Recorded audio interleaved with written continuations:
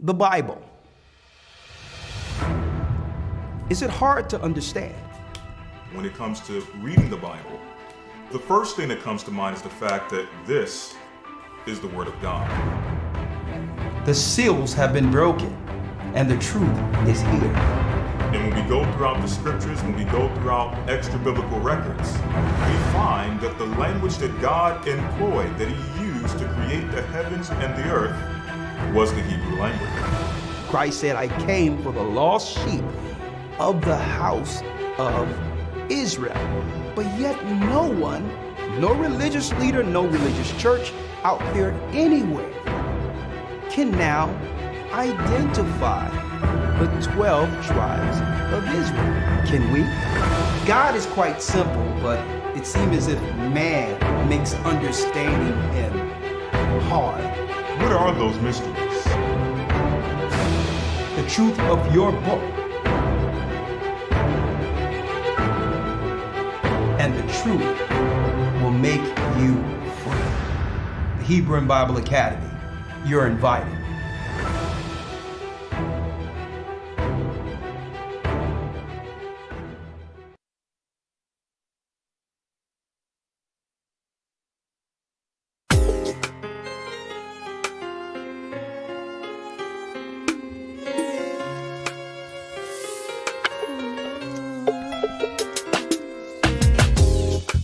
The East is where we're from. The 12 tribes of Israel. Shalom, happy Purim. In 721 BC, Shalom. Assyrian king, he took us down, we fell. Hit the like button, hit the like button, come on. With a great escape we went Shalom. through the Euphrates. The Lord held the water still. To a land where no mankind dwelt, we went. Shalom, shalom. The 12 tribes of Israel. That's who we be. Manasseh, the Cubans, Ephraim from Puerto Rico, and Valley from the Isles of Hawaii. The Lord is calling back Israel. Zebulon from Panama, yeah. The North American Indians. Simeon, the Dominicans. Come on. The highest gathering Israel.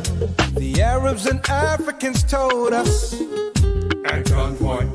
together our wives and children then sold us. In the belly of these great ships we traveled in fear. By the rivers of Babylon we found our brothers here. A high gatherer in Colombia, Reuben from Australia, Issachar, the Mexicans, a highest gathering Israel, Judah, the Negroes, Benjamin, the West Indians, Levi, the Haitians, a highest gathering Israel. Shalom, shalom.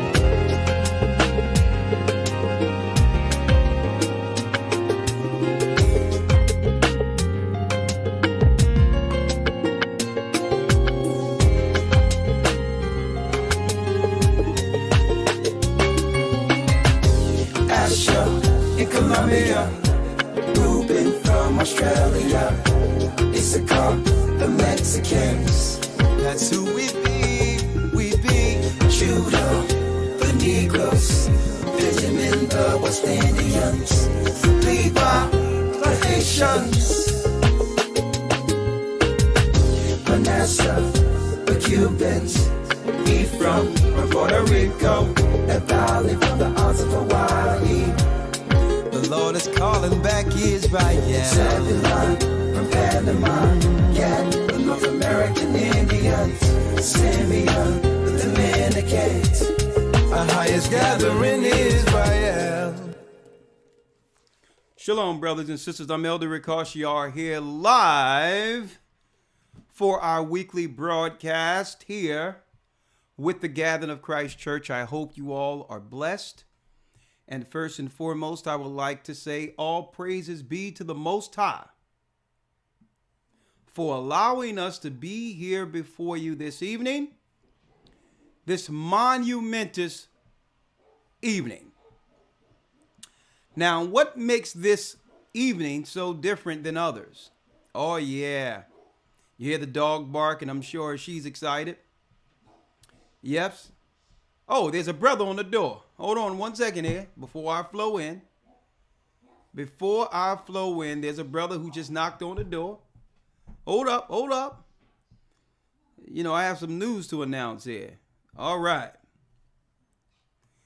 Highest calling back Israel. Come on in, hit the like button as you come in. Do we have a show for you this evening? Oh, yeah. Yashar, that's Yashar Gabar? Come on in, young man. Come on in.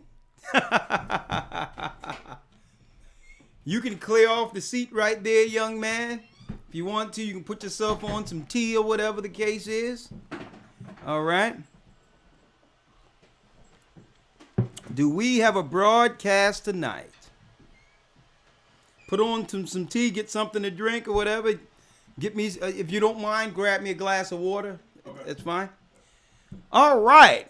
Now that the dog is quiet, the brother is in the house. Let's go. Boy, do I have some announcements. All praises be to the Most High God of Israel for sending his dear and true son, Yeshua, the Anointed, the one whom most out there ignorantly call Jesus Christ. We thank him through the Holy Spirit for receiving the truth in these last days and to be able to deliver a word that would do what? Spearhead a gathering. To spearhead a gathering according to the Bible. Now, and happy Purim. For all you brothers and sisters who missed it last night, that's right. From Tuesday night to Wednesday night, we celebrated Purim, where the Most High actually saved our people under the Iranian captivity, the Persian captivity. Saved us from a depopulation agenda that was orchestrated by an Edomite by the name of Haman the Agagite. That's right. The Most High saved us during that time period. That's right. Well before the so-called Europeans enslaved us, we were under many empires, including the Persian Empire. Okay? And all praises be to the Most High. What happened there? You know what happened there. We were delivered. We were delivered. Happy Purim. And I have Elder Lawyer on. Shalom, Elder Lawyer. Let me bring Elder Lawyer on. Shalom, Shalom, Elder Lawyer. Shalom, Elder Rakashiar, and happy Purim to the family. Happy Purim, my brother. Man, did you see those children yesterday at that Purim? I don't have to tell you. Yes, sir. Sir, I did. Man, the children, not only did they sing in the Most High's name, they're healthy. You can tell that they don't have those substances that's in them like the majority of children that are dealing with a lot of these issues after getting stuff in them that's mandated. Man, sharp, strong children praising the Most High on Purim. Not Christmas, Elder Lawyer. Purim. Man. Absolutely. Well, I have to bring you in, Elder Lawyer, for this announcement, because why, you are also, you are a key cog in this spiritual machine the Most High calls truth. And I had to announce this before everyone, and thanking you and all the brothers and sisters who watch this channel, that this is the first broadcast, Elder Lawyer, in which we are actually streaming after getting 100,000 subscribers. Praises. Man, Elder Lawyer, do you remember that time where it didn't matter what the circumstances. Once our channel would get to 2,000 subscribers, YouTube would just take it down. They would just delete the channel. Yeah. Yes, sir. Remember those days? Yes, sir. No, yes, sir. no soon as we get to 1,995, I'm getting calls. I'm getting all types of calls, emails at that time, where people are saying, you know, when you get to 2,000, they're going to delete your channel, folks. And mind you, brothers and sisters, since we began teaching, we've never used profanity against anyone. We've never talked against any race of people, right? We've just since we've been here, Elder Lawyer, just taught the gospel, connected the dots, and brought forth information according to the word as it is written. So normally when they would delete our channels, Elder, it was because something out there was so profound in which our people could actually consume and understand, right? With no cloud, no, it just was plain to understand. When we bring forth information that's groundbreaking and clear to understand, the channel, it was gone. 2,000 subscribers, gone. So again, I like to thank the Most High. I like to thank the elders, all the brothers and sisters. But let me tell you, none of this would be possible without you. And I wanted to thank you all for doing everything you could to get this channel to 100,000. Not just for you, not just for us. Not just for us. But now the truth will be, we hope, published throughout the whole earth. That's right, without shadow banning to some degree. Okay? They have to now announce our channel outside of those who have subscribed to it. And this would not have been possible without you. That's right.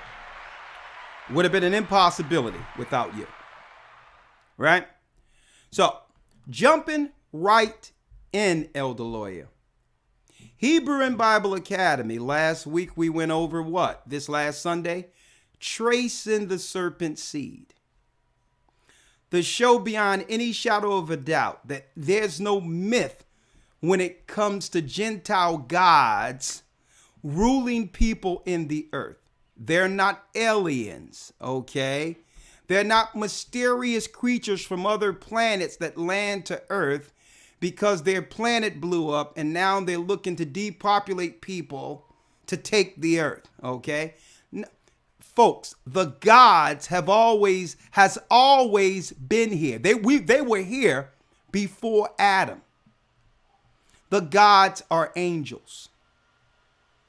Now the Gentiles has hidden that information by claiming that all those stories of giants and gods fighting one another, they named it mythology. Greek mythology. So we'll deem it a myth, not realizing behind closed doors that all governments worship these gods. They're not gods at all. They are fallen angels. Now, Elder Lawyer, before I go into the lesson today, I need you to confirm that. Let's confirm that out of the Bible real quick. Just one part. We don't have to go through a whole lesson here because that's not the topic this evening.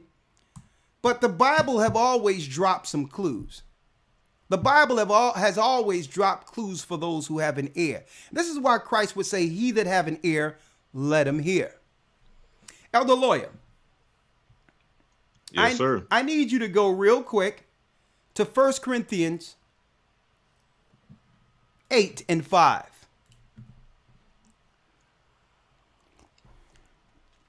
1 Corinthians 8 and 5. Let's read it real quick. Yes, sir. 1 Corinthians chapter 8, verse number 5. Okay.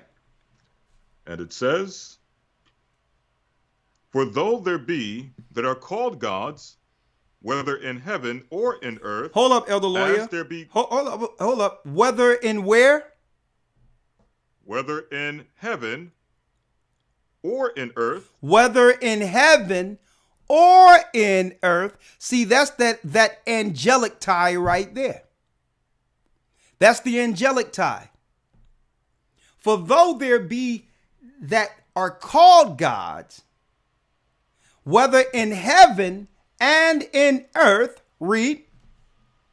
As there be gods many and lords many. As there be gods many and lords many. See, even though our God created it all, the celestial beings who were created by Christ in the beginning are called gods on earth by man. Gods. So this was identified all through the Old Testament, the New Testament, when angels would come into Sodom and Gomorrah and warn Lot, when angels sat down with Abraham, okay, and let him know that he was the blessed. There were all, and that never ended, folks. Well, the fallen angels we taught before the flood end up setting up a whole city under Cain. Under Cain, tracing the serpent seed, and the governments of this earth, as well as religion and academia, have been hiding the fact that they have always worshiped and received technology from these gods. We dropped it. And guess what? We dropped it this Sunday, last Sunday, and now we're going into this Sunday, Abraham's promise. We're going to show, brothers and sisters, how the gods or the angels, the fallen ones, got from that side of the flood to this side of the flood.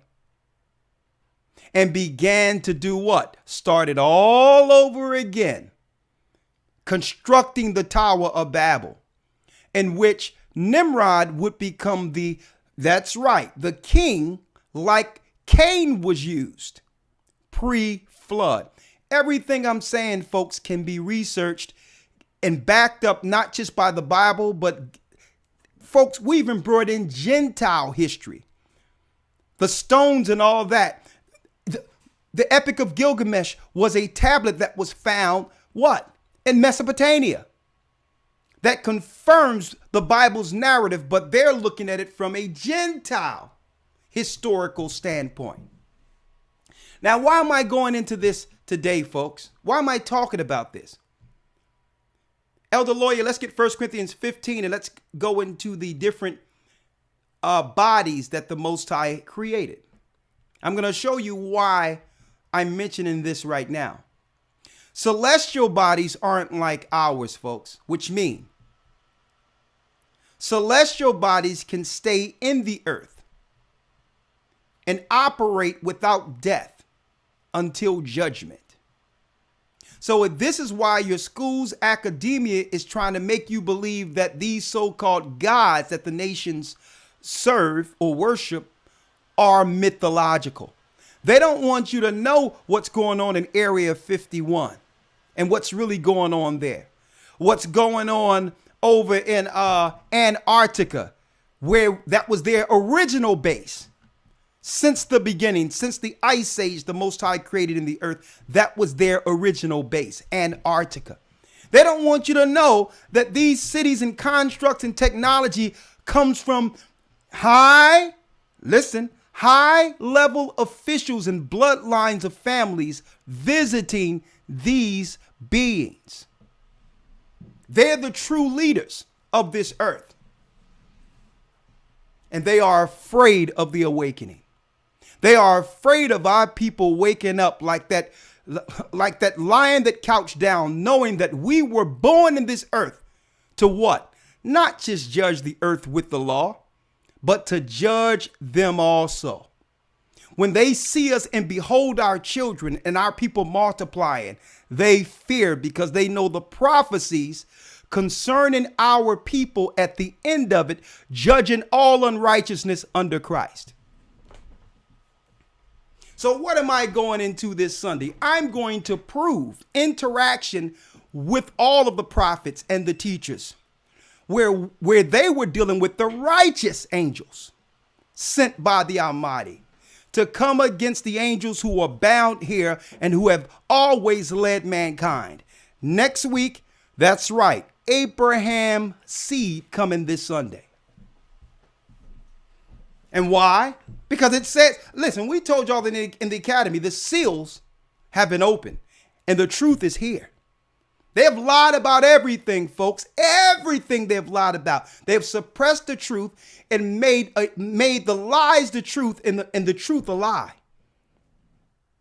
And we must identify the powers that rule.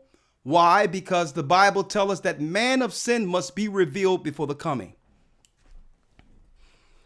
This Sunday, Elder Lawyer, let's deal with the different types of bodies before we go into the topic this evening. Yes, sir. This is 1 Corinthians chapter 15, verse number 39 through 40. Come on. All flesh is not the same flesh. Read it again. All flesh is not the same flesh. All flesh is not the same flesh. Read on. But there is one kind of flesh of men. Of men. Another flesh of beasts. Another of beasts. Another of fishes. Another of fishes. And another of birds. And another of birds. Come on. There are also celestial bodies. There what? There are also celestial bodies. There's also celestial bodies. These are angelic bodies, folks. They're not subjected to death like people. Read. And bodies terrestrial. And bodies terrestrial. Those are our bodies, brothers and sisters. Our bodies are terrestrial. Because of the sin of Adam, death as a curse came into the earth to curse us to a degree that in order for our name to pass on from generation to the next, we must have children. Celestial beings are eternal beings until a judgment. Those that are bound here. So they don't die like us, brothers and sisters. They don't die. And I broke down last Sunday how when the celestial came and dealt with the daughters of Cain before the flood, they brought forth a new word in the Bible called Nephilim, giant. And because there was no space for them or no place for them after death, they're not man, they're not celestial, they're hybrids. So when their bodies die, their spirits roam on the earth like demons. Spirits that enter people who are subjected to the same sin that their fathers were behind and taught before the flood. This is why people get what? Demon possession. Because these familiar spirits are familiar with the activity that led to the what? To the destruction of the world. So when you sin, they can recognize their actions in you and use you. Hence the reason why the Most High God gave us the law. The law is our barrier. The law is our guard. Where the fallen ones and their children don't see anything in us. It's unfamiliar to them. And they are afraid. The law of God scares them. The name of God repels them. And this is why they hid the name of God out of the earth, Ahia. And this is why they eradicated out of all the records, majority of records outside of the Dead Sea Scrolls, Christ's name, Yeshua. Folks, what we're telling you and what we're teaching you right now is spiritual warfare on another level where you can speak and battle against the unseen. They have always understood this. You or I, we wrestle not with flesh and blood. These are what? The terrestrials that are bound on earth that continue to do what? Trick mankind. set up governments to suppress their judge, who are the children of light, the children of Israel, Elder Lawyer. And I'm going into what? Abraham's promise interaction with the angels who've always interacted with us, folks. And Christ has sent them in the earth to minister unto the righteous, to guide us back to the truth. Whether you hear or forbear, hey, historytimes.org. Be there this coming Sunday. I'm going to show you how they got from that side of the flood to this side of the flood. Now, those who may be naysayers, and we don't care that people don't believe because that's their business. You have the right to. Well, the Bible says only 8 persons lived through the flood. You are correct. Only 8 persons lived through the flood. But there's what? There's bodies, celestial, and there's bodies, terrestrial. So yeah, 8 people lived through the flood, but something else that was here before man had the power to move from that realm to this realm and start over. That side of the earth to this side of the earth after the deluge to start over. Okay, so I'm going to go into the fact that we have records where even our people recorded, Lamech and others, finding stone records of the giants so that they could have technology which would set them apart from the rest of society. It keeps happening over and over again. But I digress. You want to figure out the details with the history and all that? Enroll in the academy. Don't worry about it. It's only week 3 coming this Sunday. And you'll get the two lessons, jump right in. And I'm going to tell you, you don't want to miss the news and the lesson that we have in store and how we're going to break it down this time. The Christian church they're liars. Straight up. The Christian theologians are liars. They'll make you believe the promise of Abraham is once you accept Jesus in your heart and confess that he's Lord, and now you are equal part of the children of promise, and you'll receive the promise equally with all people. It doesn't matter your race or whatever the case is. You accept Jesus in your heart, and automatically you have access to what? The Israelites' heritage or inheritance. That's a bold-faced lie from the pits of hell. And I'm going to go into it, and I'm going to go into the New Testament to prove everything I'm saying here. That Abraham's promise belongs to the people who have been enslaved throughout the 4 corners of the earth and have been oppressed throughout this earth. And this is the truth. This is the truth they refuse to teach in schools. They refuse, Elder Lawyer, to teach in church or any other religious institution. So let's go, Elder Lawyer. Topic for today. The topic for today, Elder Lawyer, jumping right in. Check out the title, Elder Lawyer. And today, because this is a celebration, 100,000 subscribers, Elder Lawyer,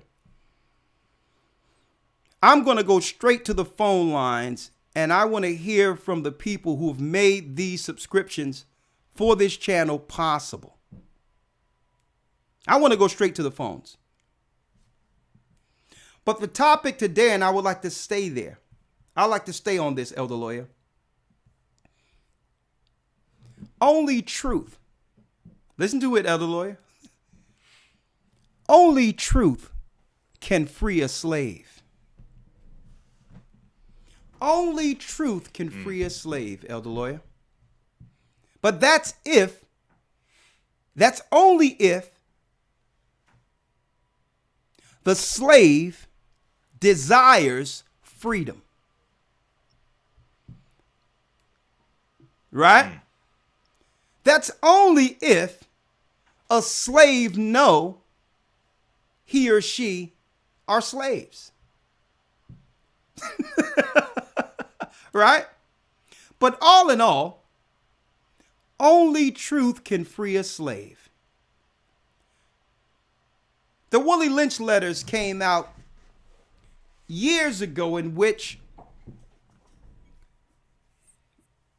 highlighted, Elder Lawyer, a program that would make our people perpetual slaves for generations, hundreds of years, if it's pulled off correctly. It would put us in a psychological cycle of infighting that would make it where the only people we would agree with to help progress are those who've what? Oppressed us. We would have one set of rules for our own people and another set of rules for those who have enslaved us. We would treat them with respect, cordiality and respect and love and reverence. But we would deem our own people unworthy of that same respect and honor. Right? And Willie Lynch even wrote in this. He says, listen, if you instill this and separate the woman from the man, put the woman in a higher position, on top of that, any man that would oppose our rule of power, we would make a public example of him where the only time we show a black man, a powerful, strong black man, is if he's defeated. We'll pull that black man apart, and if he's defeated, automatically, that's why they always come with George Floyd or someone else. Because these are people who were what? Dominated or destroyed by an empire. And automatically that has a psychological effect on the people. Women want to make sure that their sons don't end up being like George Floyd, right? Make sure you agree, make sure you do this, and make a son docile in fear of losing him. That's a Willie Lynch psychological programming that they continue through media. Make the man docile. Put the woman in a more aggressive position in fear of her losing her men, her boys. Raise the daughters domineering in a higher position. Give them all the subsidies, or give them all the rewards for obedience, and they'll keep the rest of us at bay. Willie Lynch said, and I'm just quantifying it because I don't want to stick on Willie Lynch. I'm just quantifying it, Elder Lawyer. Willie Lynch said, if you put this in place, guess what? Eventually we'll be able to put the whips away. They'll control each other for us. Unless, Elder Lawyer, this will stay in place for at least 200 to 400 years. Unless something comes in, a phenomenon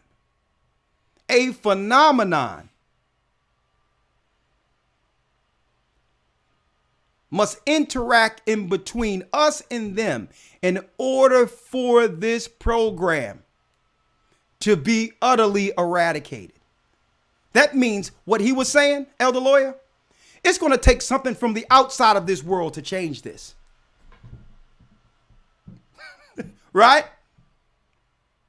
These people will perpetually stay slaves unless a phenomenon breaks the programming. A phenomenon must happen on the outside of us, because why? There's nothing in our system that's established, which has actually been given to us, that gives us the keys to break this psychosis called slavery. And this is why I titled this, Elder Lawyer, and I call it psychosis because exactly that's what it is. Only the truth can free a slave. So what I want to hear from brothers and sisters, when did you understand the truth? And at what point did you realize, listen to me clearly, At what point did you realize that with this particular truth, it could free you? Now, some people might say, well, free me from what? What do you mean, Elder Lawyer, free me? Or Elder Ricard, free me? Like, for instance, an example. When the sister called up yesterday and had last week, Elder Lawyer, and had questions about the dietary law, showing an exegesis of how the Christians teach it's okay to eat anything. Let me tell you, I could feel the strong man that was binding her release when she said, "Oh, now I see." In that instance, she was free from a demon or a spirit that was blocking her from understanding the importance of obedience and following God's law, even when it comes to the minor things like what to eat. At that moment, Elder Lawyer, she was free. And you know what set her free? The truth. And people might say, well, Elder Ricard. No, all I did, Elder Lawyer, I used the scriptures she brought forth and edified. All of her life in Christian church, she was bound with uncleanliness, unknowingly believing that she was doing the right thing. I'm a good person. I serve Christ. I go to church every Sunday. I respect my fellow man. I love other people. And all of these actions are important and are merited. And through that, your name can be written in the book of life. Right? Because what? In time past, the Most High winked at our ignorance, but now command everyone everywhere to repent. So the Most High is not going to judge you for what you did in ignorance. She was following Christ the best way she could. But what was the problem? What's the problem? By eating unclean food, she was killing herself. She was doing all this for everyone else. All this admirable work in Christ for everyone else, but didn't realize by not following the laws of God, the food she was consuming was actually killing her. So I'm using that as an example. Only the truth can free a slave. When did you know? When did you know that you've received the truth? When did it hit you? And what did Christ free you from? And I want to hear everyone out there tonight when I open up these calls to give their testimony. Because this is how we got to where we are today in the spirit of the Most High, Elder Lawyer. 100,000 subscribers. I didn't do it. Okay? You did it. You did it. Okay? And through these work, so obviously, if all of you have subscribed, been listening to the lessons, I'm sure there was places in your life in which you needed a word, needed an understanding on what to do, and the Most High freed you from that bondman by giving understanding. Elder Lawyer, let's get to the truth real quick. St. John 14:6. Get that for me. Just get that for me. Only truth. You can put it up here the next time, right? Only truth can free a slave. What is truth then? Truth isn't subjective, which means there's no such thing as someone claiming that it's their truth. It's my truth. That's one of the most idiotic terms I've ever heard in my life. Well, that's my truth. Truth isn't subjective. Okay? Truth is clear. Okay, it's not, you can't have a truth for yourself that's, that's a lie to someone else. Truth is absolute. Here's the truth. Right? LCD cleaning kit. Okay? That's the truth. That this stuff cleans computer screens. That's not my truth. This solution was made to clean computer screens. That's absolute truth. It tells me here, LCD cleaning kit. That's not subjective. I can't look at this and say my truth is that what's in this blue container seems as, and I'll make it, and I'll make believe, or my truth is that this is orange juice. Okay. Now it says LCD cleaning kit here. Right? So the truth is absolute, folks.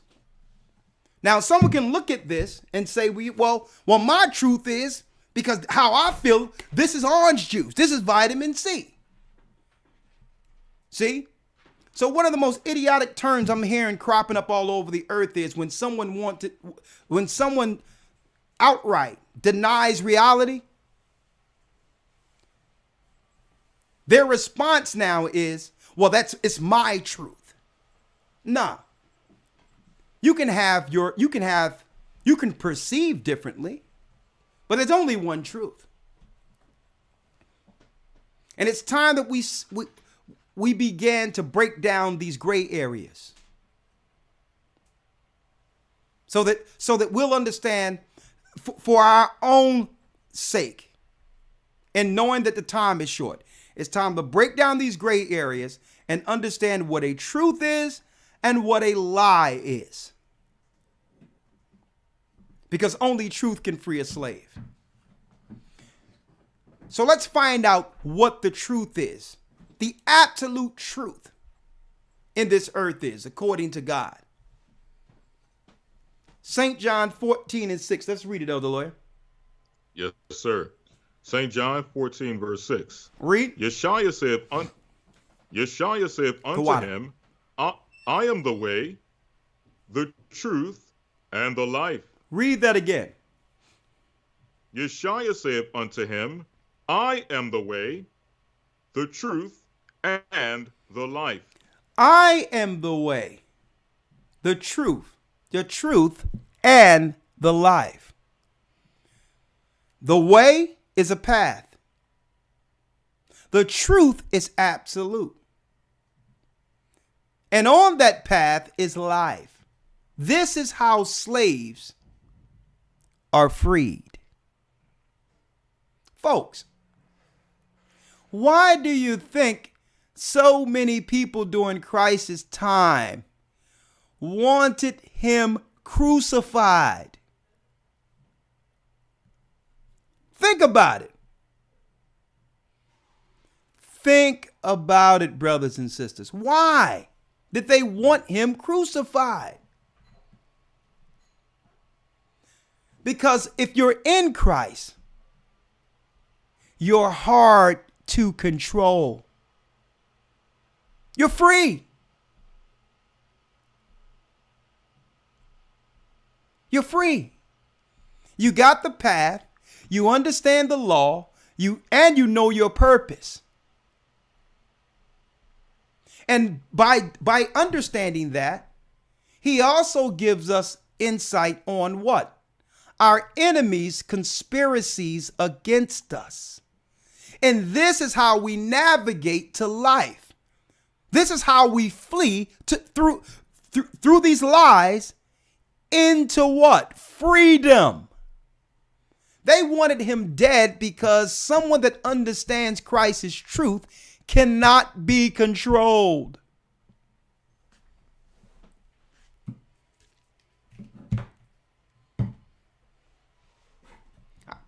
We going into it. Read that again, Elder Lawyer. And please do us a favor, hit the like button. It doesn't cost you anything to do so. Let's do it. Come on. Yes, sir. St. John 14, verse 6. Yeshua saith unto him, I am the way, the truth, and the life. No man cometh unto the Father but by me. You cannot come to God but through Christ, through the path that was set in this earth by the Most High God sending his Son. He's the way, the truth, the life, and no man cometh to the Father but by him. Buddha have never been the way. Modern day Christianity definitely isn't the way. It's Babylonian mysticism. That's what Christianity is. When you peel back the layers, it's Babylonian mysticism. Islam has never been the way. Muhammad isn't the way. Buddha isn't the way. Read it again. Yeshua saith unto them, I am the way, the truth, and the life. No man cometh unto the Father but by me. No man cometh to the Father but by me. That's clear and crystal. Now, listen to me clear. Elder Lawyer, let's get when they try to claim that what Christ was doing was in the name of Beelzebub. Yes, sir.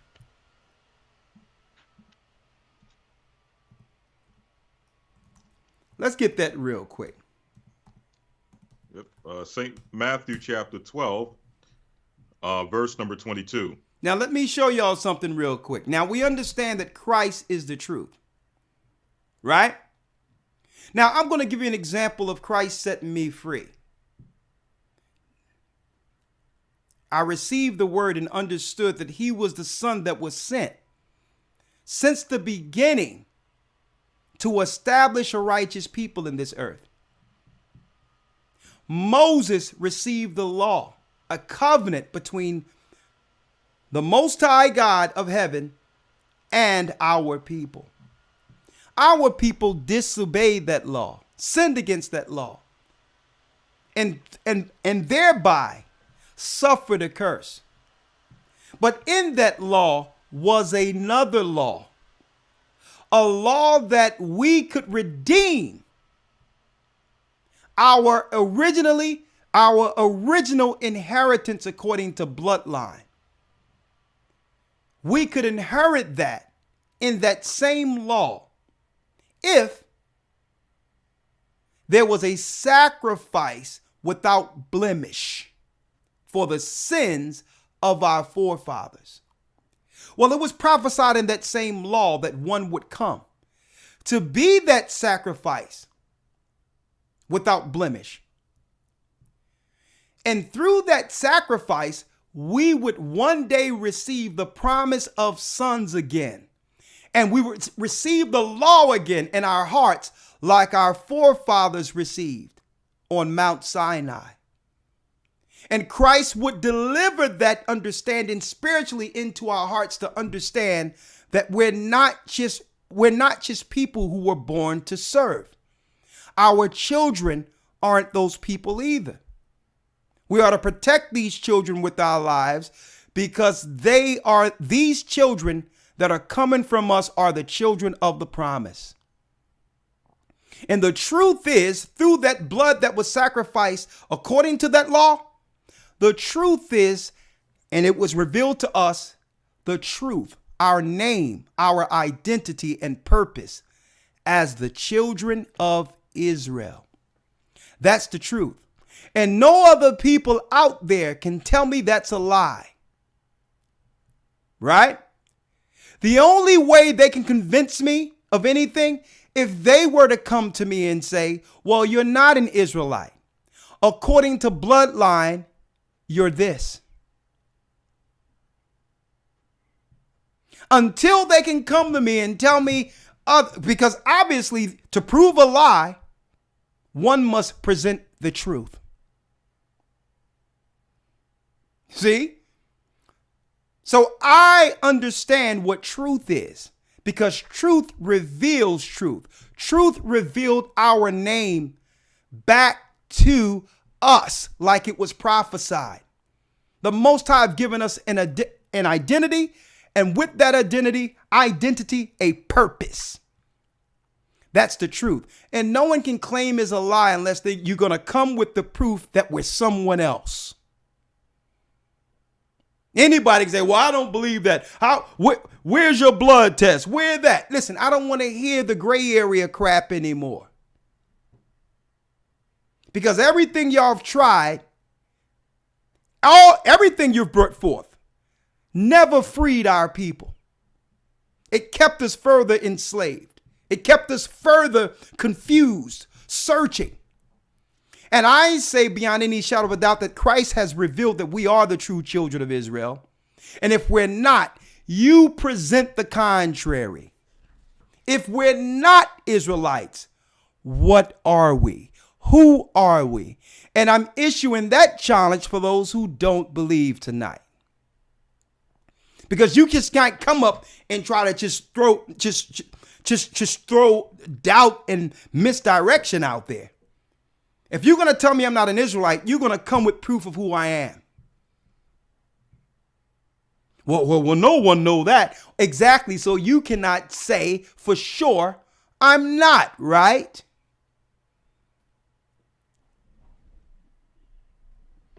So we're going to open up these lines in a moment. And I want brothers and sisters to actually give their testimonies because only truth can free a slave. And I want to hear how the Most High freed you through Christ. Like that sister was freed last week. Okay. And understanding the dietary law. And if there's somebody out there who believe that we can eat anything we want and Christ will excuse it, guess what? You're open to call this evening also. Okay. Elder Lawyer, let's go to the bondman in Matthew 12 real quick. Yes, sir. St. Matthew chapter 12, verse number 22. Come on. Then was brought unto him one possessed with a devil, blind and dumb, and he healed him insomuch that the blind and dumb both spake and saw. And all the people were amazed and said, Is not this the son of David?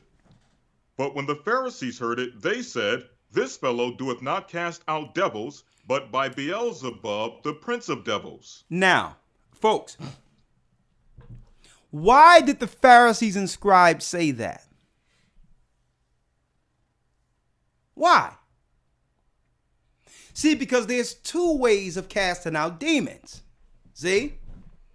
One through the Spirit of Christ, which is a healing, separating the spirit from the person by identifying the spirit. Now, we all know where demons come from. They come from the celestial mixed with terrestrial. They're called evil spirits, and they were created out of evil. And because there was no place in the earth or in heaven for them, they would roam the earth after the flood, seeking those familiar with the sin that they executed during the flood. These are the demons. These are the spirits of giants. Nephilim. Now, there's two ways of casting out spirits. One through Christ's name or through exorcism. Now, this may be too high for a few people, but I did the research on all this. Exorcisms are different than what Christ did and the disciples did when it came to casting out spirits. Ancient Babylonian priests who wore the fish hats like you see the Pope wear today, when their families, Gentile families in Babylon would have a family possessed with demons, they would take it to one of those priests, a Babylonian priest. Now check out what the priest would do. The priest would take a what? A live pig of the age of 3 or older and place it on the side of the possessed person. Why? Because according to Babylonian myth, and I'm going to be bringing this out, I bring out the history in the academy, but I don't got time to bring you the books and all that right now. But under the Babylonian ritual of exorcism, they would put a pig next to the person. Because the pigs would try to keep the person as a host unless it has something filthy to go into. Because what gave them access to the person? Filth, sin. So there was other ways of casting out spirits that were known to even the Pharisees and the scribes outside of what Christ was doing. But what they tried to do was claim Christ was doing it under the Babylonian exorcism. Because this is what people were familiar with. But no, this was something different. Because under exorcisms, they must identify a spirit or a demon that could actually do what? Cast out a lower ranking demon. But then that spirit take precedent, where the person is still suffering from demon activity. Now that's what the Catholic Church does. They don't free people. There's demonic agreements to free them, their child, from one issue like the exorcism where the demons are not in them no more. But yet that child is suffering when they get older with something else like promiscuity, becoming a harlot, losing their minds. So they're not totally free. There's a demon that replaced that. New activity through a new demon with what? Demonic agreement. So the Babylonians would have a pig next to the person, Babylonian priests, especially they sitting there like exorcists, head spinning around, stuff coming out of their mouth. They would have a pig next to the person. And then they would do what? They would pray through these invocations. And that's what the Catholic Church does in Latin. And the spirit would leave the person, and you would see the pig run off, and they know the demon was in the pig, and they would drag the girl out of the room. See? See, and this is why when Christ cast out those spirits out of the man, they asked to go into a herd of pigs. They was afraid that he was going to cast them into the abyss. See? They were afraid he was going to cast them into the abyss. And they say, cast me into a herd of pigs, because that's what they're used to going into, filth. And this is the filth they're feeding our families.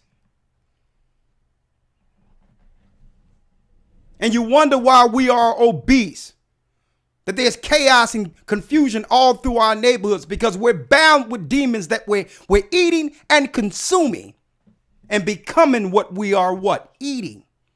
When we prayed over our food, clean food, it was to our God, and that God kept us protected. But when you deal with unclean food and the spirits, you're dealing with total demon possession. And we start acting out like the uncleanliness we're consuming. Now, I wanted to highlight that. I'm going to be showing the Babylonian history also in the academy. But a lot of you don't understand how deeply rooted a lot of this stuff is. The different ways in which they control us in our communities.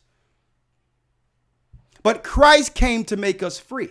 So I started doing research. I'm like, hold up. Christ and the disciples don't do exorcisms. What is an exorcism? And you know where exorcisms come from? Ancient Babylon, the agreements of spirits. Finish reading, Elder Lloyd. Let's go down. Yes, sir. Verse 25. And Yeshua knew their thoughts and said unto them, every kingdom divided against itself is brought to desolation. Every kingdom that's brought against itself is brought to desolation. This is why they have set up infighting amongst our people and separated us into divisions. Man against the woman, woman against the man. When there's no nation without family. Read. Every kingdom divided against itself is brought to desolation, and every city or house divided against itself shall not stand. Come on. And if Satan cast out Satan, he is divided against himself. How then shall his kingdom stand? How shall his kingdom stand? And this is what he's saying. But he wasn't just saying this for them who was accusing him. He was saying this to the people who were watching also. Like, how is the work I'm doing benefiting Satan's kingdom when what I'm teaching is tearing his kingdom down and are freeing people? Wouldn't that be Satan working against his own interests? Right? So check out all these people looking at Christ heal people, and now it cannot be denied that he is the one that was prophesied and sent. Christ, Yeshua, is the truth, revealing his power before all man, which cannot be denied. Only to be faced with people looking at it without giving God the glory, would rather say that, yeah, it's happening. No one can deny it's happening, but the devil, he's doing this under Satan. So Christ came back logically and said, would that make any sense? Wouldn't that be counterproductive for Satan to set up someone who's freeing people from him?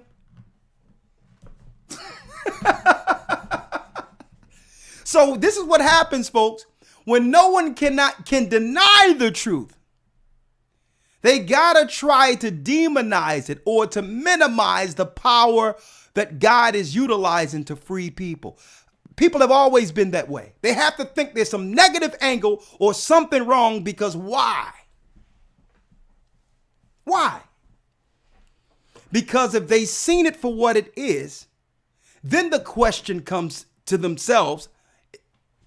Listen, I have nothing to do with it. I could care less.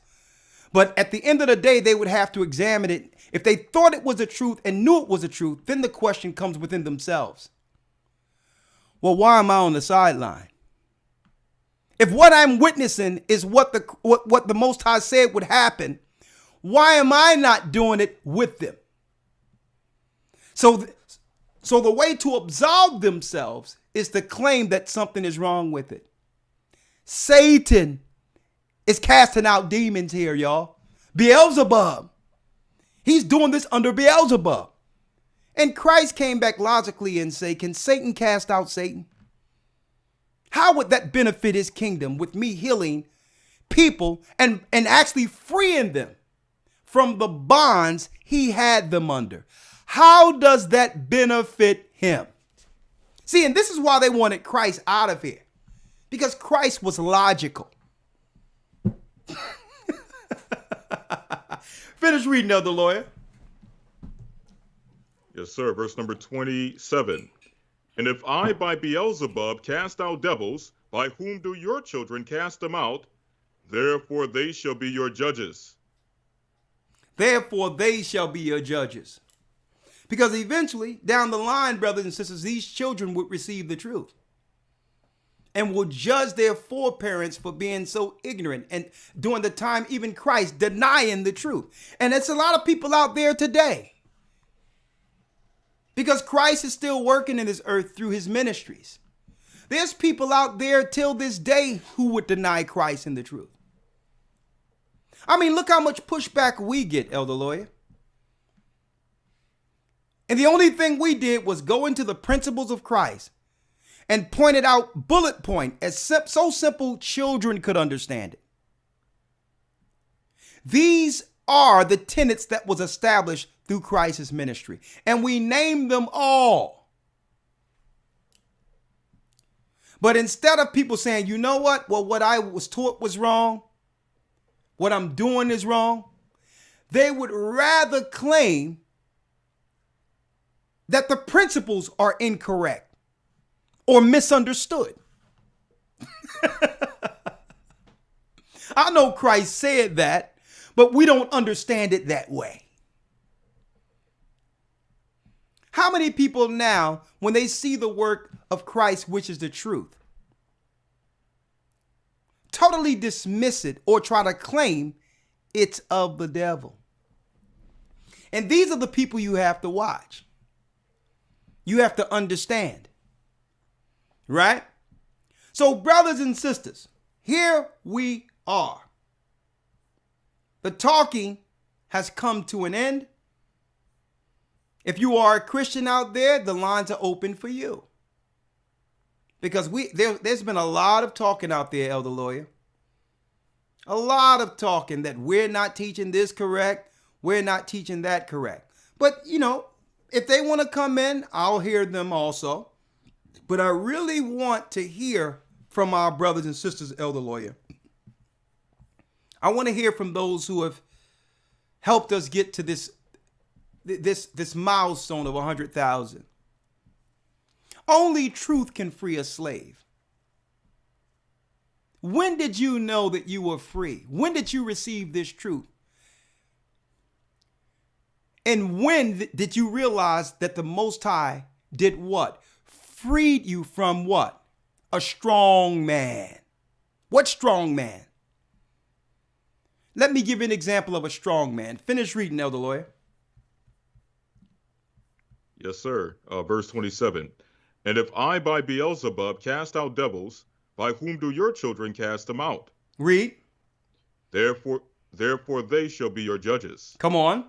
But if I cast out devils by the Spirit of God, then the kingdom of God is come unto you. Listen, but if I cast out devils by the Spirit of God, if I came here to help free my people, then the kingdom of God is come unto you. Everything I'm doing, Christ is saying, everything I'm doing is to help you. How can that be wrong? How can you try to find wrong in me helping our people? Because it only benefits you. Listen to what Christ is saying. Everything I'm doing is to benefit you. Right? This is what he's telling these so-called scribes and Pharisees or naysayers. Read. Verse number 29. 29 is the one. Or else how? Yes, sir. Or else how can one enter into a strong man's house and spoil his goods, except he first bind the strong man, and then he will spoil his house? Exactly. Christ bringing some more common sense to the conversation. In order for me to have healed that man, I had to bind the spirit that was harming him first.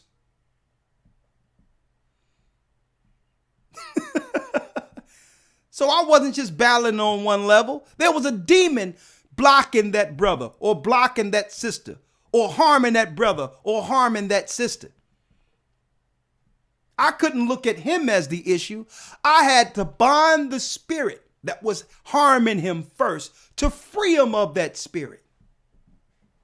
See? And this is why he said, can Satan cast out Satan? In order for me to help this person, I had to bind the demon that was trying to harm him first.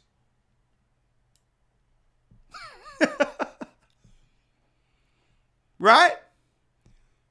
You had demons that blinds the eyes where one cannot see, that stop up the ears, that prohibits hearing. These are demons. And Christ was able to identify Satan's devices, and he would actually bound the demon first and cast out the demon, and then the person was healed. Right? Read. Yes, sir. Or else how can one enter into a strong man's house and spoil his goods, except he first bind the strong man, and then he will spoil his house. And then he will spoil his house. And here's one point Christ made before them all. Read the next verse, Elder Lawyer. Verse 30. He that is not with me is against me. Period. Read. And he that gathereth not with me scattereth abroad. And he who don't gather with us, with me, scattereth abroad. Because is what they're saying, claiming that he's doing this under Satan's power. Is that helping the people to come together against the Roman Empire who's about to destroy them? No, that's to sow doubt in people so that they don't pick up their plow, use their hands to work and gather the people.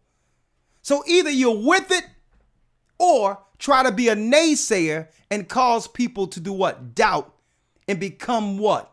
Against the body of Christ. As a lone wolf straying alone, a lone bull straying alone, only looking to scatter. Elder Lawyer, let's talk about it real quick, because what I want to go into is only truth can free a slave, right? And I want to hear brothers and sisters' testimony tonight, and I'm going to open up the lines for them now. It's 8:50. So that they can give us a testimony when that groundbreaking moment happened, when they realized it was like Christ turned a key in their mind and unlocked everything in which they seen the world as he would intend them to see it. And we all had those moments, and since we had 100,000 subscribers, we want to hear about those moments. Only the truth can do what? Free a slave. When did Christ free you? When did Christ free you? Elder Lawyer, I'm going to call you right back. We're going to get the brothers and sisters on the phone. You know how we do it, right? Yes, sir. And then after that, hey, a matter of fact, let me get them on the line real quick, Elder Lawyer. Real quick. Yes, sir. All right, hold tight. All right.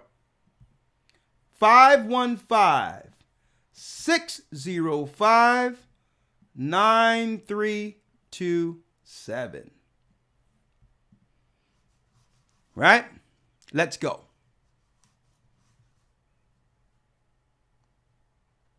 And happy Purim, brothers and sisters. Happy Purim. Let's go.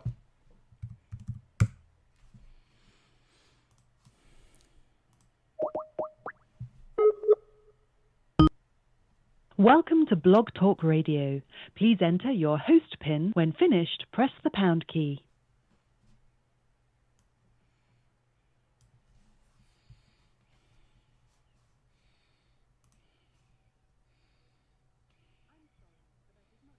All right.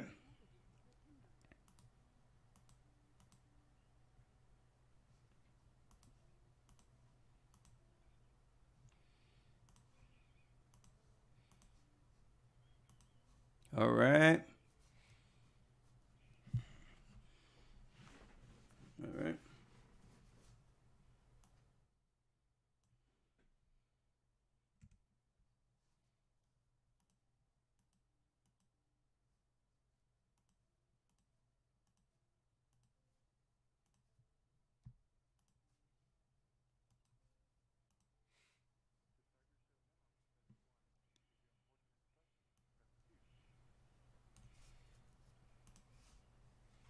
As you're calling back into a live show, we are reconnecting All right. you now.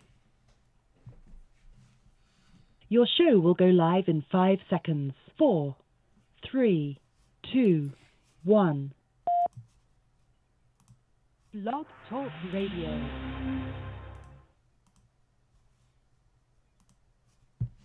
All right. We're live on Blog Talk. I hope you can all hear us clearly.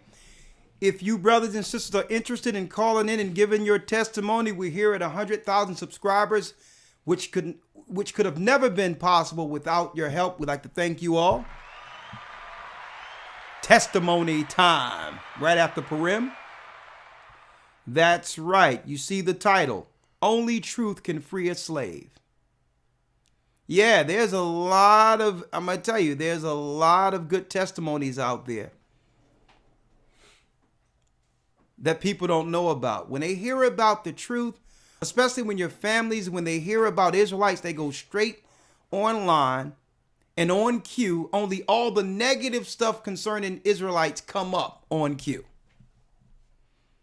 Without hearing the personal testimonies, your family never hear out there personally how it changed your life. When you were in the streets, they didn't have as much concerns as they do now that you're no longer in the streets. Notice that. There was more of a concern when you was doing something wrong. If you was a Muslim, you was a Christian, if you was out there doing all types of stuff, no one was paying attention. But soon as you find out the truth of your, of your forefathers, the truth that the Bible belongs to you, that we are the children of God, everyone has an issue. Well, let's talk about it tonight. Tonight, right now. Only the truth can free a slave. And I'm so glad the Most High revealed the truth to me. 315 area code. Good testimonies out there. 315 area code. When they hear about the truth, especially when your families, when they hear about. Okay, 315, I'll come back to you. Make sure that I'm not playing in the background, okay? 618 area code. Yes, hi, can you hear me? I can hear you loud and clear. How are you? Good evening. All right, hi. I'm fine. My name is Marcus from the St. Louis body. Okay. How are you, Mark? I'm fine. Okay. And the way the truth set me free.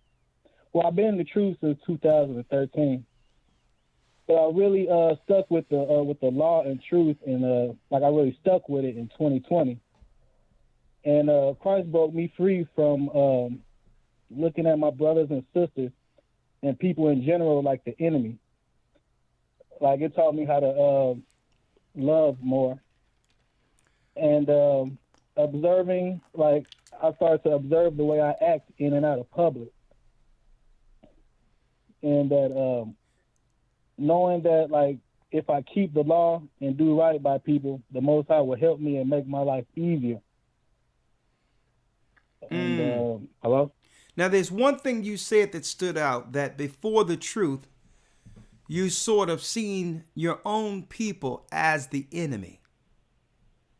Like, give me an example of that, because that's deep in of itself. That's, that in of itself is a deeply rooted programming that keeps us slaves, right? Right. It keeps us slaves because regardless of what goes on, right? The enemy would like us to see our people less than, or how they portray us. And then when we begin to see that activity amongst our own people, it makes us resent our own, right? But then when that sets in, it's like what? An individual spirit. I'm going to get mine, right? I'm going to get mine. These people are doing whatever they want to do, whatever the case is. I could care less. That's what the enemy wanted. But Christ showed you something greater. He allowed through this truth for you to see in our people what he see in our people, even through faults, even though the criminality and all the things that our people do outright, that some of us are ashamed of. But the reality of the matter exist. The reality of the matter are the fact that they're us and we're them. And there's no separating ourselves from it. Right? Right? You're right. But go ahead, I'm listening to you. Mm-hmm. All right. For like example, like far as like me not looking at my brothers and sisters as enemies. Like for example, like last week, a guy cut me off in traffic, but it was his fault. But he was looking at me like, like what you want to do. Now my old self, would have been cussing and trying to get out the car, and fight. But now since I know the truth, you got to know that people have certain spirits on them, and you got to be able to discern that and know that it's not really them. It's just, what's in them. And, Christ taught us, the Most High taught us that we should love our people Because if you treat anybody bad, it's like you're treating the Most High bad too. So yeah, that's you know, hey brother, how I feel about my people now. So now, you know what? That's deep in of itself, because I'm gonna show you how the enemy works. If you still had that view that you used to have before the Most High set you free, to see your people as He sees them, you probably would have been rolled down the window, probably said a few expletives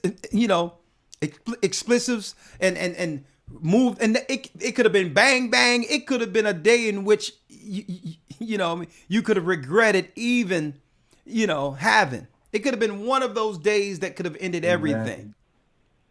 You see how the Most High worked, though? You seen it, you understood it, and didn't what? You didn't interact with the demon or spirit, right? And through that, possibly, not to say, not to say that it's an absolute, you probably even avoided a confrontation and lived another day because of it. Right? yeah. Now, I'm sure. Yes. Go ahead. You're exactly right. Yeah. Because That's road rage is real. What, right? it really is. Road rage is real. Brother, I'm going to show you. Hold on. What's going on with Lawyer here? Lawyer, are you there? Lawyer, are you there? Hold on. Hold on 1 second, okay? Okay. I'm just bringing Lawyer in real quick. I don't know what's going on there. But anyway, I'm going to show you what happened to me the other day real quick, right?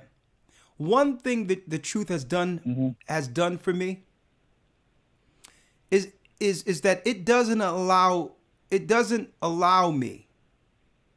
Well, put it this way.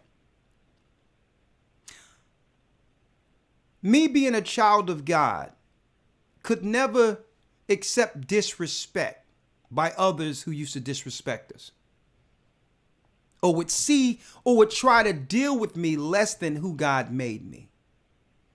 That's another example how the Most High set me free. Right? Example I can give you, and there's a certain pride that comes with the truth. And I'm not talking about carnal pride, righteous pride, where I'm not going to allow you to treat me any less than who I am, a son of the Most High. Now, there's businesses out there that have suffered under this so-called COVID campaign for the last couple of years. So I try in good earnest to, if I can, not give money to more so the big corporate structures if I could, but more so if I have something that need to be fixed or something like that, I try to find the mom and pops or the smallest stores that were affected by all that happened, right? If I can find some help amongst the church or people who can do it, I'd rather just prefer them. But if there's some expertise that I know that's not within the church, I make phone calls and try to find how I can help others, right? And still get a service done. Mm-hmm. I called someone yesterday, brother, right?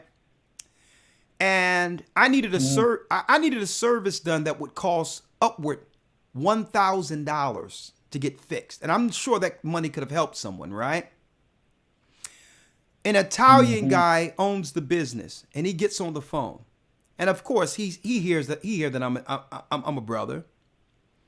I'm black, of course. There's no way I'm on the phone and you don't know who I am, or what I am, at least. And he started talking dismissive, like, yeah. And I was totally respectful. I make sure when I'm on the phone, I'm respectful to everyone. Yeah. Tell me what you want. I'm a busy man. Blah, blah, blah. He said he's a busy man. And you could tell he had an Italian accent. I'm like, sir, what? I'm like, sir, what did you say? I'm like, I'll tell you what, sir. I'm a pretty busy man too. Now, according to this service, upward to $1,000, I would expect you to cordially respect someone who's supporting your business in a hard time. And then he's trying to reel it back. I'm like, sir, it's okay. I'm taking my money someplace else. All due respect, I'll pray for you. But learn to be respectful of others who actually support you. Sir, I don't even know you and was about to give you hard-earned money. Okay? But but I said, sir, there's some people out there that's going to appreciate this, especially after a couple of years. Then he tried to, but no, he was condescending and disrespectful because that's the way, you can tell that's the way he was used to talking to us. And actually, without pushback. Without pushback. But what the Most High have done, it have made us understand we are the children of Israel. And I'm not going to be indignant with you, but guess what? You're not going to treat me any less than who I am, a child of God. And if you interact with me, either way, it's going to be an experience that you'll remember. Okay? And see, but that's the pride the Most High have instilled with that name. I will be treated no less than the Prince of the Power, Yasha Allah. And I'm sure this guy will never forget that phone call, brother. I wasn't indignant. I didn't respect him, but I was able to lay it out and articulate to him how wrong his behavior is when it comes to him interacting with our people. Okay? Right. I don't care if he was an Italian. Listen, I don't care if he's Italian. I don't care what, but you know what? I cared enough for him when I heard him to ask him for a service I was going to pay him for. Respectfully. And it's time that our people realize, guess what? You know what? If they don't understand anything, they may not respect who you are or used to interacting with our people a certain type of way, but what they do understand is money.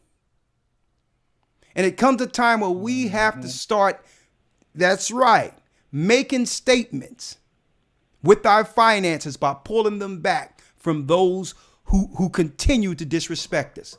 And that's something that let me tell you, folks, that's a confidence. That's a confidence we were able to, that the Most High instilled with us with that name. But go on, brother. Right. And and another thing is that, like, because I had, some problems with people at work, like getting into like debates and then letting the debates run my temper up, to the point where I'm talking and don't know like really like what I'm saying. But here lately, I've been praying, the Most I've been working on me with that. Yeah. And I've been really doing good here lately with, like, because you'll talk to people or somebody will try to get to arguing with you or something, like, and the Most High put it on me to like now, like, I'm watching my temper better, faster Great. than what, I used to. Fantastic, but, brother. That's all I really have. I really Okay. have nothing for real. Okay, That's brother. it. All right. I'm going to place you on hold. All right. Thank you. All right, Shalom. All right. Okay, Elder Lawyer is having issues. Hold tight. Let me see if I can fix this for Elder Lawyer. One moment. I'm going to try it one more time, Elder Lawyer, for you, because I want to make sure you're in case I have to go to scriptures. One moment. Welcome to One Blog moment. Talk Radio.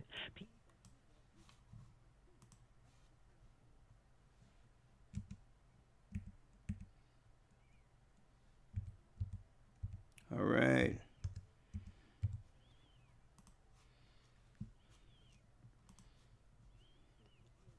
All right. Okay. All right. Lawyer, I'm going to see if I can bring you back now because I may need you in case there are scriptures we must go through. I got my Bible here, but, two is better than one. All right, Elder Lawyer, see if you're in now. Okay, Rosa has a testimony from 315 area code. How you doing, Rosa? Shalom. Shalom, how are you? Fine, Elder. Shalom. Fine. I'm from Philly, gathering. I just came into the truth. Okay. But my testimony is that I was in Bible school and another ministry school, to study the Word of God. Okay. And I had, different titles in the church and everything. So one Tuesday, I went to my class as usual. I was in the class, and I was sitting there, and all of a sudden, I became so bored. And the teacher was talking, and everything kind of like drowned it out. And I was like, well, what is wrong with me? And then something said, get out of here, right? So then I don't even know how I came to get one of your videos. And I was watching it, and then you was teaching, and then a lot of questions that I had, you answered, because I used to wonder how the Lord, when the children of Israel would cry out for help, he came to them, and how we cry every day. But I was thinking I was a Gentile, because that's how they taught us in the church. And then when you taught about I am that I am and the true name of God, all of those, that started a chain in me and broke me away from the lies. I was able to see through it and not be afraid to leave it. Because at first you'd be like, I don't know. Maybe this is the enemy talking, But that's how Yeshua freed me, by opening my eyes and my ears, my spiritual ear to hear, to come out of that. But now that I am in the truth and everything, and, I try to tell my family, because my family, a lot of my daughters, they're in school, they're ministers and all that. So they be giving me a lot of, oh, mommy, please, But Yeshua taught me that I have to love them and be understanding, because before I would have just said, oh, they going to hell because they don't know nothing. But now I know better not to say that. I understand that it's through him that frees us, that we cannot free ourselves. Exactly. It's only God that can free us. That's what I came, and that's how the Lord freed me. And not only me, my goddaughter, she was in the same class, but she was like 2 years ahead of me, more advanced. And I didn't speak to her, and she didn't speak to me. And Yeshua freed her too, and we both came to the truth, and we both in the gathering at Philadelphia. Thank you, and welcome to the truth.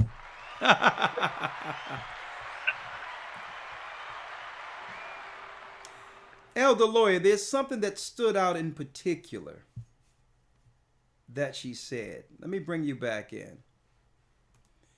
There's one thing that stood out in particular, and that highlights what we were going into. Can Satan cast out Satan?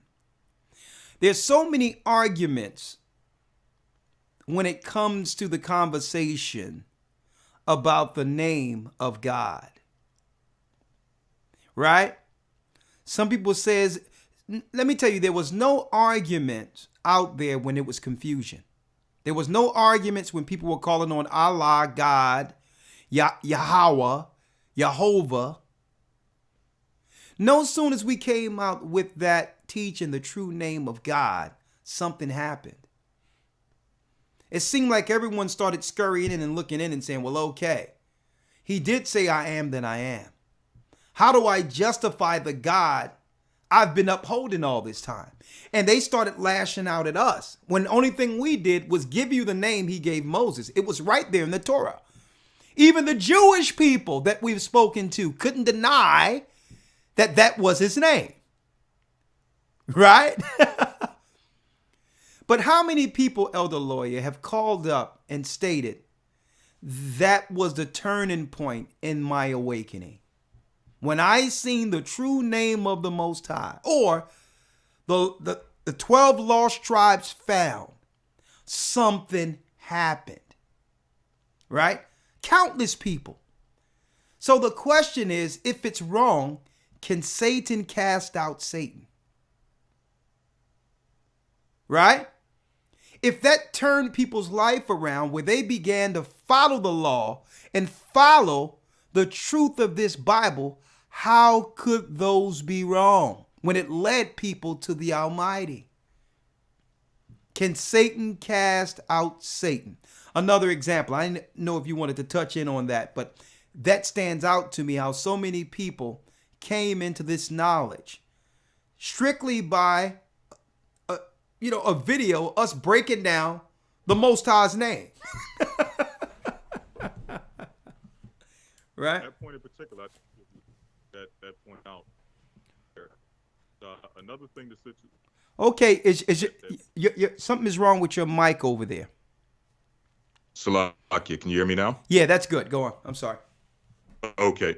Yeah, I mean, you laid it out pretty clearly in regards to that. I think just one thing I wanted to highlight that the sister stated that was very powerful is the fact that only he has the power to free us. And saying that in reference to family members and others who have yet to awaken, sometimes you get upset, you get frustrated with them, not realizing that the power is, it's only by the Most High in Christ that people are delivered. It's only by his grace and his mercy that we received it.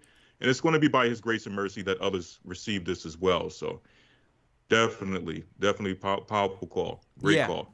The water, Elder. And that's a great point in itself, because it doesn't matter how much we try to press someone to see what we see. Until the Most High open their eyes, or they decide within themselves they want to see the truth,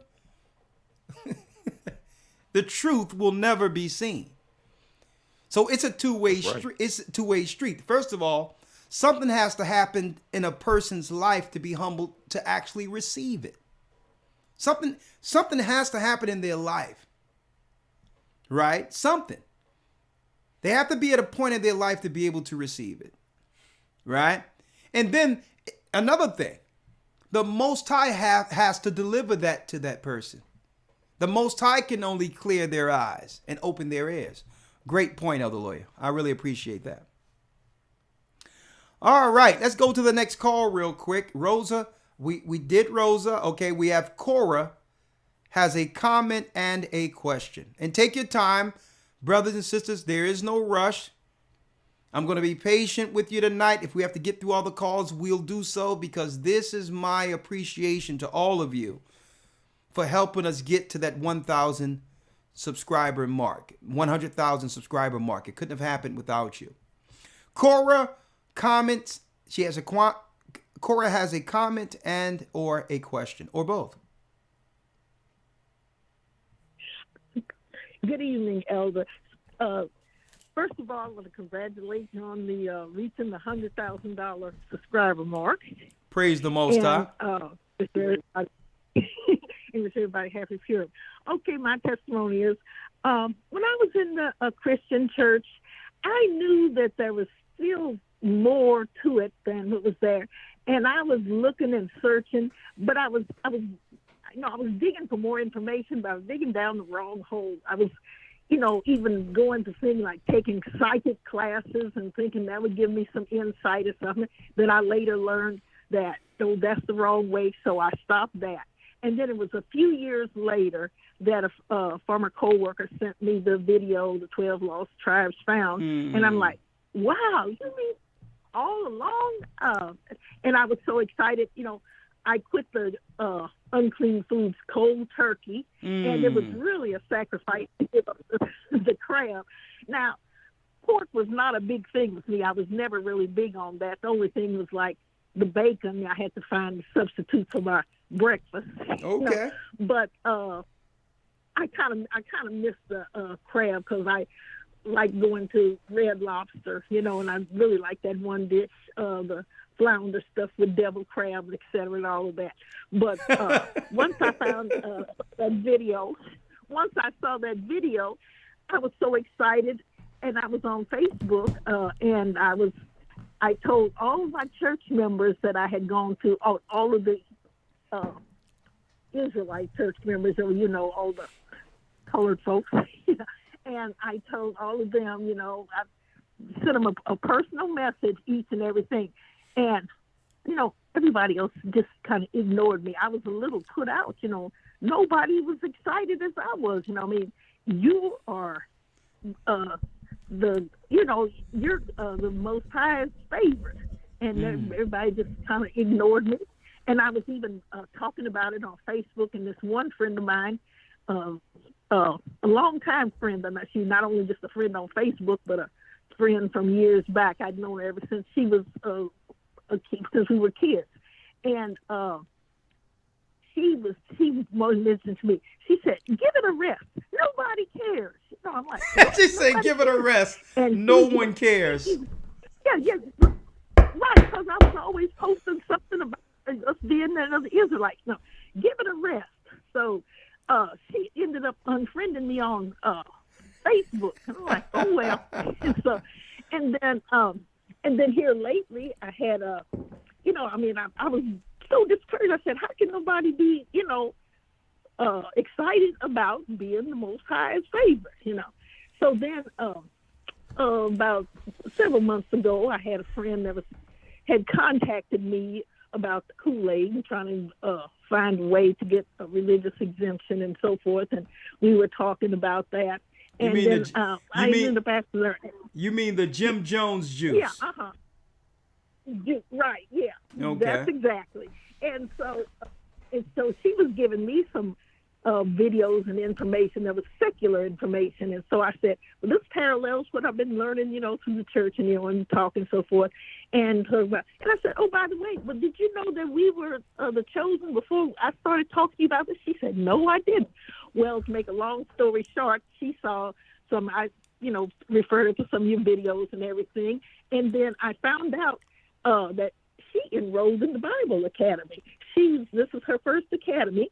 And then I later learned that she brought in she sponsored another friend or lent her money to get started. And so I've got two in the academy that are in the truth now, which I said, well, I guess that makes up for all these other people that ignored me and everything. So I said I was kind of excited about that. And so I've been talking with them off and on and everything. So, but as far as the change in my life, the biggest change was my dietary changing the dietary. You know what? And then also with your videos. All right, I'm listening. Go ahead. I'm listening. Come on. Oh, also, okay. And also with your videos, I said it answered a lot of questions even before I got in the academy. It answered a lot of questions when I started listening. I said, well, that's what really grabbed me. Your videos that explain what was going on and why the world is the way it is.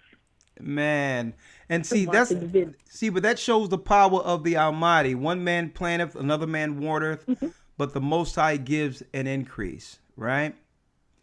And I wanted to say that. I wanted to say that by saying, sister, I mean, I have to admire your persistence. And because of that, look how many people already you have turned on to the truth, where they have actually joined the academy. That's a mighty sister. Let me tell you, when one person turns to the truth, the angels rejoice. And because of your voice, let me tell you, the heavens rejoice when one person turned from this world to the truth. The scriptures breaks it down. The angels rejoice because the ministering spirits have always worked to turn us back to the Almighty. One soul comes back and the heavens rejoice. And here it is, through your perseverance, two people are learning the truth. Now, I need to know this in particular so I'll know how to tell her this, what I'm teaching right now, because right now a lot of what I'm teaching is high meat, right? It's high understanding. How long is this? Is this their first academy? The people that you've introduced? My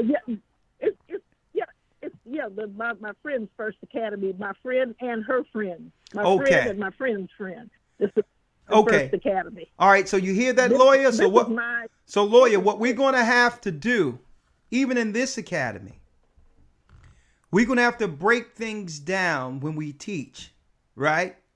From the level they understand first coming into the truth. So even when we deal with this lesson, we're going to deal with it from the understanding they already have and say, well, this is what they this is what they wanted you to believe, right? But this is how it is, right?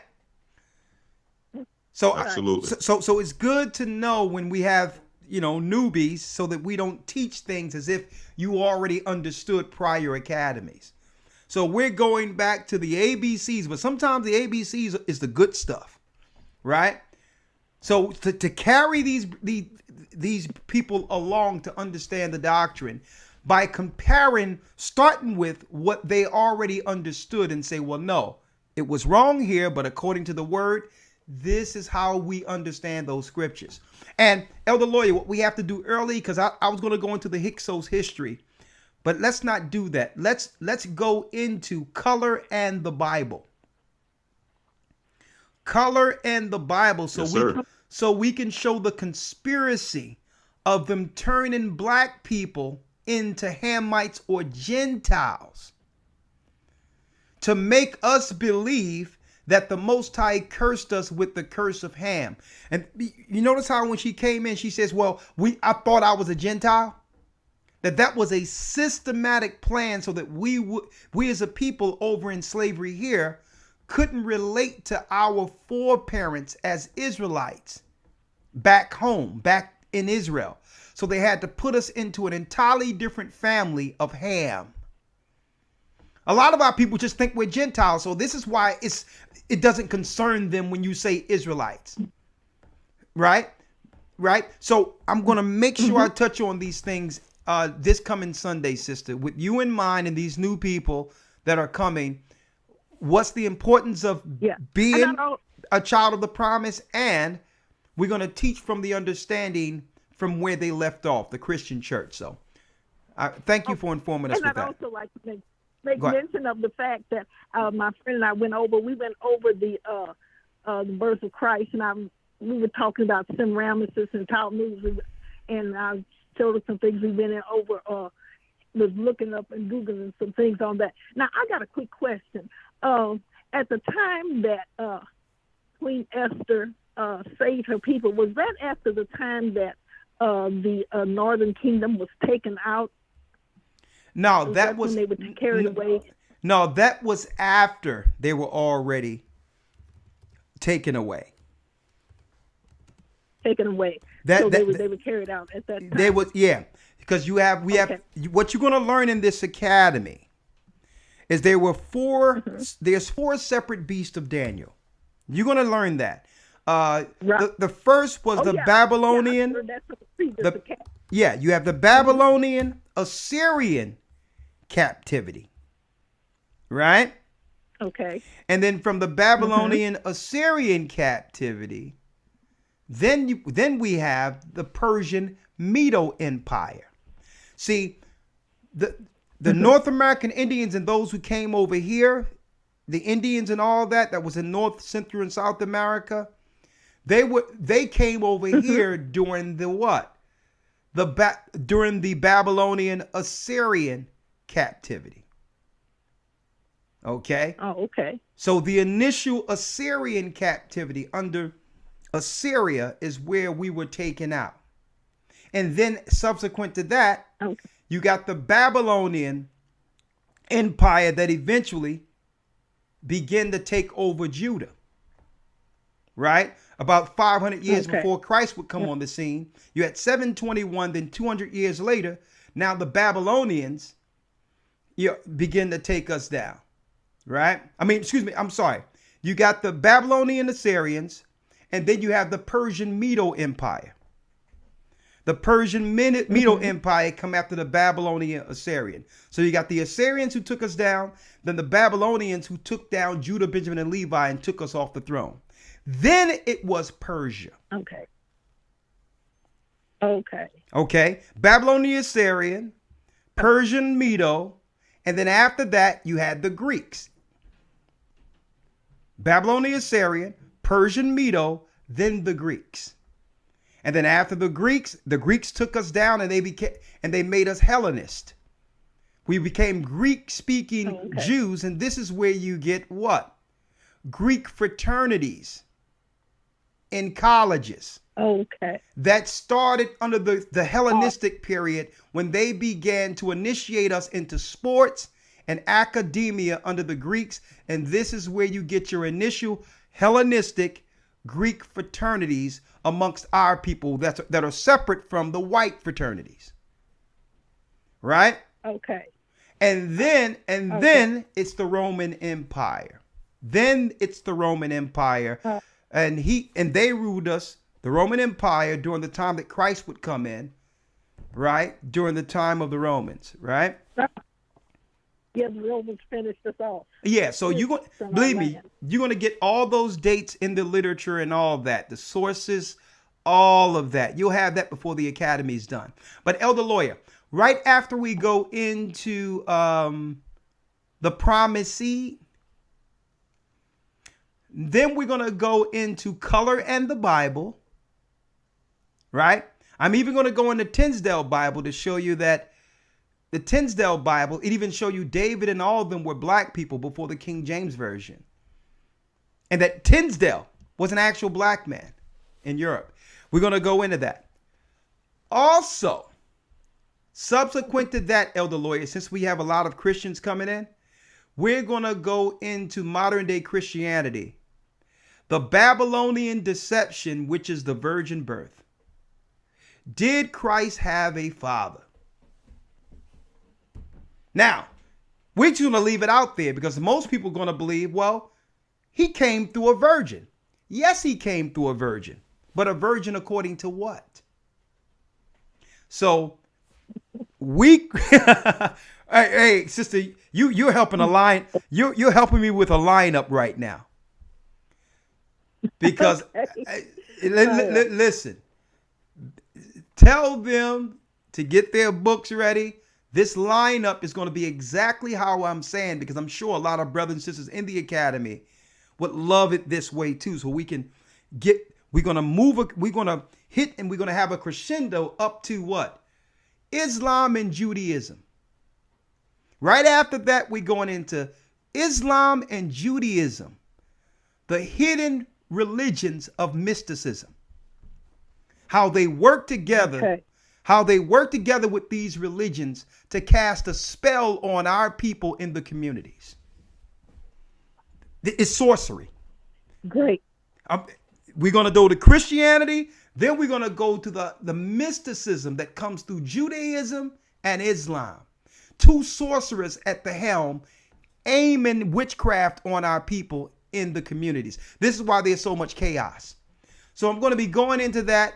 Hey, I got my lineup. Thank you, sister. Okay. Oh, we're going to have a good time in this academy. All right. Thank you, sister. Okay. All right. Bless you.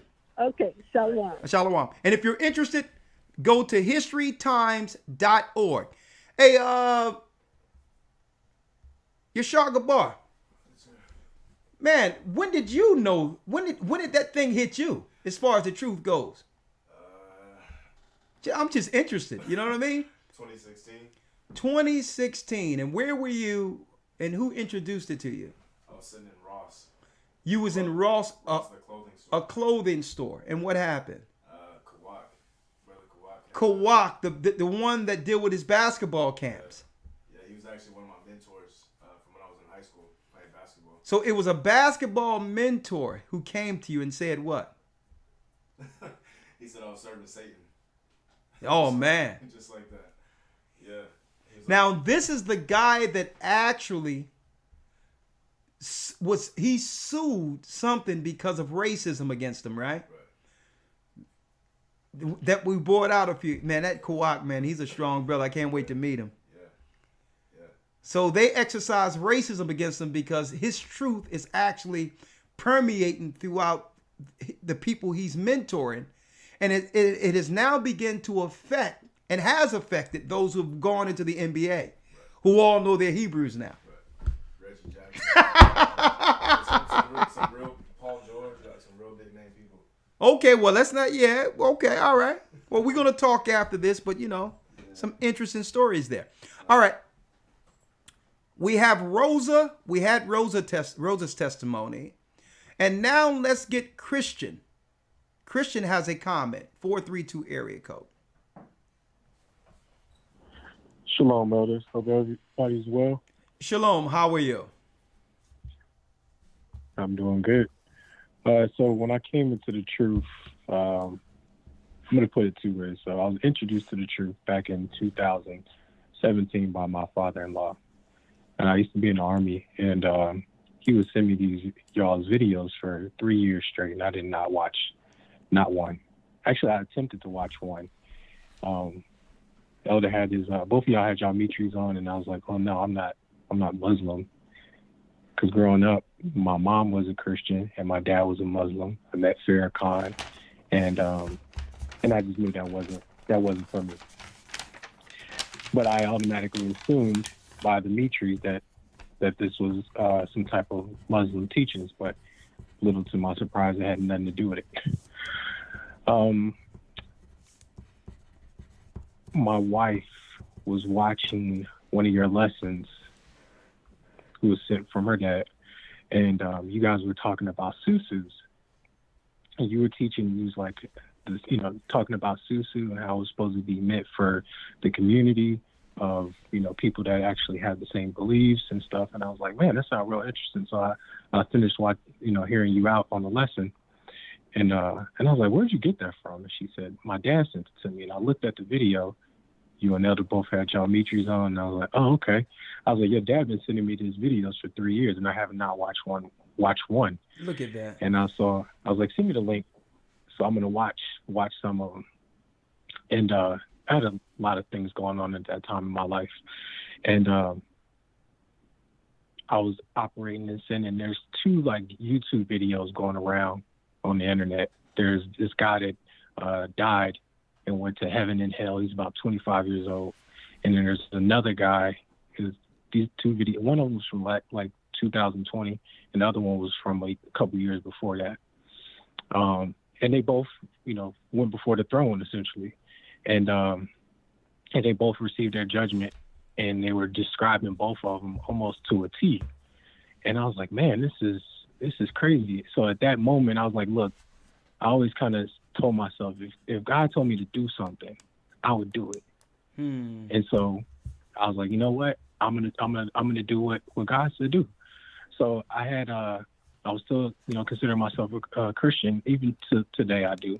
But I had called my pastor, who baptized me and my wife before we got married in the Christian church, and I was like, hey, Kendrick Lamar said we Israelites. Do you know anything about that? And he said, we're not Israelites. And I was like, okay, that's what I thought too. But I just wanted to check with you. And but something about it just didn't resonate with me. Then I had COVID had hit, so everybody was in the house, and I had started watching Pastor Todd on.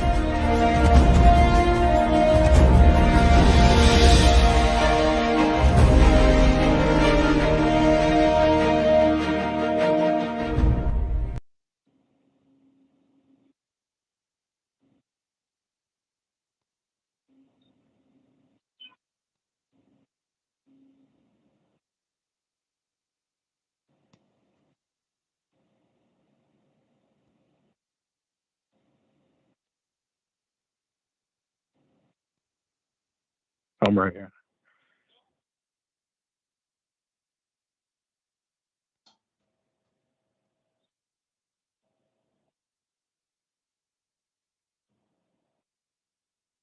Okay.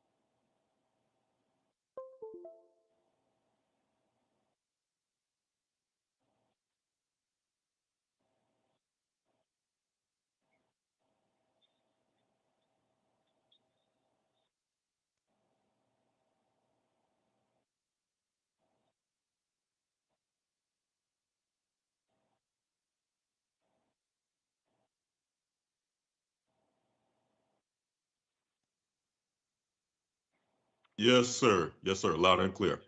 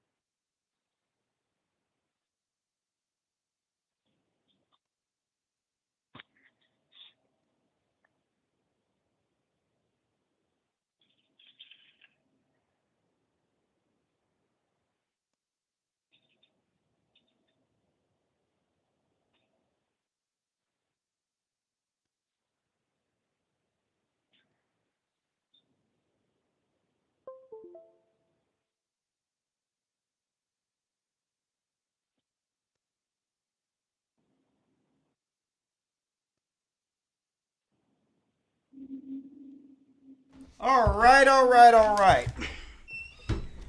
Yeah, there was a problem here with the mouse went wild. All right, brother, let's pick up from where we left off at. You still there? Yes, sir. I'm here. Okay. Let me tell you, boss, something wanted to stop that testimony, my brother. Let me tell you. The mouse went wild. Let me tell you, you wouldn't believe what just happened. But go on. Give us your testimony. So, left off. So we had started watching Pastor Michael Todd on Transformation Church, and someone resonated with my wife about his teachings, and So my father-in-law kept sending the Wednesday night broadcast, and you were speaking, and it was just something you would say. Forgive me, Elder, but it was bothering me. I was like, who do you think he is teaching like this? Like, how is he so sure about what he's saying? Like, anything that you would say, it just came with this, like, pure confidence that there's no doubt in what you're saying and how you're saying it. And there was a Hebrew Bible Academy coming up. I think it was, like, probably, like, a week or two. And I was like, you know what? If my wife is saying there's something wrong with what she's hearing spiritually from Pastor Michael Todd, I'm going to give you a chance for 1 month. And if you grab my attention and spiritually feed me within this 1 month, I'll stick to it. And if not, I'm moving on. And it's been almost 2 years now. You heard that, lawyer? My wife got baptized in a year. It'll be a year in March. Yes, sir. Baptized. And we have no intentions on looking back. My children know the Most High and Yeshua's name. And I just been trying to learn everything that I can. I went back to some of your old school videos and dissected them as much as possible, wrote the scriptures down, and just trying to have real life application now. So to answer the question, the truth was introduced to me 3 years ago, but I wasn't officially caught in the net until about a year and a half ago. Man, this is amazing to me. I can understand why all hell broke loose in the midst of your testimony. The mouse went whack. And just, let me tell you, the mouse, and I'm looking at the mouse, and it's turned upside down. When I turned it back around, I couldn't even get the batteries out of the thing to reset it. It was, then the Hebrew Bible Academy commercial came on, right? Almost without me even hitting things because things was going haywire. And now you tell me after this, Elder Lawyer, you can't make this up. Now you tell me that it was something about the teachings after your family been sending you clips for 3 years that you denied actually looking into. You went to another pastor by the name of Pastor Todd. He said, he just told you outright we're not Israelites. And then you chose to give it 1 month in the Hebrew Bible Academy and end up being in the truth for 2 years and baptized.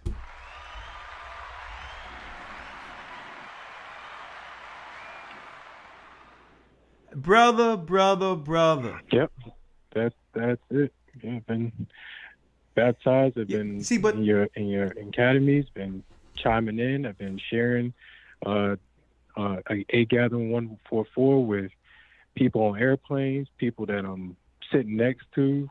We start talking about church or whatever it is. I just kind of let them lead the conversation, and if the conversation comes to where I can share the page, and because I'm not a teacher myself, man, you are, but it's just something about when you and Elder Lawyer go into the scriptures and have, not 1625 BC application, but so-called 2022 application, and apply it to the scriptures is something that can resonate with me and hopefully other people that I share it with.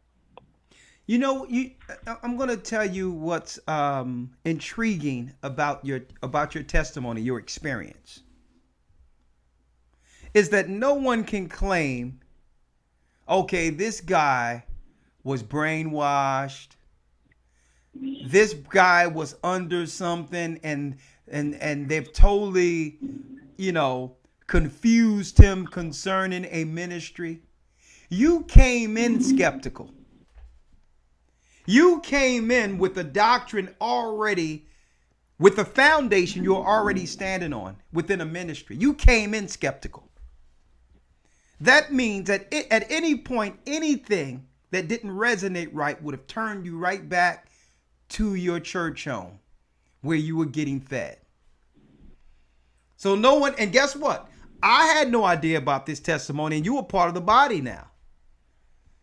So this resonates with me because you, like so many others, come in with a level of skepticism.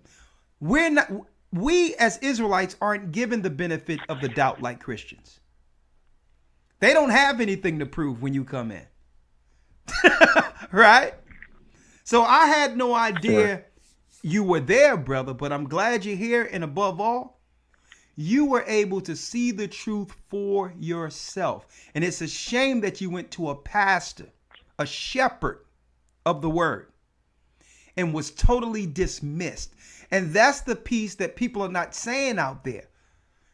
When I see these Christian pastors getting together asking why brothers are actually going into Israelites, because really it's the Israelites people are converting to. They're not converting to Islam and all that anymore, but they throw Islam in it so that they don't just say directly what they feel the direct threat is. Israelites and the teachings of Israelites is a threat to all religion within our community. And it's a shame when these preachers get together, they don't give good faith conversations like I'm hearing right now. No, here's a brother who was under a church who went to a pastor and was what? Dismissed when he asked a direct question. What's up with us being Israelites? No, we're not Israelites. Nothing to see there. Without giving what? A biblical answer that could satisfy someone who's what? Searching for himself. And you were straight dismissed. Right? Now, yeah, just to clarify, Elder, it was my old church home back in Georgia, so it wasn't Pastor Michael Todd directly. Just didn't want to have that out there for whoever may be part of his congregation. Okay, let's not. Well, I thought it was Pastor Todd, but that's fine. But did you ever attempt to address this with him? But your old pastor dismissed you. But what about this Pastor Todd? My old pastor, I did ask my old pastor. He's part of a mega church too, in Atlanta, Georgia. It's called Victory.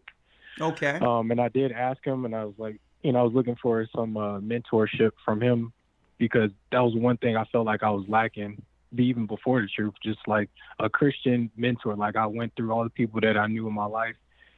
Most of the men that I knew had passed away. Most of them, I didn't really know what a healthy marriage looked like, because most of my family wasn't, or that was, we got our own issues.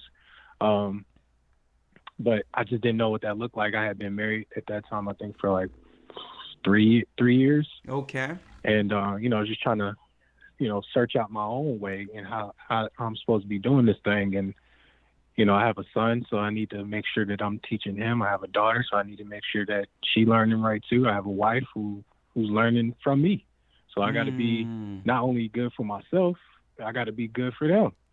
So I was just trying to figure this thing out. So when I'm asking some of these questions, when I start diving into some of your teachings, like fully diving in, like I would stay up to like 3 or 4 o'clock in the morning, like, all right, I need to at least get a couple hours of sleep so I can go again. And then like your teachings encouraged me to actually read the word for myself. Look at don't that. Don't take your word for it as you as a proper teacher, don't take your word for it. Go read it for yourself. So I started reading Jasher. I read the Apocrypha. I've read a good chunk of most of the Bible.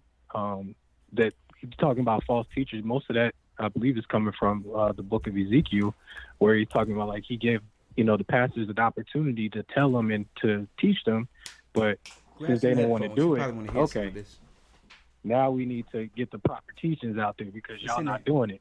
So I've taken my time to actually start reading the word for myself, and most importantly, trying to. How old are you, brother? How old are you? That's the hard. Yeah, I'm grabbing some headphones just because I got a brother in here. He got to hear some of this stuff. And what city and state are you from? What city and state? I live in Midland, Texas, and when I can, we drive to Dallas to congregate with the body. Oh, yeah, I can't, man. Listen, how old are you? 30. Oh, okay. All right. I want you to hear this scripture real quick. When I says Where when we it at? says Christ is the way, the truth, the life, right? Here you go. No, I need you, John? here you go. 1 second here. All right, you can take these because these can stretch further. Right? And give me those. You need to hear this. I should have been giving you that. All right. Elder Lawyer, let's get they shall hear a voice behind them saying this is the way. In Isaiah. Sir. Because I'm going to tell you this, brother. It was Christ. It was the Holy Spirit that was trying to get to you the whole time when those videos were being sent by a relative. So so obviously there's something the Most High has purposed for you. I'm telling you, for in this work, straight out. Let's read that real quick, Elder Lawyer. In Yes, Isaiah sir. 29, Isaiah. Isaiah 30, verse 20. Let's read it. And though the Isaiah 30 and 20. Listen to this clearly, brother. Listen to this. Okay, I'm there. And though the Lord give you the bread of adversity and the water of affliction, Even though yet we're going through affliction, seeing the sufferings that are within our communities and all that. Read. yet shall not thy teachers be removed into a corner anymore, but Read it. thine eyes shall see thy teachers. Neither shall your teachers be moved into a corner anymore, but your eyes shall see your teachers. Now, obviously, the Most High foreseen all of this, even with this technology, where your teachers wouldn't be someplace you can go to a corner shop or a pastor on the corner. Read. But your eyes. Verse number 21. Yes, sir. But thine eyes shall see thy teachers. But your eyes shall see your teachers. You may try to deny it, but the Most High is going to always put you right back in front of it. People try to send it to you, and you'll ignore it, and it'll be right back in front of you. Right? You searching high, low, all over the place, and the Most High is putting them right in front of you. Saying that everything you're looking for is actually in front of you. Because these guys aren't going to tell you about what they're dealing with. They're going to actually help you understand the God who put us in front of you. Listen to this last piece, Elder Lawyer. Go ahead. Yeah. Listen. Verse 21. Verse 21.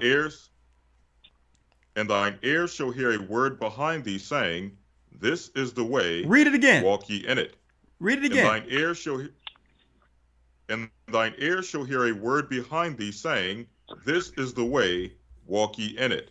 Your ears shall hear something. That's your spiritual hearing. Behind you saying what, Elder Lawyer? This is the path, walk ye in it. What these brothers are telling you is true. Trust it. Walk in it. That wasn't us. It's what the scriptures highlight as the angel of the presence. We all have an angel that comes before us and watches and go before the Almighty every sundown. Third Baruch. Yes.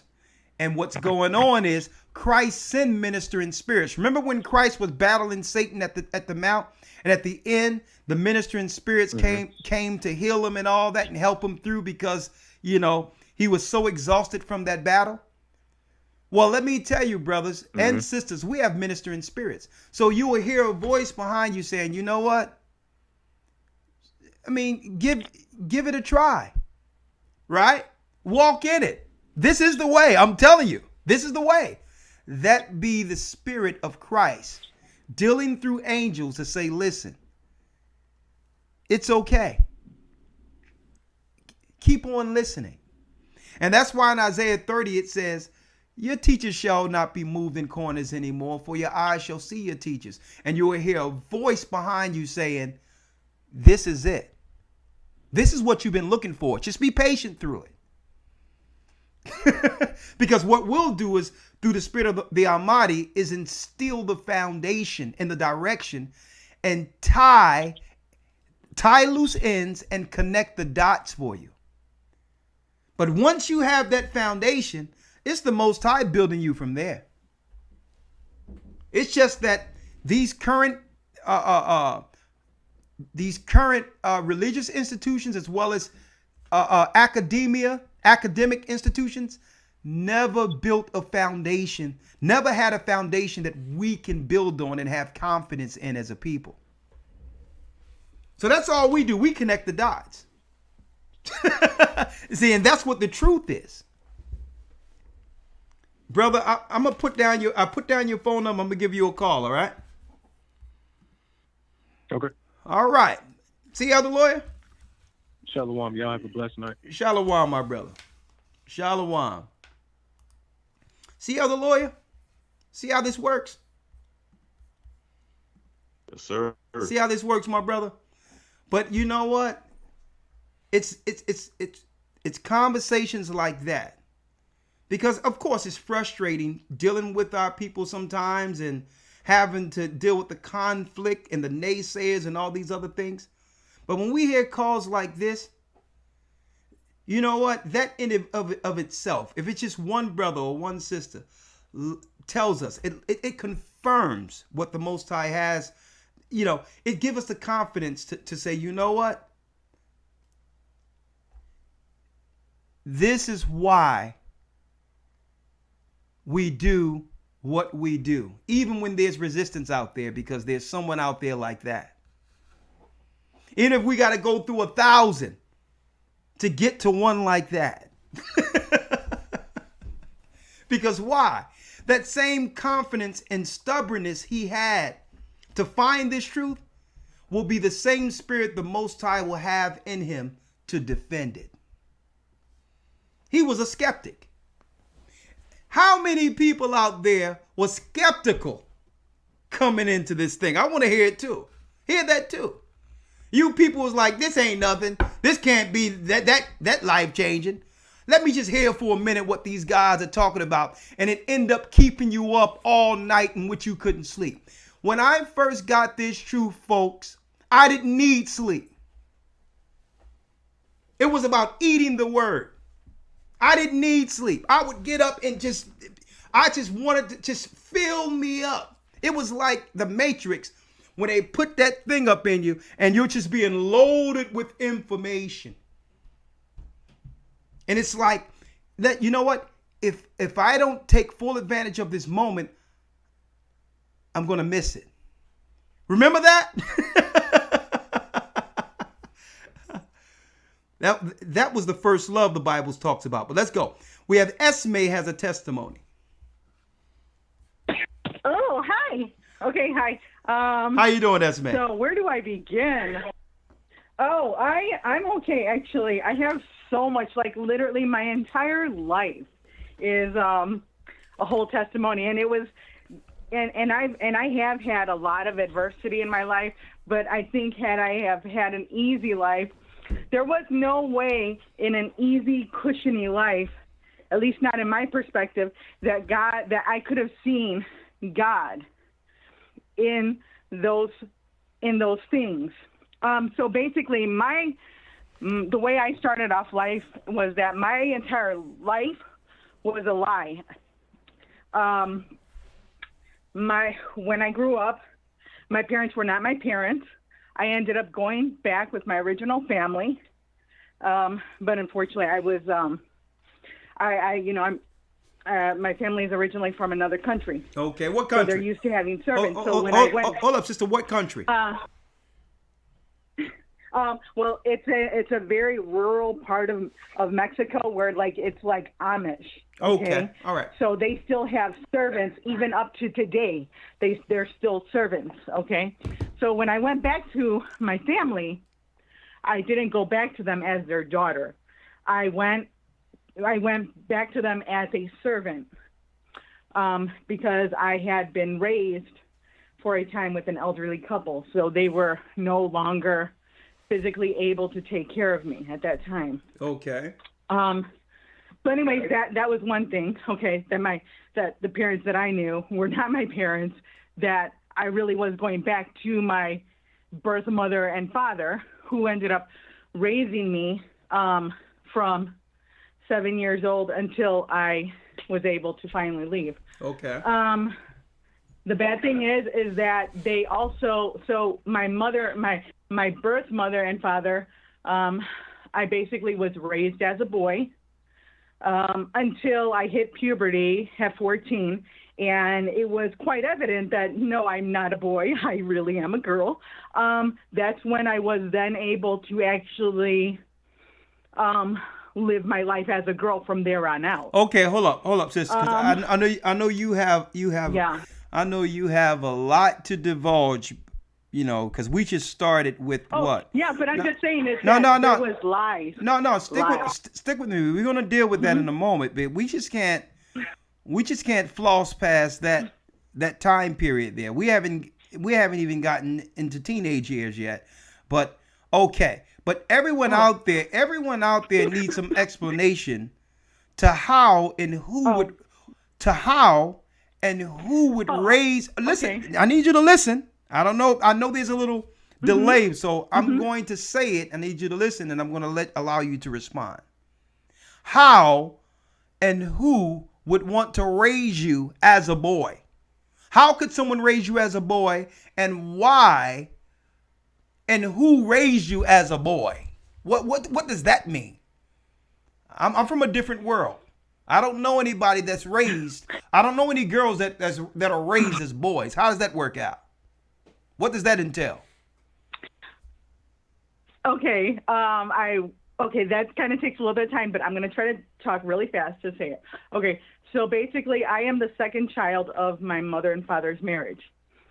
My father suspected that my mother was unfaithful, but I look like my dad's dad. So clearly, I am my father's child. And so because of his suspicion, he rejected me because I was not born a boy, and they already had my sister, who's the oldest. Therefore, in order to keep that marriage, I guess somehow they were okay to give me away, because it's like, hey, in order to keep me, you got to get rid of this kid. So anyways, so when I came back to them sister, as a servant, and the only way that my father would accept me was as a male child. So okay, let's stop real quick. I know how to fix cars. I know how to do a lot of boy stuff. Sis, I understand you know how to do a lot of good stuff. So obviously, these adults were demented, demon-ridden, and insane,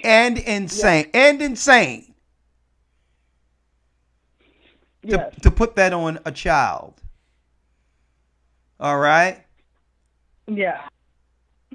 Okay. I need you to fast track this to what was your groundbreaking moment, that truth moment that you realized, you know what, this is the truth, and I'm going to walk in it.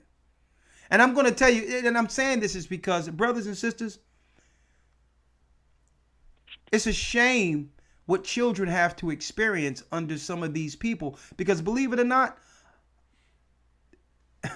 under social service, what I'm hearing here isn't that far from what I hear with where a lot of orphans and others, people who are raised in under CPS and orphanages and all that, are placed in homes such as what I'm hearing right now. It's not that I've seen it myself growing up around it, but I understand it. They're placing children in homes like this right now, where a child doesn't have any choice but to be forced to pretend to be another gender. Look at what's going on with Charlize Theron, where she went over to Africa and adopted 2 black boys to raise them as daughters. But that's a whole nother conversation. I don't want to go there. I mean, sister, tell me, what was a groundbreaking point in your life in which you understood the truth was revealed to you? Because I started off with life and the lie that all the construction, all that lie kind of build up. And basically, I made a vow to myself a little bit late in life, as an older adult, that I would never be sold another lie again. Because Okay. it's like my entire life was built up on a lie. And the hardships that I went through after, because I just grew up. I was not raised. So because I was not raised, I was not educated, no one taught me right from wrong or anything. They just taught me how to clean. Okay. Because of that, I had to learn things on my own. And I mean, I made a lot of mistakes when there is no guidance whatsoever. Okay. So I had a lot of fallacies that I believed as truth because I didn't know anything. I didn't know any better. Like, for in instance, my ignorance. Well, sister, you have to So realize. I made I'm my saying, life sister, goal. listen. I'm going to need specifics, and I don't want to rush you. I need to get to the point of it because we have a lot of people. I don't want to rush you, and I know you dealt with a lot in life, but we don't have enough time to go through all of it. I just need to know the groundbreaking point that led you to the truth and when you knew that what you are experiencing now was the truth. When, okay, I had a lot of anger in me. Okay. And I let a lot of that out. Understood. And I found some comfort in Buddhism for a while, okay? Okay. And I'm not going to lie, I love poetry. So I had the Proverbs and the Psalms as my reading material for the toilet room, okay?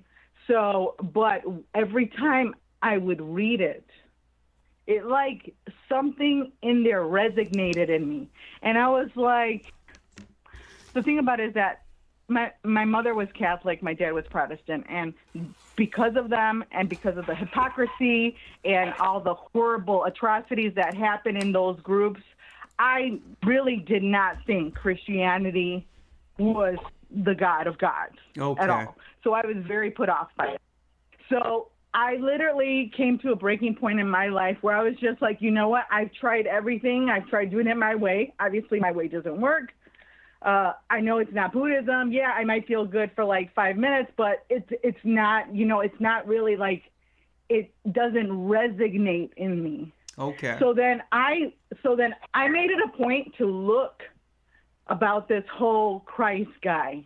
What's up with that? And the thing about it is that my profession, working in inventory, led me to work for museums. And I got to tell you, there's a lot of stuff in museums that they do not put out on the floor. Yeah. And it was because of those artifacts that I saw in the back rooms that when I started really reading the Bible and I started reading the first 5 books, and they would describe the instruments in the temples. Hold up. We're going to go to these instruments in the temple, but I need specifics because when you say certain things, understand with a listening audience, they're going to need some description. So there was things in the back of museums you worked at that confirmed something for you. Was it art or just artifacts? And if so, be specific. What did you see that resonated with you? I saw artifacts. Okay, what artifacts? Yeah, I saw artifacts. I actually saw, I think what really sold it for me, where I finally made the connection, was the grain offering. It describes it so well in the Bible, the dimensions, how it looks, how it curves and everything, and how straight it is and everything. I mean, it describes it so well to a T that when I saw this in real life, being able to touch, I'm just like, oh my goodness. So the artifacts confirmed to you. Real. Hold up. This is real. Hold up. This is all real. It's real. Okay, I know there's a delay, but I need you to, when you hear me, I'm going to need you to just let me so that we can dialogue.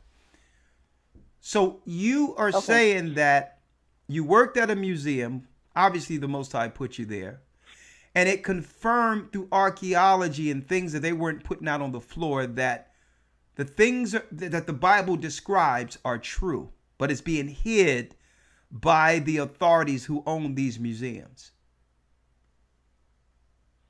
Yes, that's correct. Okay. So now you know that the Bible is real and there's archaeological proof. Now you must find the doctrine that resonates true according to the Bible, right? So how did you get there? Yes. Okay. So people go club hopping. I went church hopping. I live in a big metropolitan area. Okay. I literally took the phone book and started visiting every church. It took me 3 years, almost to the day of when I decided I'm going to go church hopping. What it is that at this time, I already had started reading the Bible, okay? So the thing is about it is because I'm a person that I need to know, even when I take a driver's exam, if I get something wrong, I want to know what I got wrong, and I want to learn what it is, what should I do right, okay? I'm just a person who needs to know why. Okay. I'm a why person, okay? So when I would have questions as I'm reading this, then I really fervently, I love God so much. I really do. I think Ahaya.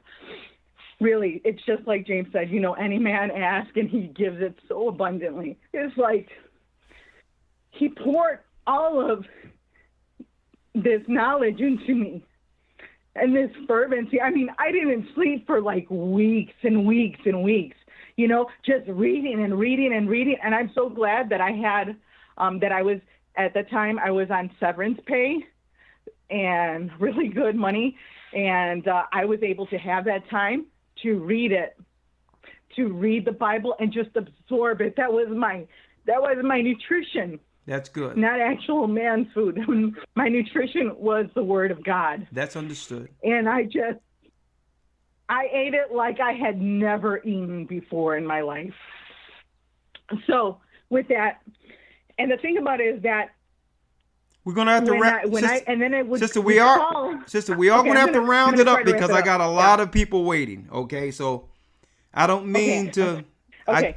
There's other people that's waiting to give their testimony. Okay, give me less than 2 minutes. Okay. So basically, I wrote down questions on a single piece of paper, both sided. All these questions that I already knew the answers to and where to find it in the Bible. So when I went to all these churches down the phone book, boom, boom, boom, boom, boom, boom, boom, okay, they would never get past the second question because they would tell me this and blah, blah, blah, blah, blah, blah. And I said, I hear what you're saying and it sounds good, but can you show me in the Bible where that's at, exactly what you're saying? Can you, in this book, show me where it's written?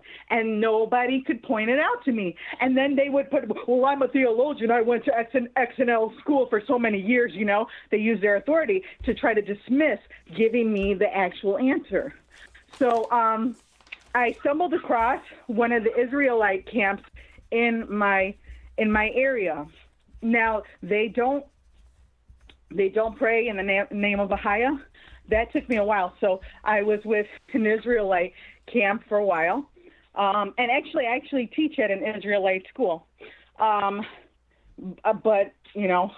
anyways, but that is how I came into this truth, was that searching and searching, trying to find who really has that answers. And when I went to that Israelite camp here, they did answer my questions.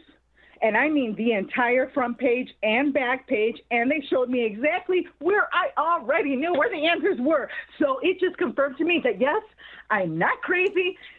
Yes, Christ is black, and, because I'm not black, And so I'm just like, yes, I knew it. Like, I just understood it. And I was like, okay, this clicks. So then in that, and then I still had more questions and stuff. Like, I just felt like more things, and I started reading the Apocrypha, and then that's when I stumbled onto you guys. Hello. Okay. Yes. I'm listening. You stumbled on to us guys, and let me ask you. All right. So, what city and state do you live in again? I live in Chicago. Okay. Are you baptized? I would love to be baptized. Okay, all right. So we're gonna talk to you. Do you mind if we get the elders or the leaders from Chicago to reach out to you, Esme? Please do, please do, please do, please do. All right. If I don't answer, it's because I'm teaching a class. Leave me a text message, please. Okay, and Esme, let's make this clear. Yeah. Your original parents were Protestants and Catholic, and you were raised, even though you were a young woman, a young girl, a baby girl, you were raised as a boy until you began to understand better by them. Till they could not hide the fact that I am a female. Till I started developing into a young woman. The reason I'm asking you that question in particular, because there's a book out there. You probably need to get this book. It's called In the Closet of the Vatican. In the Closet of the Vatican. And it's Power, Homosexual, and Hypocrisy. Now, these are even former priests and all that have excerpts in this particular book to show a lot of things that people don't know about Christian churches. And don't forget, it says Christian churches are the mother. This church is the mother of harlots that we read of right here. But really, while there's immorality and all types of evil, molestation and all those things going on in even our churches, black churches, is because of the doctrine and the spirit that comes from the mother church. And there'll never be a time where there's there will always be evil scandals in modern day Christian churches, unrepentant issues where a child like you would be experiencing grown people who claim to believe in God, going to church every Sunday and going to begin to do all these things like raise a little girl and force that girl to think it's a boy. To the degree when you become an adult, it makes one do what? Relate that abuse to a God you thought your parents were serving. But what happens when you realize that the whole thing was a lie and that your parents were serving Satan the whole time? And you know what, sister? I'm glad you had enough perseverance to break through, to not blame God for the wickedness you experienced coming up. That you still had in your heart to seek the true God, to realize he's not the one who abused you or executed this wickedness against you. And this is why so many people walk away from God altogether and go into all these religions like you did with Buddhists and others, because the lie started with them claiming to be Christians when really they were in the closet. They were in the closet. This is a great read. If you want to know about what's really going on behind closed doors in these churches, start with the mother. Get this book. It's actually authored by Frederic Martel. The original book, I believe, was in French, and eventually they translated the book in English. Everyone needs to see this book to realize that Christianity, as we know it, modern day Christianity, is dangerous. And it's even more so dangerous for children. Even the ideology and doctrine. Well, thank you, sister. I mean, I've spent so much time with this. I appreciate it. We do have your number. Someone will reach out, okay? Thank you. All right. I did want to say that I do thank Ahia so much for instilling his love and wisdom in me, that I was able to find a way to forgive my parents. That's good. For the atrocity that happened. Hey, sister, forgiveness is needed. Forgiveness is needed. Okay? Yes. Well, thank you, sister. And hold tight, right? Hold tight. And we're going to bring in the next call. All right? All right. All right.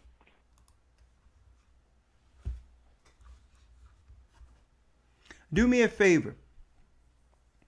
I need you to hold tight real quick, Elder Lawyer. All right? Hold tight. We're going to get the next Yes, call. sir. The next call, Jackie. I need you to take the call, okay, Elder Lawyer? Jackie. Yes, sir. Jackie's coming on now, and I'll be right back. Yes, sir. All right. Shalom, Sister Jackie. Can you hear me? Yes, sir. Shalom. All praises to the Most High. Happy Purim. Congratulations on the 100,000 subscribers. Thank the Most All High praises. for your persistence and your diligence as leaders in feeding the flock. And so I know it took a lot of work on your part to just build this channel up, and of course the listeners, but congratulations. All praises be to the Father. And again, thank you for your support. Sister Jackie, if you can answer the question, when did you know that this was the truth? Well, I've always been in pursuit of the truth, but to be honest with you, I wrote some things down. When I wrote down, I've been delivered from the strong man in so many different areas, such as people pleasing, the spirit of rejection, been delivered from that strong man, the strong man of being introverted, the strong man of holidays, the strong man of Sunday worship, the strong man that was controlling me and with no respect to what I would eat. Now I respect the dietary laws. So the strong man of worldliness and just traditions, the traditions of man. So it's really when I realized that through the power of the Most High that He has set me free from these things.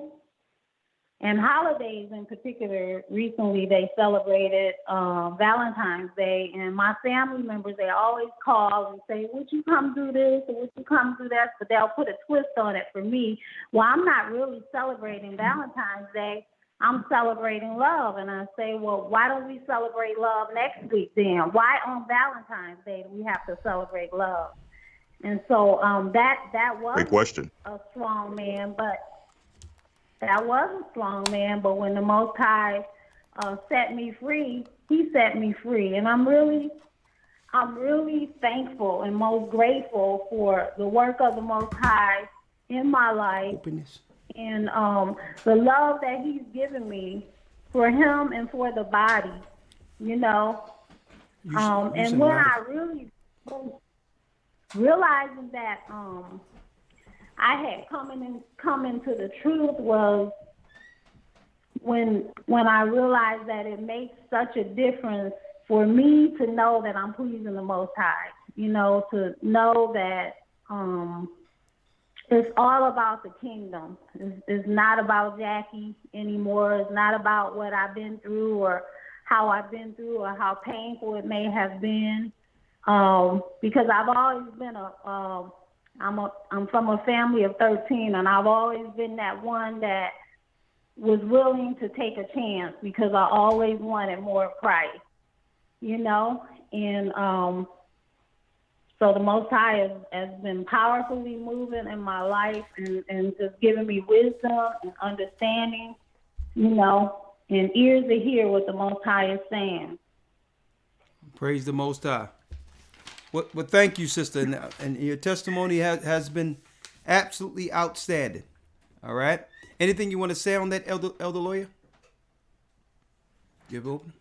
Just real quick, the sister made a point concerning family members and holidays and things of that nature. Okay. And since yesterday we highlighted the fact that usually when we celebrate the high holy days under the 364 calendar, we notice that it's usually in conjunction or next to one of the major pagan holidays of this society. And I just wanted to ask the sister, if she had the opportunity, would she ever go back and trade off feast days such as Purim for Valentine's Day or anything of that nature? Sister, if you can answer that question. Good question. You know what? No, I have no desire to go back. I totally embrace the truth. No way. No way. I absolutely enjoy the feast days, and I'm just thinking of more ways to make them better and make them, just really get more into the feast days. I've been in the truth like 6 years now, and it's like, I would never go back. It's all about moving forward and building the kingdom to come, and that's what I'm all about. I'm super passionate about the kingdom to come. Super passionate and proud to be a part of the body Look of at Christ. that. Look at that. That the Most High took me out of darkness and truly brought me into his light and gave me eyes that see and ears that hear and a heart that pants after him. I'm truly excited about that, and I live for that every day. Every day of Praise my the life, Most I High. live for that, and I care so deeply for, the people that the Most High has put around me to love and care for. It's like I love them to life. Like I love them, and I want to reach out. And like the things that the Most High delivered me from when I was sharing earlier about some strong man. It's really, those things were really strong. Like that spirit of divorce is real. But when I got the word, we went to a lot of people for help before I came into the truth. But when I finally got still and the Most High began to reveal his word to me, we were able to overcome the spirit of divorce and receive love and receive forgiveness and move Look at forward. that. And Look it's at like that. I respect and love and honor my husband like I never have before because of the truth that came to me. Woo! And that came to us. It's like it's brand new. It's like I'm a new creation in Christ, and I could never ever trade that. And and I know my other family members are gonna come in because they're watching me. I know that. Look at I'm that. very much aware that the mark is on me, and they're watching me, and I'm just busy about being a living epistle. I no longer try to bring them in. I just live a life before them, and the same spirit that drew me in is going to draw them in one by one. They coming in. That's Look my at that. confession. Thank you, sister. That's big. All That praises is to the big. Most High. All praise be. Elder Lawyer, let me tell you something. You know what's great about hearing so many sisters' testimony like this? You notice how when people talk about Israelites, they try to deceptively make it as if it's a non-woman movement, or it's a movement against women in general, that black women should beware because this is what, to a degree where, and guess what? They strategically move like this, where automatically, Right. if someone hear about an Israelite, Elder Lawyer, the first thing women are asking what? How many wives can y'all have? Right? Now, I'm going to tell you this. It's a shame that that's the question that has to be asked when it comes to an Israelite. Because I've never seen anyone come in as a Muslim and the first thing a woman would ask is, well, what about how many wives can you have? Right? Mormons, the Church of Latter-day Saints. Mm-hmm. Right? That's right. Polygamy is legal in the Church of Latter-day Saints. Right? But why is there a negative connotation that's automatically attached to Israelites, as if Israelites is the religion where you're supposed to have, or you're allowed to have more than one wife? Because that's how it's portrayed in the media negatively, to make you think that religiously that's all Israelites think about. Right? And then anything that happened negative, and negative happens no matter what religion you are a part of. They try to make it as if women will have a horrible experience if they find out they're Israelites.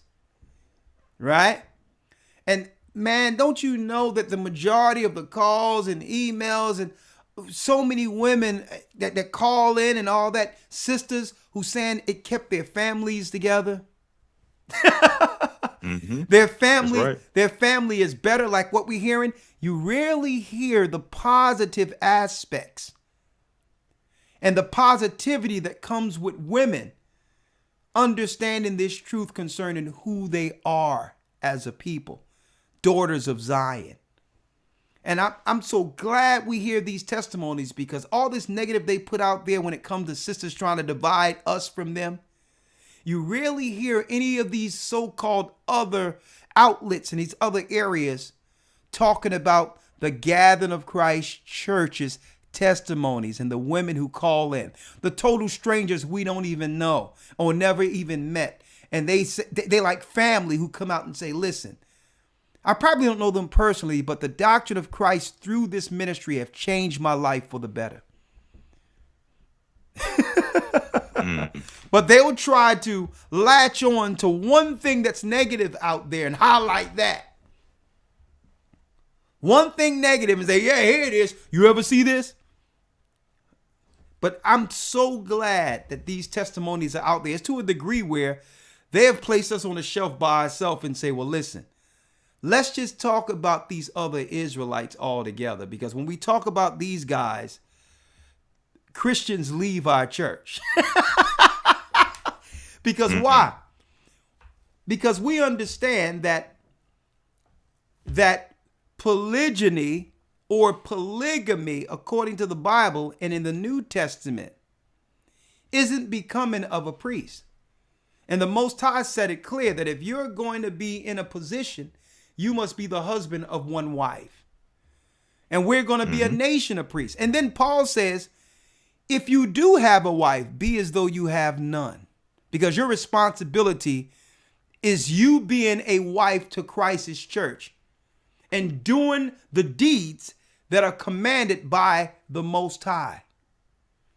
So listen, you can try to go out and get more people if you want, and it's hard enough just to deal with one. But the work of Christ better not, you better not ignore the work or task that's been put upon you as a man. So we make it clear that, listen, what those other Israelite people do, that's on them. But the Most High says he's going to make us a nation of priests. He's going to make us a nation of priests. And priests, according to the church, are supposed to be the husband of one wife. You didn't see the Levites out there trying to get all these women, because why? They had to take care of what? The task of the ministry, of the church, of the sanctuary. Right? And you have these brothers out, and you know what? They try to put a negative connotation on it, right? About the Israelites who do allow polygamy.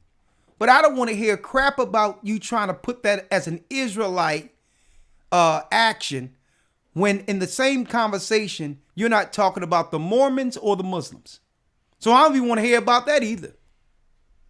You're not talking about the Mormons and the Muslims. So if you thought polygamy was bad, you should have went against it before Israelites became popular. The Muslims been doing it since the inception of Islam. Right? The Church of Latter-day Saints and the Mormons been dealing with sister wives and all that crap. At the same time, they were battling the North American Indians in wars to take the country. Before the Israelites became a household name, polygamy was accepted in all these religions, but it's the Israelites that need to be highlighted when it comes to polygamy. Get out of here with that crap. Anytime y'all come with us with that crap and try to claim that that's just an Israelite thing, my question is, why didn't you do anything about it a long time ago within Islam and the church of in the Church of the Latter-day Saints? And above all, at least these people are dedicating themselves to someone under their religion, whether you accept it or not. Shouldn't you be going after the molestation that's going on in these churches? Then whether or not focusing on who's marrying who, the children are innocent. What about the children that are being molested in all these churches? And yet you want to try to point the Israelites as the all to end all, the negative or the cult, When you know molestation and rape and all that been going on in mega churches, all the way to the mother church. Where that book at? All the way to the mother church, there been molestations and all that. So I wish someone would call up. Well, hold up. Do y'all allow, listen, no. But why should that be the conversation on whether or not someone allows polygamy? Why? Because you are a grown man or a woman. When you come in, you got the choice, even though we don't do that here. You got the choice not to be someone else's other woman or third woman or fourth woman. So if women wanted polygamy to stop, it doesn't matter their religion. They could stop it by saying, listen, you got one and you ain't getting me. So who's keeping polygamy going in all these other religions? It's not the men. Right? And guess what? And I'm not agreeing with it. But why, when it comes up, Israelites' name are in it? That's my problem. When you have been allowing this crap in Islam and all these other religions and molestation and sexual immorality since the beginning of the religions that have destroyed our people. Yet I digress. Next call, Margaret. She's been waiting for a while. Margaret has a comment. Thank you for the water again. Shalom, Elder. Shalom, how are you? I'm doing well.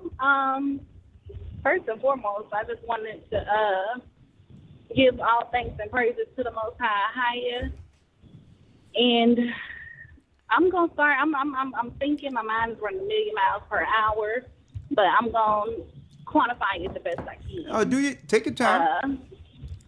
And thank you. I know you subscribe to the channel and all you. Thank you for helping us get to 100,000 subscribers. So we're gonna be patient and get through all your calls and just celebrate tonight. And thank the Most High for allowing us to break that glass ceiling they put in front of us, because we should have been over this threshold 2 years ago. But I digress. But come on. But thank you.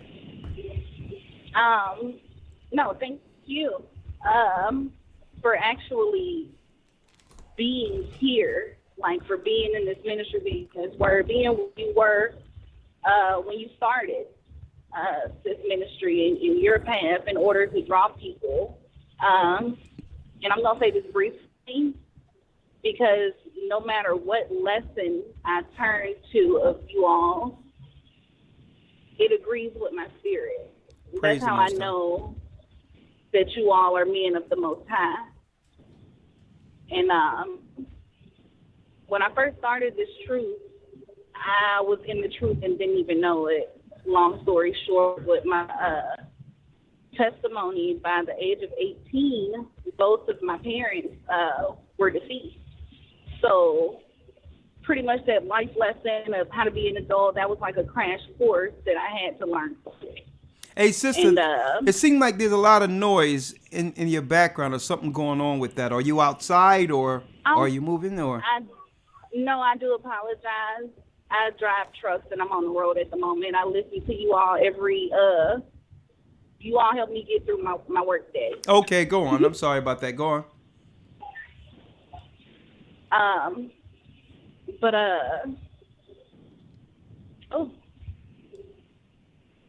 It just helped me understand that this path more clearly. Like I said, I was in the truth and didn't even know I was in the truth because certain things I had to learn, pretty much everything about life the hard way, everything about this truth the hard way. And it literally started at the age of 18, I would say, where it clicked and I knew that I was a part of a set apart people. Okay. Long story short, after my mother passed, I was in college. She drove me, packed my stuff up, drove me to college in August and passed in December. So after that, very shortly after, I turned to a life of promiscuity, I would say, because I didn't know anything else at that point. Okay. But the Most High hedged me and protected me the whole time, like literally being a little girl from College Park, Georgia, and I'm out here wondering what are these things? Nobody to explain it to me. Nobody to explain what's happening, how I was being covered, how I was moving, how the Most High was counteracting things, just anything. Nobody was there to explain anything. And it wasn't until I was about 21 years old, I was still, well, not still, I started battling homelessness at the age of 19, dropping out of college, not having a home to come to, and I pretty much had to gain my own foot. But it clicked one day where I was literally sleeping in my car. Okay. I had a 95 Nissan Maxima. Okay. I had a 95 Nissan Maxima with a driver door that would not lock. And I'm in Atlanta, in the city of Atlanta, sleeping in the car at 21 years old. Mm. And I used to question a lot of things. Like literally, I'm homeless, I'm motherless, fatherless, misplaced, like spiritually, everything. Because I wasn't going to church at the time unless it was just to sing or, you know, see family, because I grew up in a family church. But it left me with a lot of questions. But yeah, but I'm sorry? No, I'm going to let you go, but I'm going to let you flow through. But understand, Margaret, that we do have people waiting, and I need you to get to that point of when you knew the truth, right? You know, I don't want to rush you because I know you have a lot, but I really, you know, only truth can free a slave. So we're trying to find out the point that freed you and had you understand that what you're receiving now is the truth. But go on. Okay. Well, I'm going to get there real quick. Okay. I met a guy, or came into the space, met a brother. And before meeting him, I was homeless, didn't know anything about a Hebrew Israelite or an Israelite or anything. And this was after a couple of years being homeless. And when whatever words came out of his mouth, it was just a reassurance. And mind you, I'm ignorant towards the truth, the knowledge, you know, pretty much the scriptures other than what I learned in the Christian church. But it was like everything he was saying, I could agree with, I could see it. And after that, I no longer questioned anything that I was going through. It actually gave me a purpose through life, in life, just knowing that, hey, you have to be special to go through this and actually make it through, you know? So with that, I came across you guys, was actually a brother, and he wasn't a part of any camp or anything, but we would literally just sit there, gather, and watch a whole bunch of videos of different camps. And it was always chaotic in my mind because, you know, it was brothers, nothing against the ones out there street teaching, but it was always like just anger and strife and confusion and I had enough of that in my life. So I'm like, okay, you know, this is nice. Where's the knowledge? You know, oh, they dropped a verse. Okay, next video. But when I ran across you guys, like I said, everything was just in agreement. And I'm going to use the previous sister's verse that was when I found out I wasn't crazy. Well, what I was going through wasn't in vain. What I was going through wasn't. I can hear you, but I'm also moving through the background and the noise too. So if it was a regular setting, I wouldn't mind going through it all. But because we have to go through your background also, I need you to work with us, right? Because it makes it hard to listen. Yeah, it makes it hard to listen when we're going through the background noise also, especially in my ear. But I'm trying to get to it because I know you have a testimony. No, I get it. I do apologize.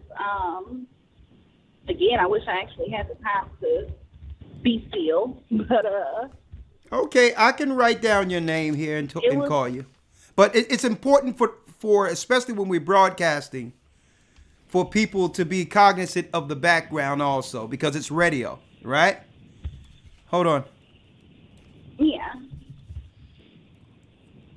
Let me have your name again. Margaret? Yes. Okay. So you were listening. Let's get straight to it. You were listening to, y'all was coming together, listening to other Israelites, and something wasn't resonating with your spirit. And when did you find the church, the Gathering of Christ Church? Oh, I found you all in 2019. Okay, right before the so-called pandemic. Right before the pandemic. And how did you find us, or who introduced you, or it was one of the suggestions through YouTube?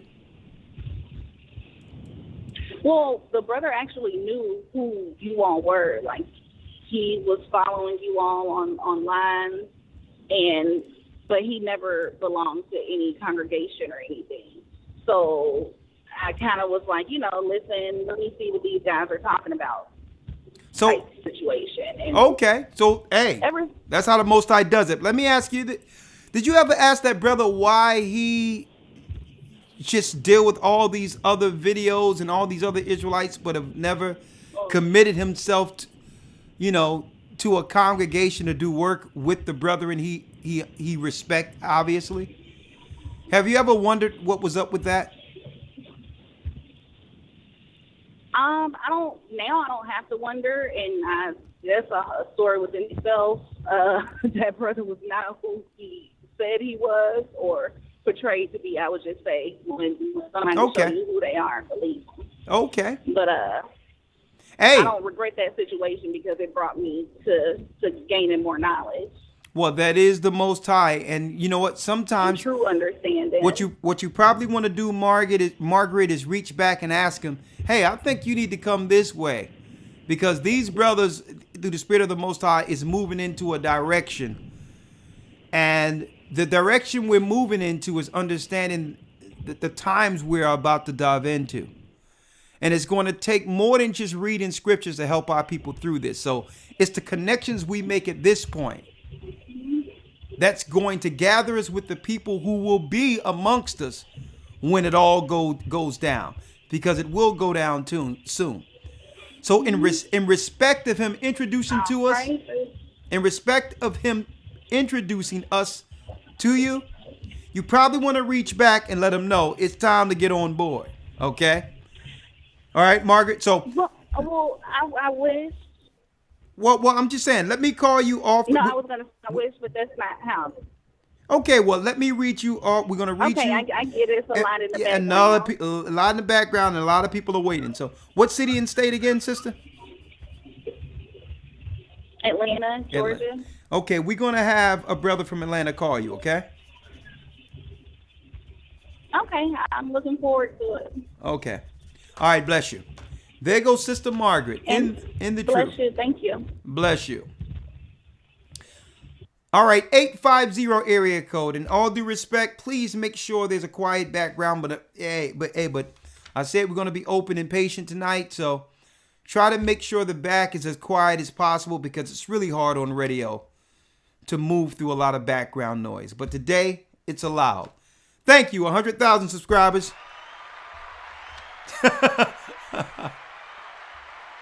Okay, we getting past lawyer sleep time almost. So, Elder Lawyer, I'm gonna hold on these calls. You can stay on as long as you would like, but if you need to bow out and get some rest, that's understood. But you know me, I mean, I be running on something else. Yeah, I'll be yes, sir. I'll be running on heaven's juice. I'm up and I'm ready to roll. Right, let's go. 414 area code. Let me know, Elder Lawyer, if you need to nod, it's okay. I know we passed your time. 414 area code. Let's go. Hello. Hello. How you doing? This is Jonathan. Only truth. How you doing? Only truth can free a slave. I'm blessed by the best. Talk to us. Well, first of all, I want to say congratulations. All right. To 100,000 subscribers. I think that's pretty cool. Praise the Most Well, High. I came into the truth. I was on my way to church. I was on my way to church one day, and I had my collar on because I had to preach that morning. And my neighbor down the street, he was in the truth. So he saw me driving up, getting out with my collar on, and he automatically started attacking me. And me and him started talking. He'd say one scripture, I'd give him another scripture. We'd go back and forth. But what happened is the scriptures that he gave me, it actually stuck with me. And I went home. I started checking certain things out. And I started having issues at church. Like, I wasn't real comfortable anymore. I started, like, really pulling back, getting real distant with the pastor, and just started getting real distant with the church. And I originally started following another group, IUIC, Okay. and then it was another group. But anyway, I couldn't get with them because I couldn't stand listening to, you the devil that the Bible so speaks of and all this crap. That irritated me. So I started pulling back. Okay. And then a friend of mine sent me one of your videos about the Sabbath. It was a Sabbath teaching. Okay. And I listened to that, and then that sparked my interest, and that's when I really started. And ever since then, I couldn't put it down. I started, I still went back. I think I went back as far as, I probably went back to probably maybe 8 years ago. I started watching the videos, and in watching the videos and listening to a lot of the teachings, I got into the Hebrew and Bible Academy. I've been in 5 so far. Oh. And Praise I'm the in Most this. High. I'm in this one presently. And with me, right now, I'm the joke of my family, because my family now, man, you didn't even go in this hard when you was in the church, and blah blah this and blah blah that. And my brother and them love making jokes. Here come the Israelite. Here come the Israelite, y'all. Y'all better not say that. Y'all better not say that, or or something like that. They love to make jokes. And I started like really like getting, like my brother said, oh, here he go again. Because see, I was one of those ones. I was super close to my pastor. I was really close. My brother told me, he said, man, if that man told you to jump off a bridge, you'd probably do it. I said, I probably would, because I thought it would be something down there for me. Okay. So when he saw how attached I was getting with the church, he was like, oh, God. And then my fiance the same way, because when we got together, we were in the church.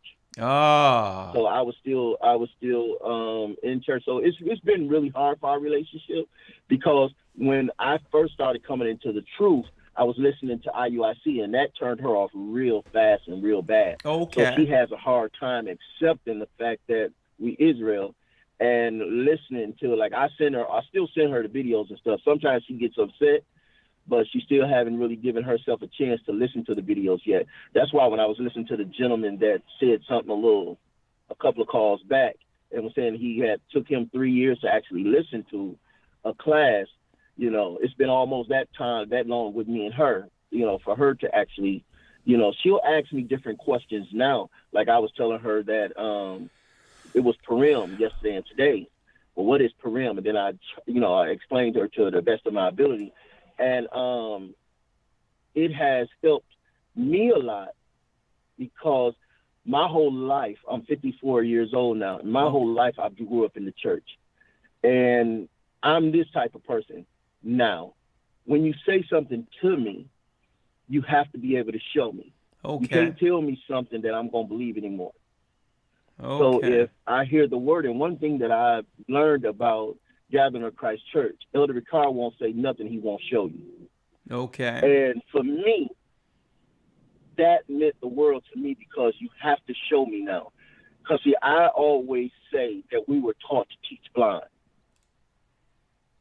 And what I mean by that is how we were taught to teach Christmas, how we was taught to teach, even when it came to how we were supposed to marry. Because literally in our classes, in our ministers' classes, they teach you how to marry people. They teach you how to, when you get ready to do a message, when you get ready to do a funeral, and all that stuff, was backwards. and that ain't what I wanted to say. I wanted to say something different, but it was backwards. Yeah. And when I started hearing the truth, like I didn't even know that the Bible said anything about Christmas. You know, I didn't know nothing about Jeremiah the 10th chapter. I didn't know nothing about it. Where it tell you not to learn the way of the heathen. When it tell you not to put a tree in your home. Right. Okay, well let me ask you some Right. specific I didn't questions know nothing though. about that. I'm gonna let you roll because we're gonna give it some time. I got a few more calls, but let me ask you a few questions. You said your fiance was in agreement initially. Okay, now I don't know what's going on. I know you said it was IUIC, but initially, and she's still your fiance.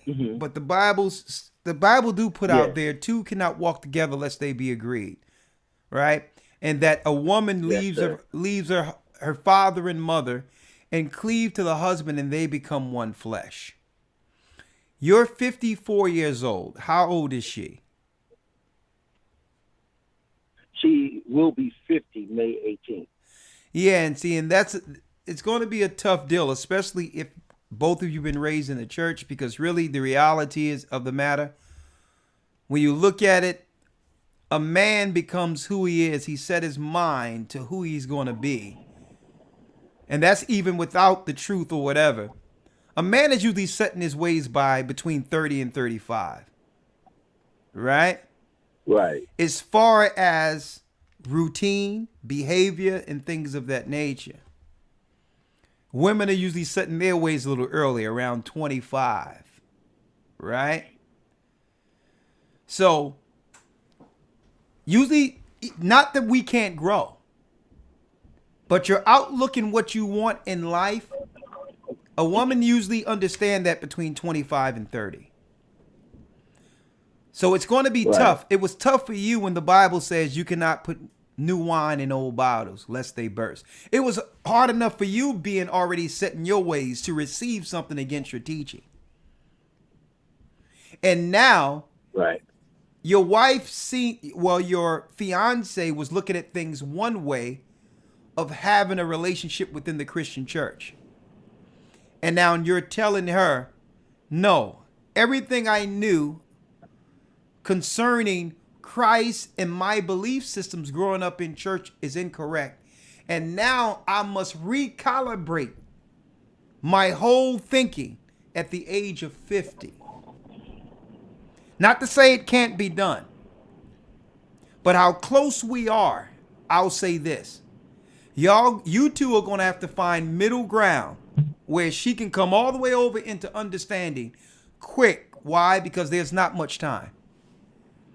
And the last thing you need is for y'all to be at odds when the mark of the beast is about to be implemented. That's the last thing and this is why Christ said straight out when it came out with it. Don't forget, the disciples asked, when shall these things be? The signs of your coming and the end of the world. And within that, what did Christ say? What did he say to the disciples? Remember Lot's wife. Why did he put that in it? He didn't even have to mention Lot's wife. That means hard decisions are going to have to, happen with those we care about. Tough decisions are going to happen. And if the COVID thing have done anything at all for us, it have actually started a buffer period in which the hard decisions now are being decided on which side we're going to land on concerning these prophecies, which is crisis, which is leading to crisis coming. Everyone has been against each other, being divided. A husband think one way, the wife think. Why do you think the Most High has it this way? Because he know harder decisions are coming later. And guess what? It doesn't get better once you tie the knot. Because once you tie the knot, is what you're saying is, I'm in agreement with the person that I tied the knot with. So you can't tie the knot then expect the change. Right? Right. So and that's I agree with that. That's just all together. And it's just, we're going to have to make some hard decisions because we don't have enough time. Either she's going to trust you and say, listen, I don't know everything, but I trust you. And I'm not going to fight against you. That's good enough to guide her. That means if you say, listen, when it comes to medical procedures, you check with me first. Nah. Because when two flesh becomes one, you can't go out and get something done to you and get something shot up in you or whatever the case is and come back and say it was my personal decision. Nah. That means you relegate authority to me and trust me. Okay? Because we don't have no time for anything else. Okay? When you look at the books of Jasher and other records, it tells us that when it came to Lot and his wife was procrastinating because it was her heart, it was still in Babylon. The angel was trying to get them out of there and saying, yo, Lot, y'all got to leave. God is going to rain fire on this city, this wicked city. And because the daughter had a heart, the wife had a heart for Babylon, she was procrastinating to a degree where it would have killed the whole family. The angels had to take them all out of, out of Sodom and Gomorrah, not Babylon. Had to take them all out of Sodom and Gomorrah and place them outside the city. And at that time, they seen fire fall on the city all at once. Because she was procrastinating. Her heart was still in, she still had a desire for a future in Sodom and Gomorrah. And then she looked back and the Most High turned into a pillar of salt because her heart was in it the whole time. She was just looking, and a lot of people are looking for what? Instead of a man looking for a helpmeet, we have women looking for helpmeets. And that's backwards. A man is not in this earth to help meet a woman and her vision for the life she wants as a family. The legacy starts with a man, and she was born to help meet his vision. So all in all, brother, I'm going to tell you, some tough decisions are going to have to be made and understand where we are right now. We're not in a place where you can be in a relationship and butt heads. It's just not, there's no time for it. Yes, sir. We're not living in the 90s. We're close. Okay? So I just wanted to put that out there real quick, all right? All right, you got the last word. I totally accept that. Okay. I totally accept that. I really do, because I've been really praying about it. I've been really, thinking on it, to be honest with you. Yeah. Because I know something has to be done one way or another. So I do agree with you, and I appreciate that without a shadow of a doubt. This is why I listen to GOCC. Okay. Hey man, listen. I'm laughing just because I'm not trying to give you the politically correct, everything on the kumbaya, everything's gonna be all right. The reality is, in that prophecy of the end days, Christ said that for a reason. Remember Lot's wife. Remember Lot's wife. They were going back and forth the whole time, and because she's procrastinating, not because she really wanted to stay in Sodom and Gomorrah. To the degree the whole family was about to get destroyed. The angels had to grab them and move them out of the way.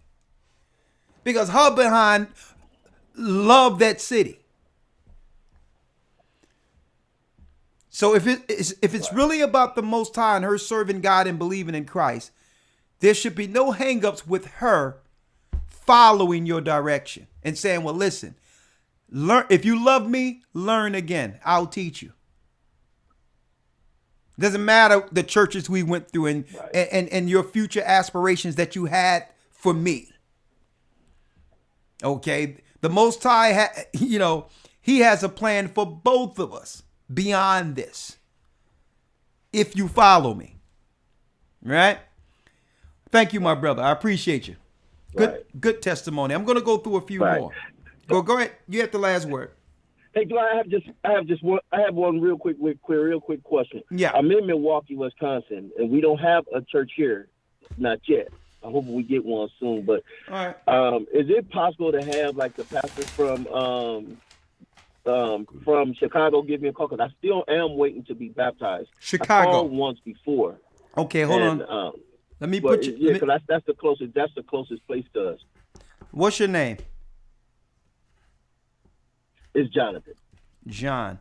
Yowanathan is your Hebrew name. Yowanathan. Yowanathan. John. I'm going to just put John Hill here. And we're going to have Chicago. A Chicago call, right? I'm going to have someone call you as soon as possible, okay? Yeah, I've taken the classes to be baptized. Okay. All right. Well, don't worry about it. We're going to give you a call as soon as possible and get you in, brother. We need you. I appreciate it. Thank you very much. All right, shalom. All right. Y'all take care. Shalom. And let me bring clarity when the brother says he's taken the classes for the baptisms, because I know that people are hear that and don't know what all that entails and be like, Christ never said you got to take a class to be baptized. No one has to take a class to be baptized. Okay, let's make it clear. The class was put in place because why? Not too many people know what the baptism entails. Right? According to Christ, according to the word. Right? The direction one must go in and the responsibility that comes with the decision. And that was the benefit of those who was listening to John teach the baptism. People weren't just going to the water. He was breaking down, repent, for the kingdom of is at hand. And he was given understanding to what this meant prophetically in making that decision. And because we don't have that right now, where we can just be near to a water and just, and everyone come up to us and we have this microphone, that personal interaction to give people the knowledge of what they're actually entering into has to be established. All right. You need to tell people, well, when you make this choice in newness of spirit, here is what comes with it. So the responsibility to instill that in them so they know full, let me tell you, it's transparent all the way concerning this decision. And if now they make that leap, they must now stand in that leap, knowing full well what comes with it. And all it is scripture breakdowns and understanding of what the baptism is according to Christ. We didn't have that opportunity like John the Revelator. John the Baptist, to sit there one-on-one and teach them like that. So a class is required so they can actually know what it entails. Some people look to get baptized and they don't even believe in some of the doctrine and all that. Right? So to secure them, and I'm going to bring Elder Lawyer in here also with that, we have to let them know we're baptizing you in the name, but do you know the doctrine that you're being baptized under also? Some people that get baptized and then later on they're like, I don't believe none of this stuff. And that's unfair to them because now they're going to go back into the world. Who knows what's going to happen to them? So I wanted to make sure when people say that, like, I did the class or whatever, that people don't think that that's a prerequisite of baptism. It's not.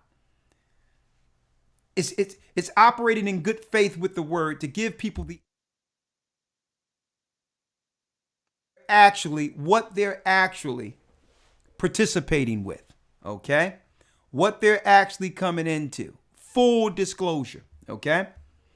Elder, you got anything to say on that, or that's good? Yeah, I think you pretty much covered it. Ultimately, what we try to do is give people the opportunity. Sometimes when you sit down with brothers and sisters, you find out they've been baptized 3-4 different times by 3 or 4 different churches.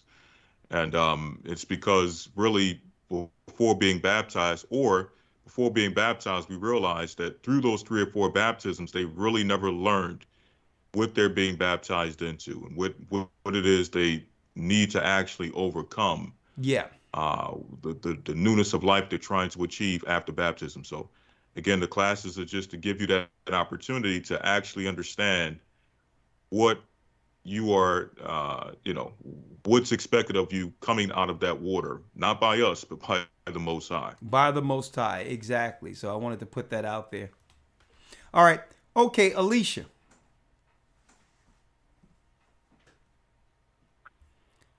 Shalom, Elder. Shalom, Alicia. Can you hear me good? Yes, I can hear you. Okay. So I'm going to try to be brief. Okay. All right. So I always had like a passion to understand the Bible and a passion for my people, just understanding who I was. So coming up, I'll always read the Bible, wanting to understand it. My dad was a pastor, and just to fast forward to the part where things started coming together for me. I'm nervous. I'm sorry. No, take it time. Okay, when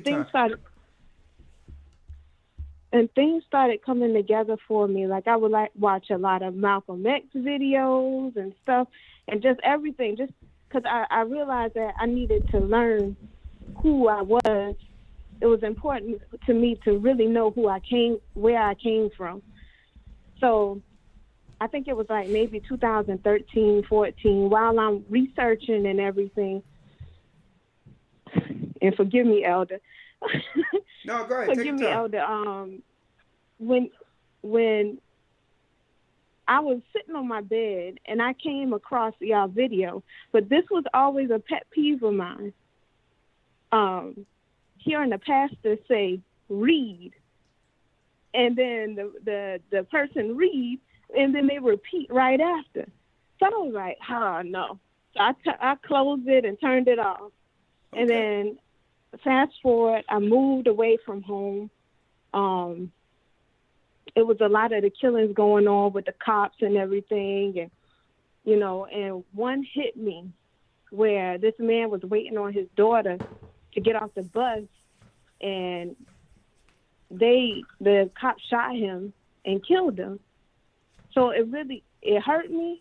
I turned off the TV and I went to go try to clean up my closet, and I just broke down and I started crying. Okay. And I asked the Most High, like, what is it about us that you don't like? What is it about us that you hate? Is it something? Why don't you love us? It seems like you don't love us, but I know you do. But what is it?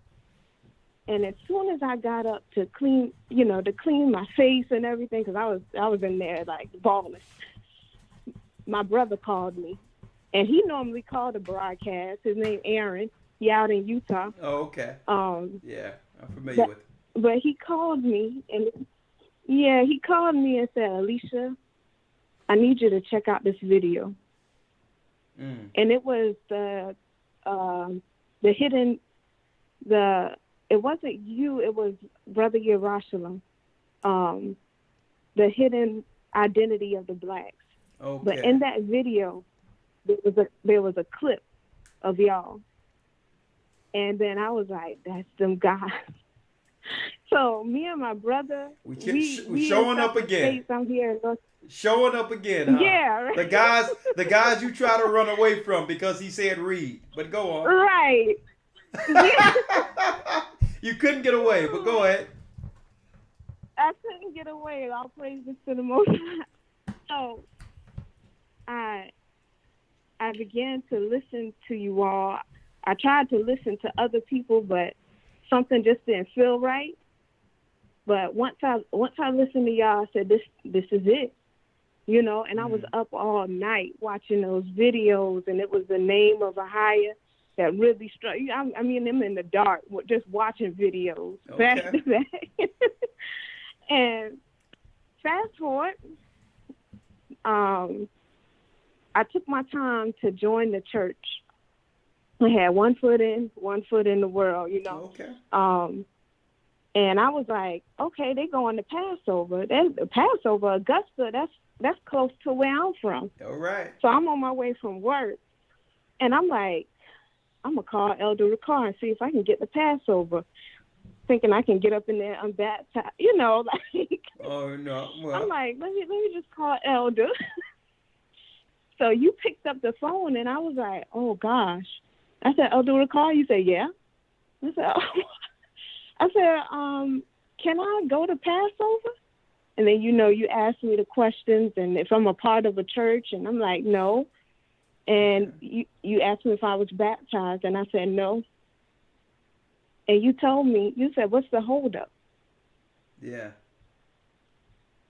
And I said, I don't want to disappoint the Most High. Like, I don't want to be I don't want to disappoint him. Yeah. And what you said to me, it stuck with me.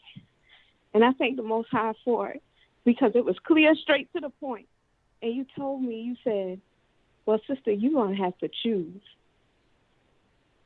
And I'm at the red light. I'm just crying, And I'm like, because I said, yes, sir, you're right. And that was basically the end of our conversation. And that was in 2018. And I drug my feet a little bit more. I got in an accident. Oh. And then something happened in my life where I was like, and you gave me Elder Hannah's number. Yep.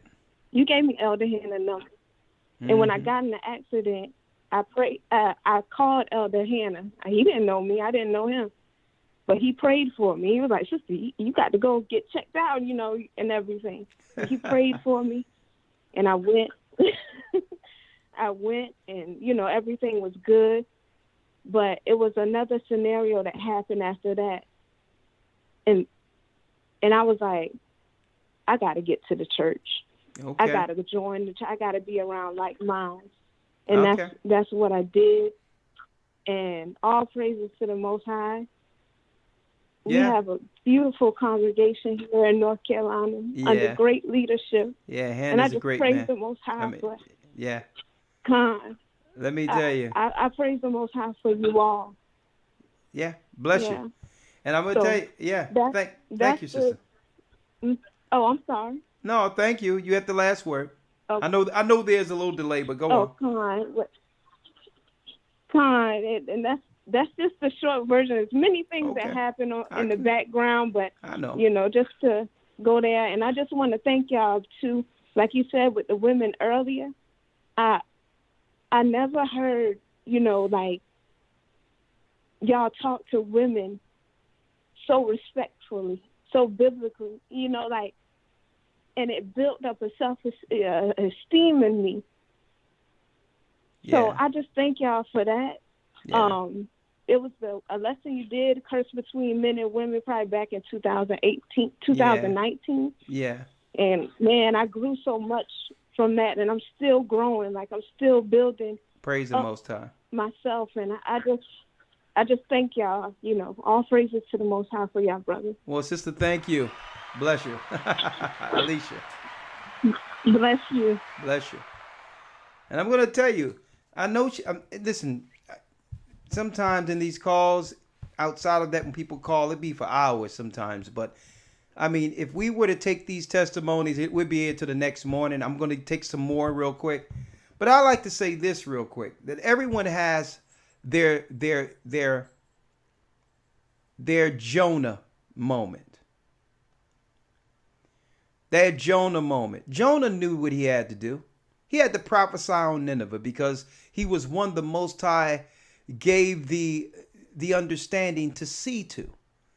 So if he wasn't going to prophesy with the wisdom and knowledge the Most High bestowed upon him, then who was going to save the people who would find the Most High within Nineveh? Right? So we all go through our Jonah moment where there's things I want to do. Right? Or you try to run away from that calling. And that's what she wanted to talk about. When things started going awry in her life in different areas, the same way with Jonah. Jonah got on the ship. And what happens? A storm comes. The ship almost wrecks. The captain cannot control the ship. It's tossing over. And Jonah said, y'all have to throw me off. They was like, what? You're going to die out there. Listen. Throw me off the ship and you'll live. So he tried to go someplace else. The waves carried him for a while. No soon as he got into the water, swimming and all that, the storm stopped and the ship went upright and everything was fine. The people survived. The Most High would have tore the whole thing down. Jonah would have lived. But the Most High told him to prophesy on Nineveh. He had the gift to do so, and he was trying to run away from his calling. So what happens? The Most High have him swallowed by something in the water, something that could hold him in the waters, a well or whatever. There was an air pocket that held him, and he's sitting there for 3 days, starving and all that in the belly of a well, under the waters. And guess where that well took him? It was the Most High. Took him straight back to the shores of Nineveh and spit his behind out, and he was well alive, washed himself up on the shores where the Most High wanted him to prophesy from the beginning. So you can do it the hard way or the easy way. But if you're called, you're going to do it. And it's sometimes our people, just like Jonah, chooses the hard way. But if the Most High has a purpose in you, he'll just rough you up. Even if you got to limp the way he told you to prophesy, you know what? You're going to prophesy. Because he didn't give you the understanding, the eyes to see, the mouth to speak, and the ears to hear, to not do so. And this is what that sister was talking about, was her Jonah moment. The Most High will break you down and break you down, but there'll always be a voice behind you saying what? You know what you got to do, right? You know what you're doing isn't right, right? You know that God is calling you because you can see things others can't see. Who do you expect the Most High is using to wake up the people? But you want to walk around in ignorance as if you don't understand that this world will soon end. As if you didn't receive the information from on high that most people, that prophets and teach, even people from the past, long to see. Prophets, teachers, and the disciples long to see the day that we're living in right now. They can only see it through prophecy. How much more should we step to the plate when we're living the prophecy that they foresee? She had a Jonah moment. So, hey, and we all go through that where the Most High will break us down. And at the end of the day, you wash up, you clean yourself up. And then the Most High said, okay, now do you want to go do what I need you to do? Or do you got to get roughed up and just go in a circle, get roughed up in this earth and be back where right here, where you were 3 years ago? You're wasting time. And the Most High is like, listen, the Most High has created time. Time has no power over him. He said, listen, you can waste 3 or 4 or 5 years of your life if you would like, but I'm going to bring you right back here. You're going to be right where you were 3, 4, 5 years ago, just older. But you're going to prophesy on Nineveh. Okay, James. Let's get a brother, then Sharon. I'm gonna take a few more because I know people have their hands raised. James has a comment. Shalom, Elder. Shalom. How you doing, James? I'm doing amazing. So I'm gonna give you a real brief part of my testimony. So some years back, I asked the pastor of the church I was part of for almost a decade about the book of Esther. And he left me on red with no response. Now, mind you, in the past, he answered all my questions. So right then, I knew something was missing. I started to dig 90 seconds. The rest of Esther, and then I decided to read the entire Bible, starting with Genesis. And at this point in my life, I was desperately wanting to properly align myself as a leader for a variety of reasons, specifically wanting to better grow myself, my business, and just start elevating to a new level. Okay. Once I read Deuteronomy 28, I was like, 60 seconds. There's no other people who fit this description other than my ancestors. Mm-hmm. And that led me to do additional research on the history of the transatlantic slave trade. It was a wrap from there. And one of my good friends, he put me on to GOCC back in 2016. He originally sent me one of the teachings on the Lost Tribes video. Okay. And I admit, I did not watch it at the time. I was absolutely skeptical at first, but he persisted. He absolutely did. He sent me another video. It was around the same time I'm doing this digging and this searching. After I asked the pastor the question, and when I watched that video, it was no looking back. I started waking up at 4 o'clock in the morning 10 seconds. before work to dive into the Word. I couldn't get enough. The Holy Spirit was calling me. Mm. And the gentleman earlier who was on from Midland, I started to listen to Michael Todd after I didn't get the question answered. And I grew up in a Baptist church. I went to a Catholic school.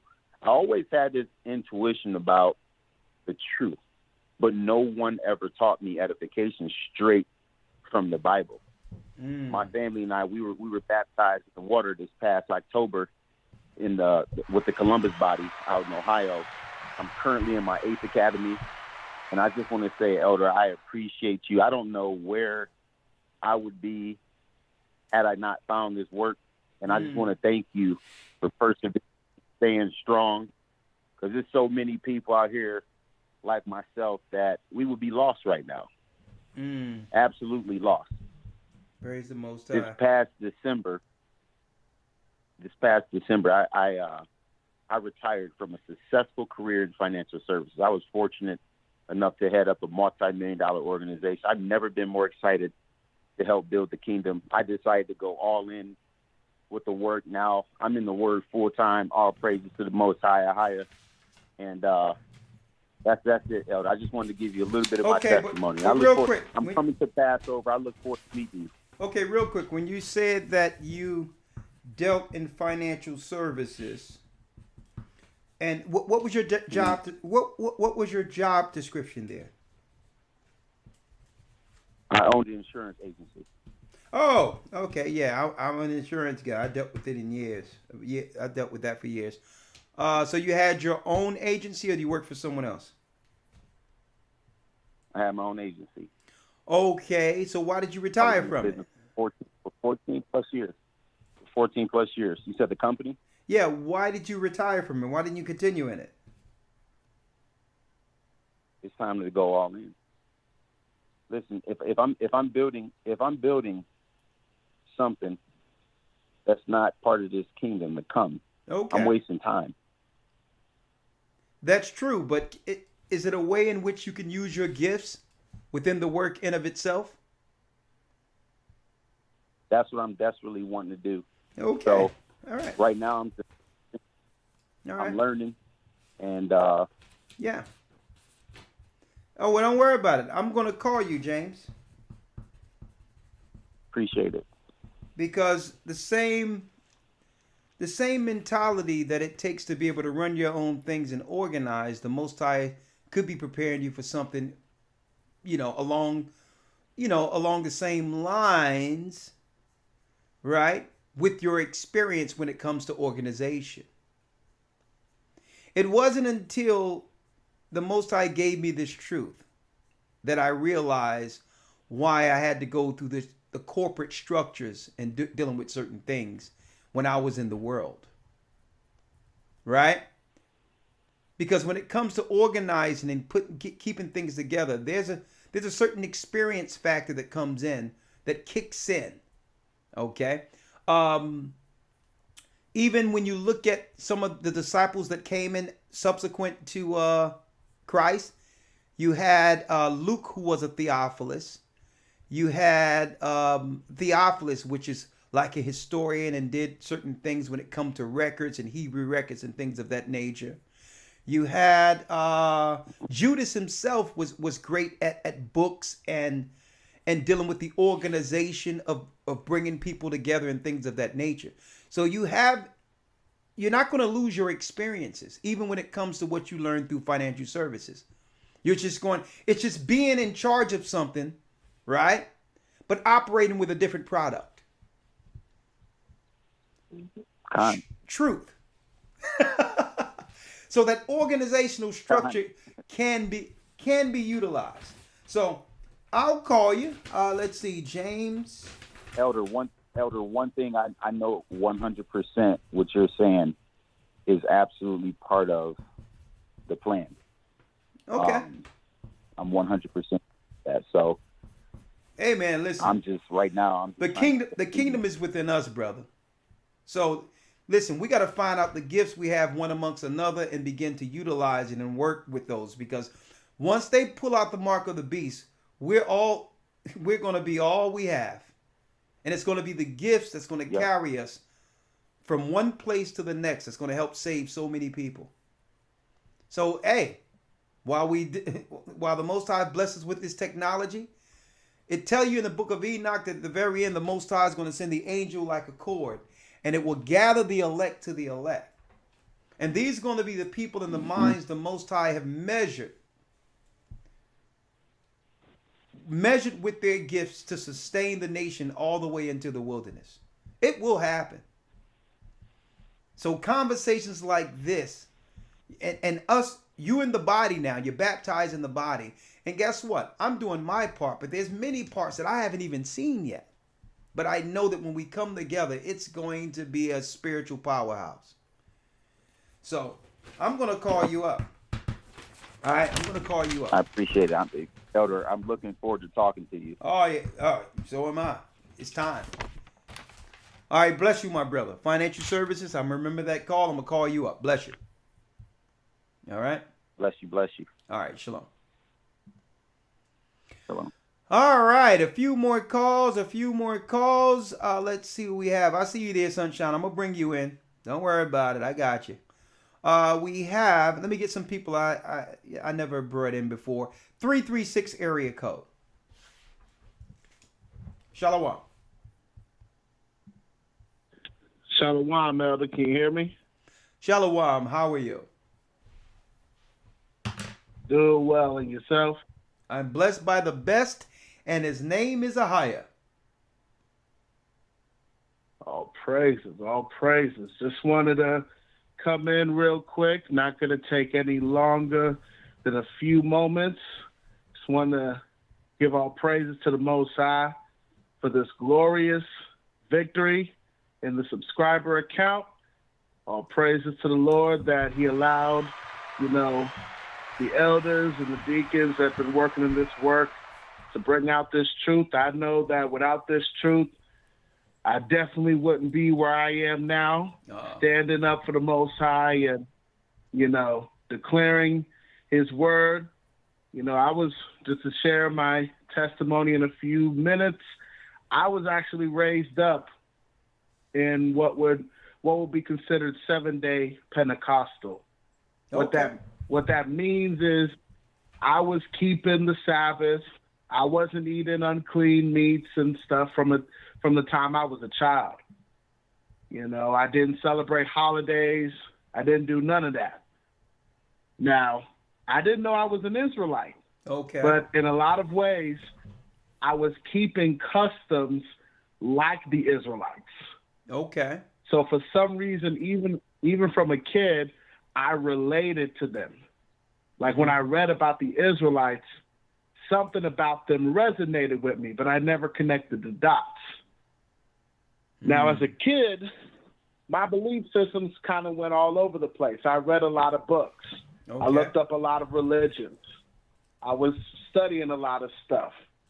And one day, making a long story short, my brother, who was in the truth and a part of the church at the time, he came up to me and said, and we were discussing the Israelites a little bit. He said, "Hey, have you ever looked up the GOCC's video, 12 Tribes Lost and Found?" I think I'm saying it correctly. The 12 Lost Tribes Found. Yep, that video. He said, "You ever looked up that video?" I said, "No." He said, "I think you need to look that up, man." So I looked it up. I watched a few more videos from the church at the time, And it piqued my interest because everything that was being said, I was already raised up in that, not eating pork and keeping the Sabbath. So a lot of the stuff was already resonating with me. And then when it came to being an Israelite, that's when it all made sense. I was like, okay, something is clicking here. Okay. Something is making sense, because when I went to these other religions, they didn't click the same way. Okay. It didn't register the same way with me. But when I heard the truth, that was a wrap from there. I've been going hard ever since, and that was when I was young, mind you. This was when I was, I believe it was 13. I was 13 at the time. Okay. I'm 25 now, and from 13 till now, I've just been going hard in the truth. Hey, brother. What city and state? I'm in Winston-Salem, North Carolina, under the leadership of Elder Al Hanna. Oh, shucks now.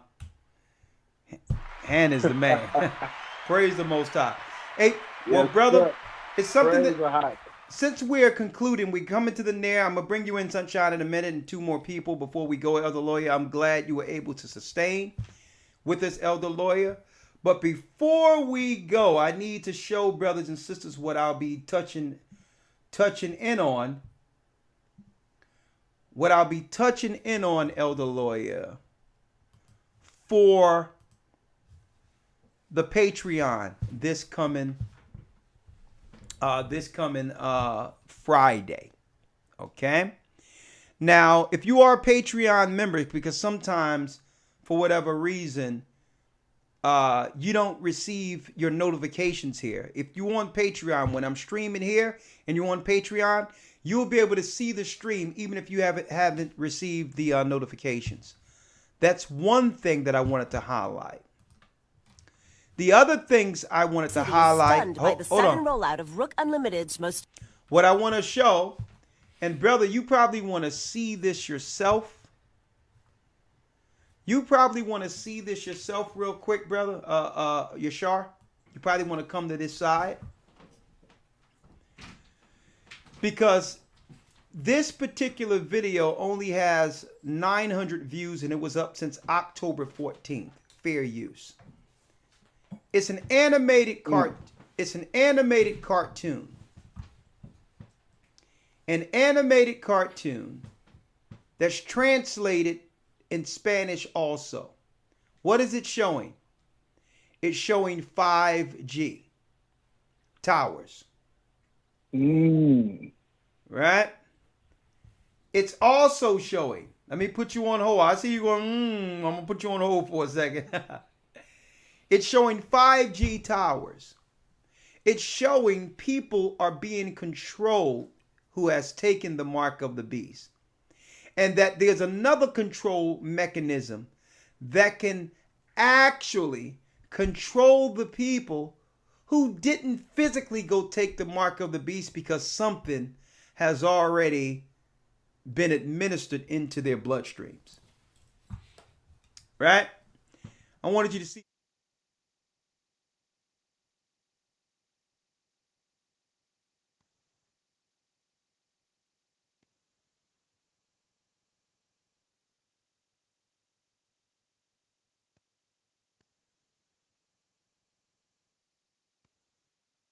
Okay. Check this out, young man. This is going to take you for a loop. We are about to go for a loop real quick. Fair use, because this is something that's simple. Right? A small cartoon, which is using this for educational purposes only. And I want brothers and sisters to be able to see this. The future. And they always put it in cartoons. But I'm going to go over this and something else that I can't talk about tonight. Right? I'm about to go over this video. Fair use. Check this out. Elder Lawyer. Matter of fact. You got your mic on? You got your headphones on? You didn't see this, yeah? Check this out. City is stunned by the sudden rollout of Rook Unlimited's most fantastic device ever. The Smart Mark. Throw your other devices away, because the Smart Mark is more than just a phone. It's part of you. Use it as cash. Book your travel. And even shoot video. Distribution points are all over the city. And don't let the lines discourage you. The Rook Unlimited Smart Mark is worth the wait. I never realized how wonderful technology could make me feel. The Smart Mark has brought order to my life. And the best part? It's absolutely free. A gift of thanks to our city from Rook Unlimited. 23% of the population has been given the Smart Mark, number 1. Time to test our system, number 6. 23% have been given it. I need y'all to check this out. Fair use. Because someone is documenting it. It's the media that's selling it.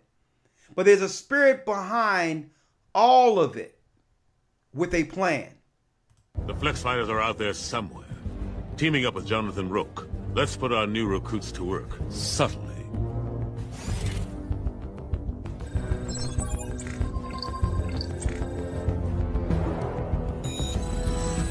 We should find the Flex Fighters.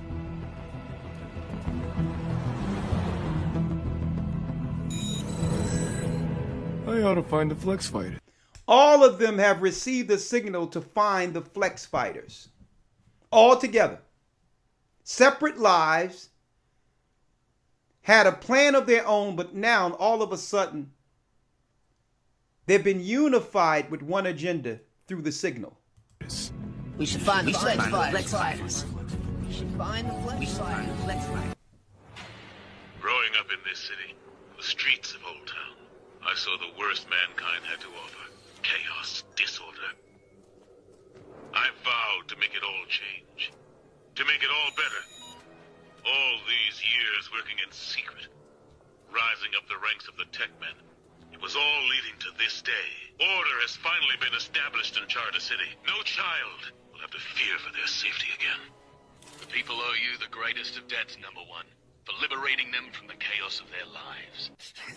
You guys love new tech. You didn't want to get smart marked? No way. That's clearly some shady biz. Who wants to be... You call yourself a man of science. World order is our destiny. Submit to a smart mark and join the glorious victory of order over chaos, or you will be eliminated. Grandpa, Mr. Savick, where is everybody? They all went to get those foolish new devices. What? No, they can't. Grandpa, those things are dangerous. It's a conspiracy. Mind control. I knew it! 3 hours is enough time for us to get to our families. Maybe we can stop them before they get marked. They seem to be establishing checkpoints of some kind. This is how they keep order. This is the nightmare I warned you about. People think smart marks are brand new Rook tech that will improve their lives. They don't know they're being tricked. All smart marks so far. But your chip makes it possible to control everyone in Charter City, whether they're marked or not. Whether they're marked or not.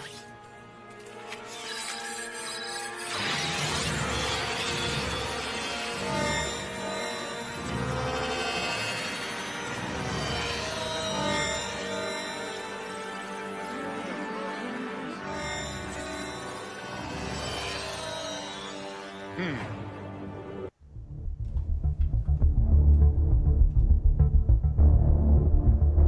5G. 98% of the people control.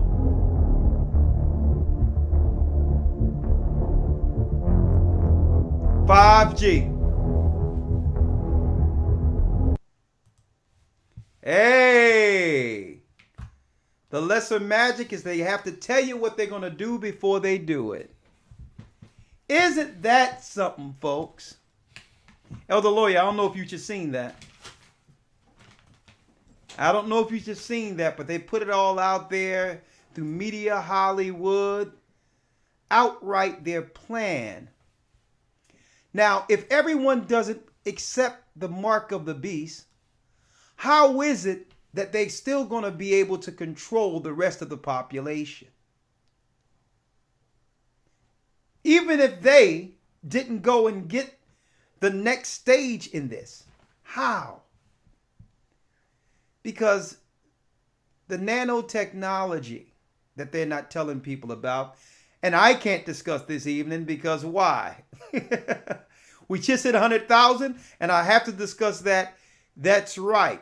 The real political scenarios that are going on real time that CNN and others are ignoring. News that need to be reported on Patreon.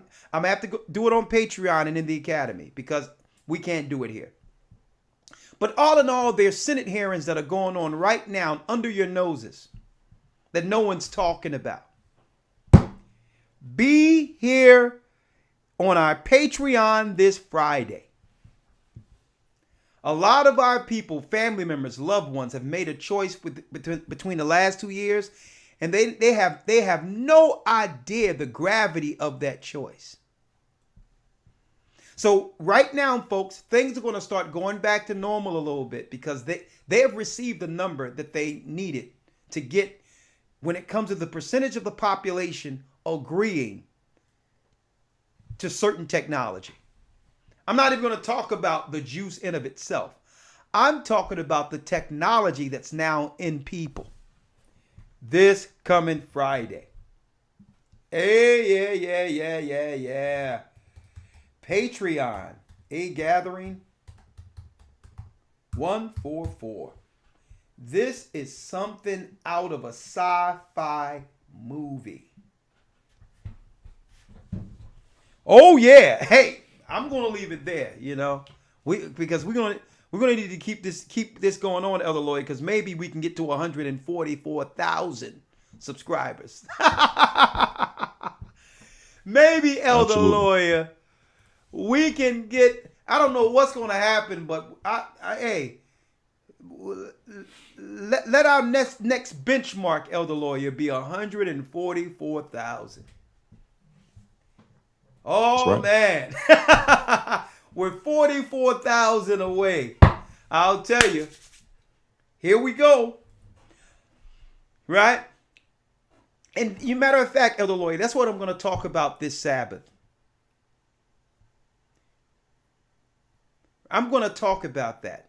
Finding the 144,000. It's a Sabbath lesson. See how the Most High you're giving stuff like that?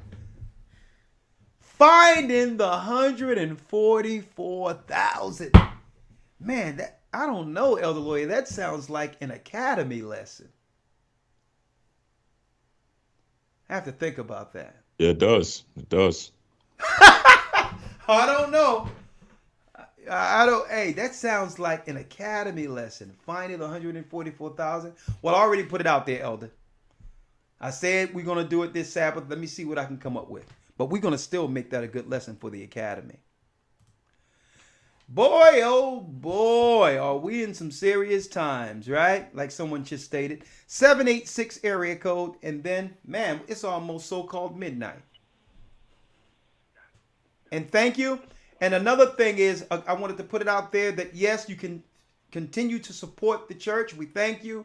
There's our Cash App there, $ GOCC144. Donate. It goes in the broadcast just like this. So if this ministry has blessed you, please help out, continue, because we have a lot of work to do and not much time.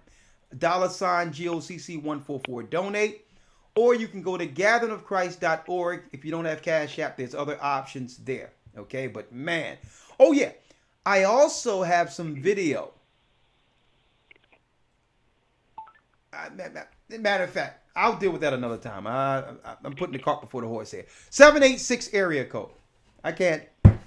Patreon, and then we'll go to the next things next. All right. I'll start talking. Shalom, Elder. Elder Lawyer, I'll start talking about that. I'll be here another hour. I can't do it. All right, brother. Shalom, brother. Your name and location. Talk to us.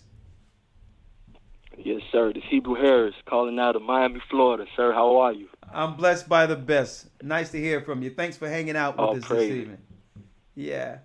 Yes, sir. Yes, sir.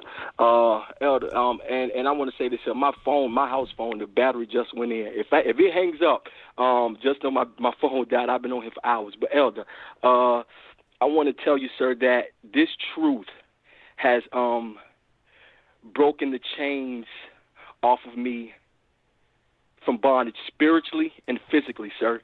I've been in this truth for about a year now, and for about 2 years I've been fighting the criminal situation where in one county I had a drug charge and got out on bond, and about 6 months later was charged with the armed robbery I didn't commit.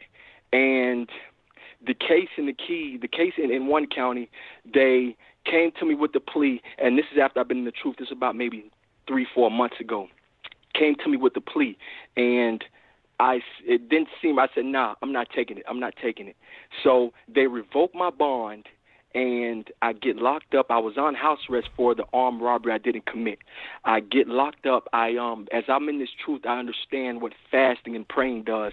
I go into the jail, and I start getting brothers together. They watching me in the Word. They see me praying.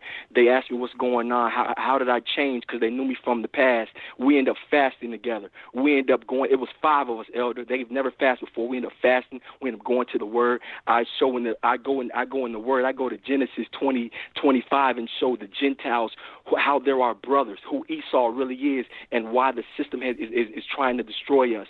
Elder, this armed robbery that I didn't commit, the victim pointed me out, and the victim has a witness. They both pointed me out and said I did a robbery I didn't commit. So when I got locked up for this, and I understood that through my obedience for the past year, how I've been walking in this truth and honoring the Father, I knew for a fact He would not leave me. I told the people, nah, I'm not taking any plea. I'm going to trial. And I knew that if I went to trial and I lost, it's because the Most High wants me to do a work in prison.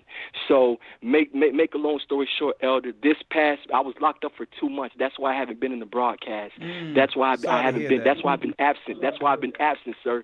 But Elder, Monday I got released back on house arrest. Tuesday I went to court. They told me that either they dropped. I had a PBL, a punishable by life. They told me, okay, if we give you 3 years probation, would you take this plea? I said, I'm not taking it. I went and talked with the state for about 5 minutes outside the courtroom, and I told them I did not do this. We came back in. They said, okay, you're going to have to come to court on Thursday, which is tomorrow. This was yesterday. They called me back yesterday evening and said, you know what? We're gonna cut the ankle monitor off of you. We're dismissing the case. Elder, only because of my faith, I knew that the Father was gonna deliver me. This truth has showed me that obedience with the Father, He's our protection. I don't even fear the system anymore. I don't fear what they can do to me. The Father is fighting all my battles. Elder, I'm gonna tell you straight up, Elder, the Most High has appointed you as my teacher. You were my teacher, sir. For the past year, I was on house arrest where I can only go to work and come home. I wasn't allowed to gather with the body in Orlando. I was fixated on your lessons. I was binge watching your lessons for the past year. You've taught me what obedience is. You've shown me. You've taught me how to have a connection with the heavens. When I pray, the Father answers my prayers and my dreams. He shows me visions. You are my teacher, Elder. I need you to continue to mold me and build me, sir. You are helping me bear fruit. This GOCC ministry is actually helping me bear fruit. People are watching me and asking me about the Father. I'm going into the Word, something I never knew. I'm going into the Word because of your teachings. You were showing me that obedience is the key. You were showing me that sacrificing my flesh, and by me sacrificing my flesh, Christ will take full control of my vessel. And now I'm operating in a way I never knew. This GOCC ministry is the truth. You are my teacher, Elder. You are my teacher. I'm able to get back. I'll be able to get baptized now. If the Most High is willing, I pray you're the one to put me in the water. But Elder, I need you to understand that you are my teacher. You are my mentor. I hearken to everything you say. The Most High has bestowed wisdom into you so that you can speak to me, so that you can speak to us, so that you can lead us, Elder. And I'll be forever grateful for this GOCC ministry. I can't thank the Father enough, and I can't thank you and Elder Loy enough, because through your obedience, you're able to touch us. He's able to use you. He's using you, Elder. I was able to fight the system, the same system that is meant to break the black man. I broke it. I was facing a PBL, a punishment by life, where the victim was pointing me out, and the state was afraid to take me to trial because the Father was my judge, my lawyer, my jury, and the state. He took full control, and even with the victim pointing me out and said he's the guy that did it, the Father said, nah. And I stood strong with faith because of my obedience. The churches, they don't tell you that. They don't tell you how to fight spiritually. They don't tell you that obedience, you're untouchable. So it's this truth this truth has done amazing work for me. I understand now how to operate how to obtain a righteous relationship. I understand how to build a legacy because of your teachings. You have no idea what you have done for my life, Elder. You are the Moses of this era, but you're gonna see the promised land. But you are the Moses of our era. You're the Moses. You are our elder. You're my brother. I'm a servant. You're my mentor, brother. I'm a servant. Sir, I'm a servant. Yes, I love you, Elder. I love you, and I brother. thank you. You and Elder Lawyer are sent from the Most High. And I would not be awakened if it wasn't for the Most High using GOCC. I would not be awakened, sir. I understand. Yes, I understand that the system can't hold me. I understand that the system can't even compete with me because of the teachings of GOCC, because of obedience, because of making a sacrifice of my flesh and turning over my mind and my spirit to the Father and going into the book of salvation. And I was reading in the Apocrypha. I'm sorry. I was reading the Apocrypha. I'm with you, brother. I gotta get. Yes, sir. I gotta get one more call. I thank you, sir. All right, thank you, my brother. I thank you for all that you've done. Oh, yes, sir. Man. Yes, sir. Lloyd, you hear that? Yes, sir. Brother, yes, sir. Powerful testimony. Elder Lawyer, let me tell you something, my brother. Let me tell you something. The Most High has some serious, strong men out there. And to know that through this ministry, it strengthened people in time of trouble. I mean, the work is doing well, anything beyond what any of us can fathom, right? Because usually the system break you so that you can be criminalized by taking a plea. But in this ministry, he said he drew strength to say, you know what? In truth, one way or the other, if I got to go to prison, I'm going to teach in prison. that was the disciples, man. He says, because I know I didn't do it. So if the Most High is sending me to prison for something I didn't do, it's a purpose in that. See, and that's the prime example of being free. Being free to be utilized no matter where the Most High puts you. Daniel in the lion's den. Right? The three brethren during the time of the Persian Empire, where it was Christ in the middle of the furnace. That's when you're free, when you don't even fear the bonds. Knowing that what? Hey, the worst thing they want is someone with the knowledge of the Most High who's protected and hedged amongst a controlled population, because they're going to lose control. Hence the reason why the Roman Empire placed John on the Isle of Patmos. If they attempt to put him in jail, he would convert the whole jail, including the gatekeepers. And then they would just turn over the whole place. So he says, listen, if we put him in jail, he's going to convert these strong men into following this Christ. If we kill him, he's a martyr. And now not just the people in jail, but others will turn to him because they're going to know that we killed an innocent man. So what should we do with John? Put him on an island by himself. Right? So the brothers stood in power and say, listen, if it be the Most High's will, knowing that I did no crime, it's the Most High will that I go in there and save some of my people. That's when you're truly free. See? When you're led by the Spirit and are what? Willing to be utilized for the Most High no matter where he has you. No matter where he puts you. Because eventually, our goings is of the Most High. That was a powerful testimony, brother. Powerful. And I'm talking about to be strengthened to stand with the Most High regardless of what.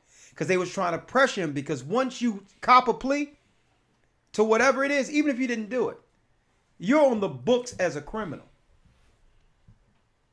And just that in of itself will restrict you from what? Some of the constitutional rights that you are afforded as a citizen. So they probably knew all along it was stringing along. They just wanted him to cop a plea. But I'm glad he was able to operate and stand in truth. All right. All right. 2 more and we're done. I got you, Sunshine. We got your last 6, 7, 8. We have Sister Sharon. Shalom, elders. I love you guys. You are awesome. GOCC is wonderful, and I thank God for you. Briefly, I had all the money, houses, cars, a good husband, but I didn't know one thing. I was missing one thing, and that was the Father. So when he allowed my knees to bow, I ended up in a mental hospital. I had my sister take me to a mental hospital in Brooklyn, New York. I'm in Charlotte now, but in Brooklyn, New York. And this lady came up to me and said, "Sister, God wants to heal you." I told her, "Look, I grew up in the church. That God I saw in the church was mean and nasty. I want to have nothing to do with him. I want a doctor." So the doctor, I saw the doctor. He gave me another kind of Jim Jones juice, and I was suicidal and homicide. He wanted to kill my whole family. And God stopped me. He stopped me. My mother said, "Why don't you just try Christ?" I'm like, "Please, that guy? No." So one day on the street of Dean and Washington, sitting in a car, my mind was gone. The devil had my mind because the spirit of madness was generational in my bloodline. And I was gone. So I yelled out to the Father. I felt a lifting. I will never forget it. A lifting. And I said, "What was that?" I said, "Oh my gosh." So I started going back to my home church. And I'm sitting there and I'm getting worse again. I start babbling foolish talk and wanting to hurt people and everything like that. And I'm like, oh my gosh. So my mother, out of the blue, says, "Go to this church around the corner on Utica and Foster Avenue in Brooklyn." I said, "Which one? There's 10 churches on." She said, "The one that says Praise." I went in there, and this old lady came up to me. She says, "Where you were, wash your hands of him."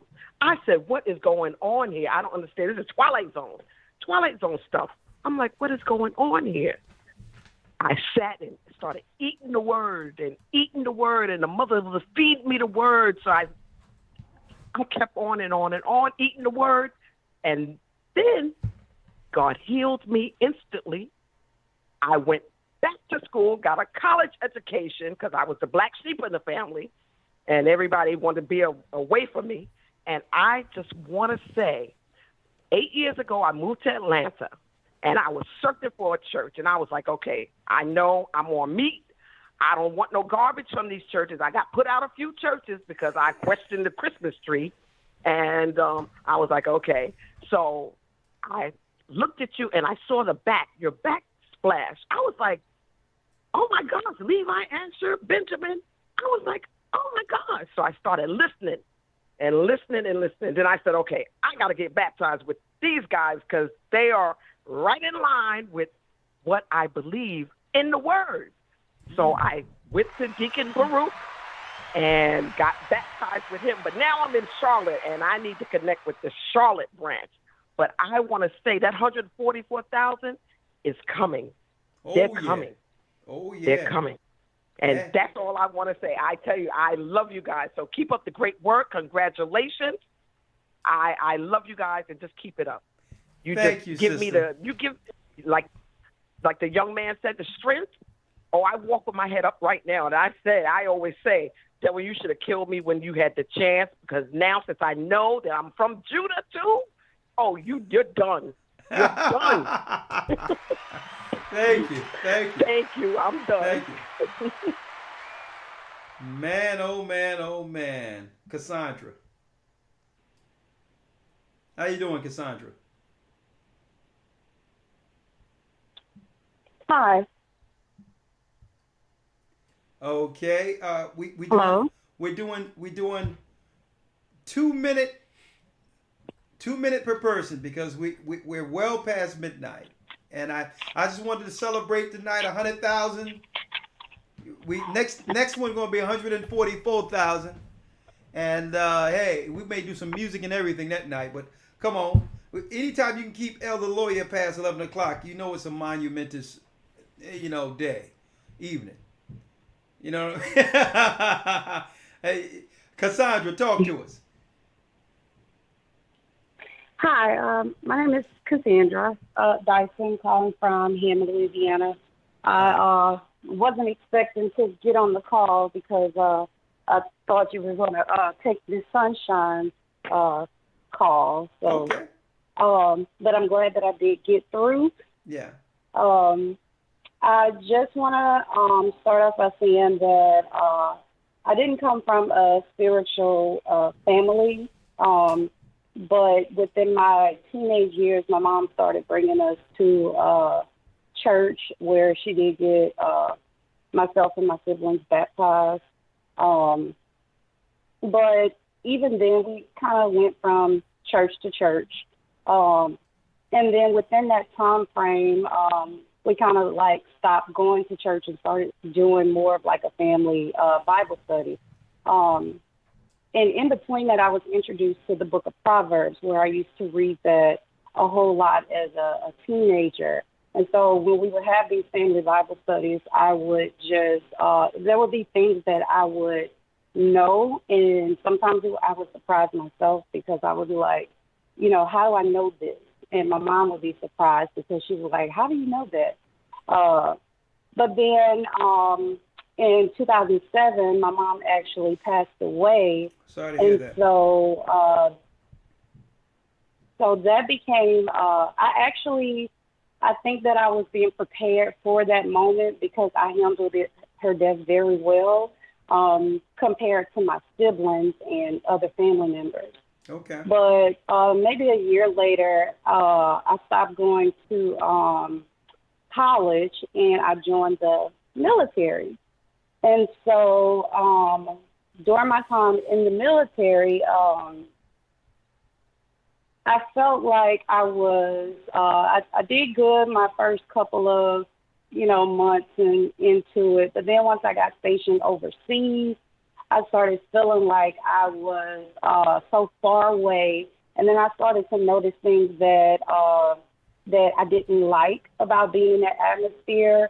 And one of the biggest things was kind of feeling like there was like some type of mind control trying to be implemented against me. So I kind of began to display my independence. What most people probably would say was me being defiant, what they would probably define as being defiant. So I was reprimanded for, choosing. There's some things in detail. I know that you probably can understand it all. You're trying to quantify it in a short amount of time. But when but just for edification, when you say they were trying mind control, what do you mean by that? Well, it's basically the way that it's set up. You go through different phases, and one of the phases is pretty much designed to kind of like break you and then rebuild you up. And so you're talking about in the military, right? Okay. And so me going into that, I didn't understand completely what I was getting myself into. I was very young. Okay. Because that's the military's job.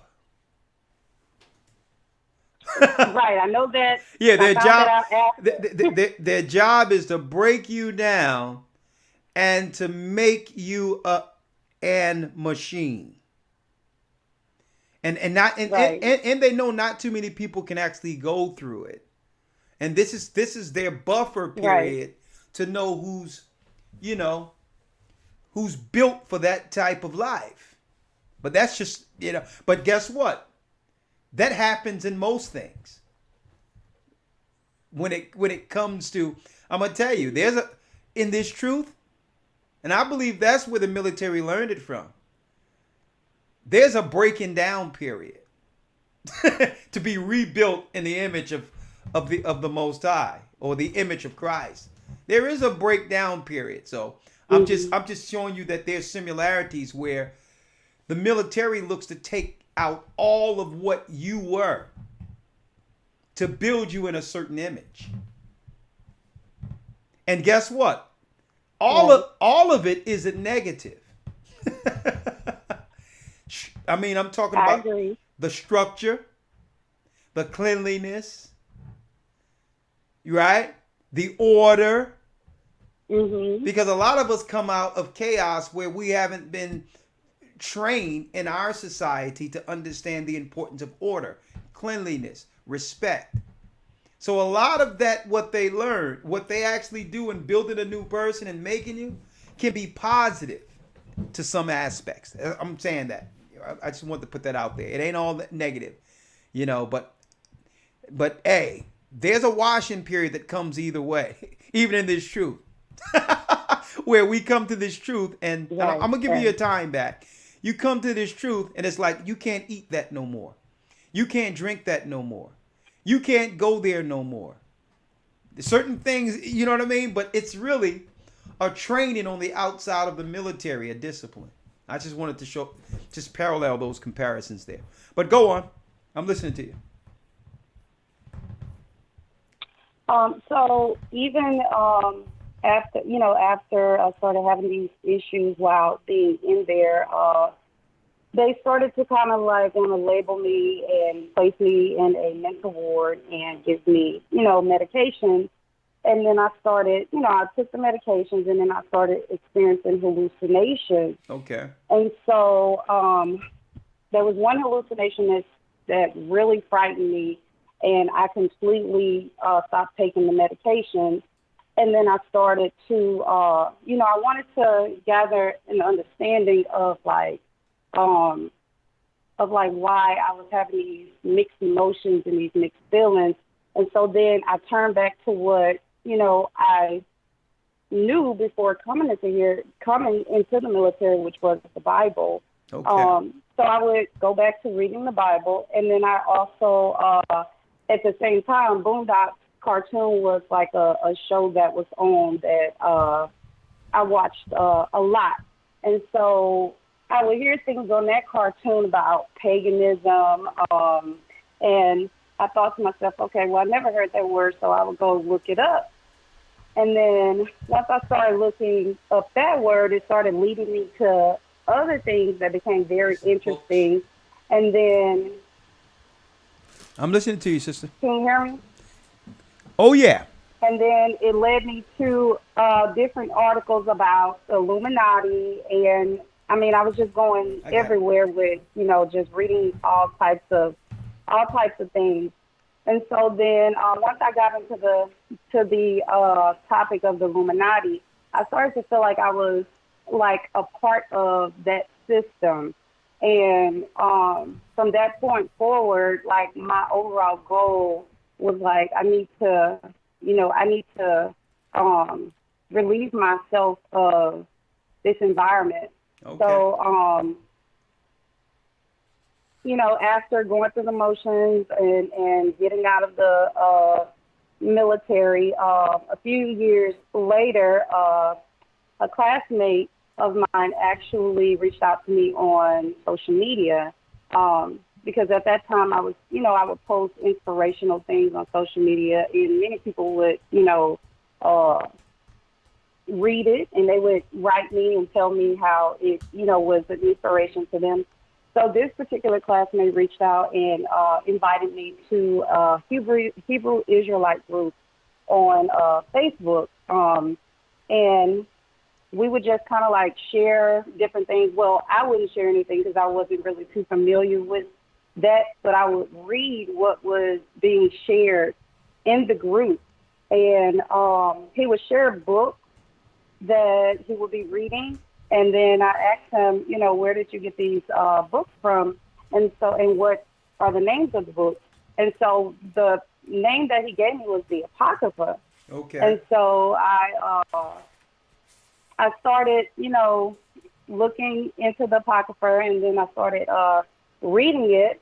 And then he started sharing the videos of GOCC. And I remember the very first video that I came across, which someone mentioned earlier, was the Lost Tribe video.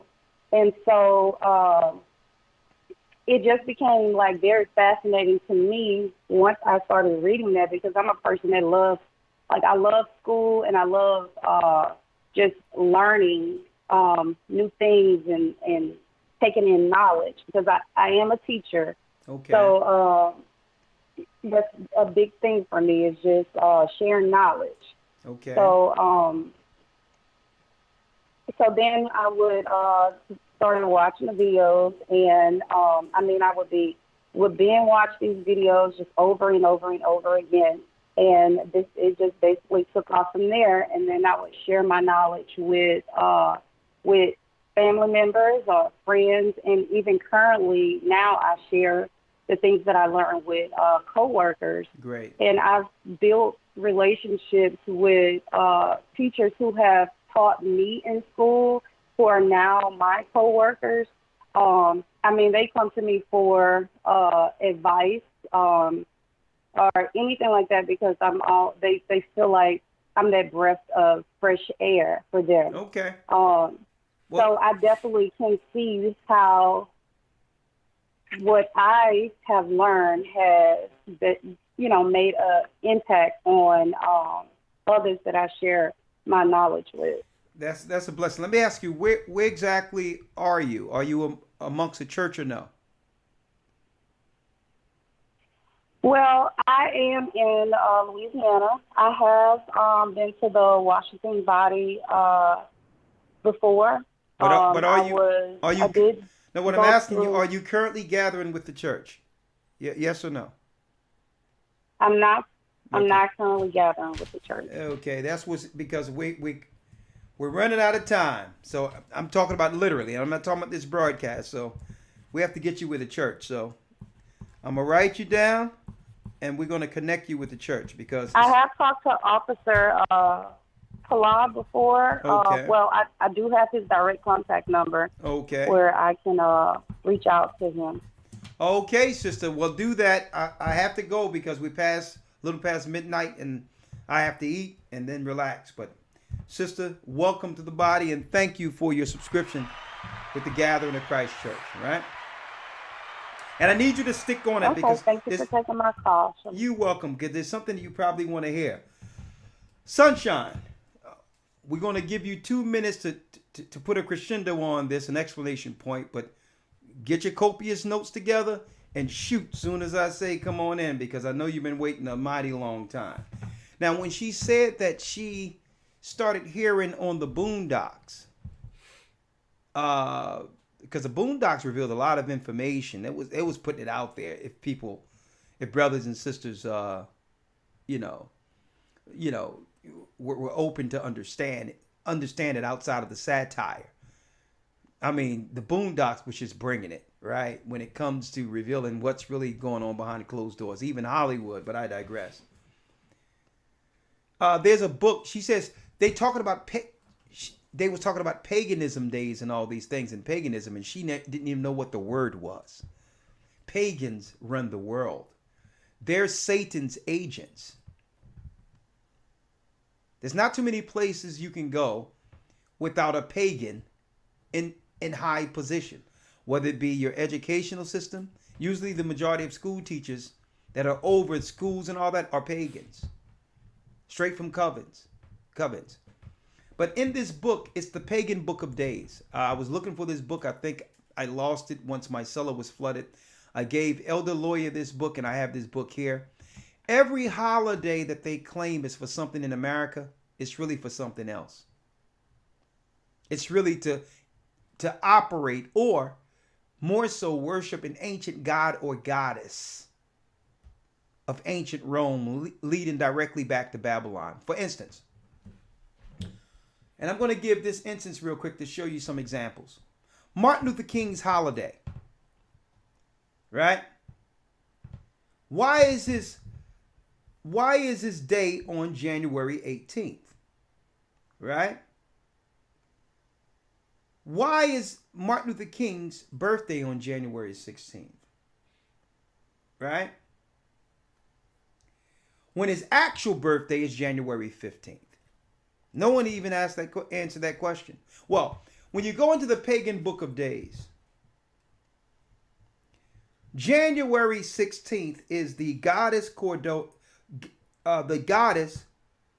Concordia, principle of harmonious relations with all, is honored.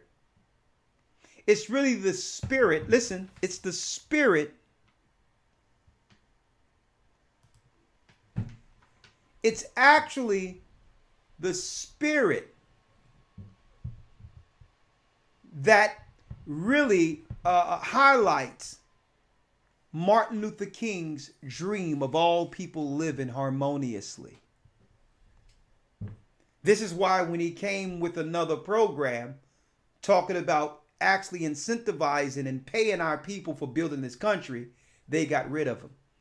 Only to put his holy day, his holiday, on the day that the goddess of Concordia is worshipped. Principle of harmonious relations with all. So you think it's the dream gathering us all together, and they doing that so black people can participate in some satanic harmonious day that was celebrated by the Romans. It gives you a calendar for each day to show you what the true spirit behind the holidays they push. Here's one more. Valentine's Day, February 14th. St. Valentine's Day is a festival of love that homologates the pagan tradition of Rome and Northern Europe. It is also dedicated to the Norse deity Vali, the archer god or the son of Odin. Odin, that's right, Odin is the Nordish name for Edom, Esau.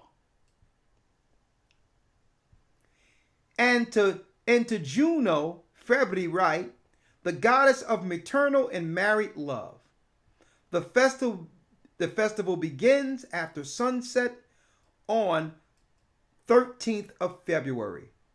Girls should decorate their pillows with 5 bay leaves to dream of their lover and husband-to-be. In England on this day, an arch of brambles is carried to banish unwelcome spirits. In Scandinavia, there is a tradition of running labyrinths on this day. Labyrinths are horned what? Horned gods. Labyrinths. Every day that they set up in America for a holy day or a holiday, it's really to worship some god or goddesses, some ancient gods or goddesses. Straight evil. So even when they set up Martin Luther King's holiday, on that day, pagans were always doing something against us. But I would deal with that. We have that and more that we'll be going into within the academy. All right. So I wanted to put that out there. Pagans control everything in this earth, folks. Witches, warlocks, and sorcerers control the earth. All right. And they're the ones that's setting up these institutions that can give you $30 million towards what? Not crack pipes, glass stems. That's what they call them. So that they can continue to spin their magic to control our population and destroy the children of Israel. But I digress. because the truth have made us free. And I thank the Most High that with this truth, we can see the world as it is. As it is. Okay? This world is not the world we would like it to be or hope it can be. We see the world as it is. Stop hoping that this world is going to become something else other than Satan's world. Last call, Sunshine. This is a serious 2 minutes, so if you have copious notes, past 2 minutes, get to the good parts. Ready? Let's go.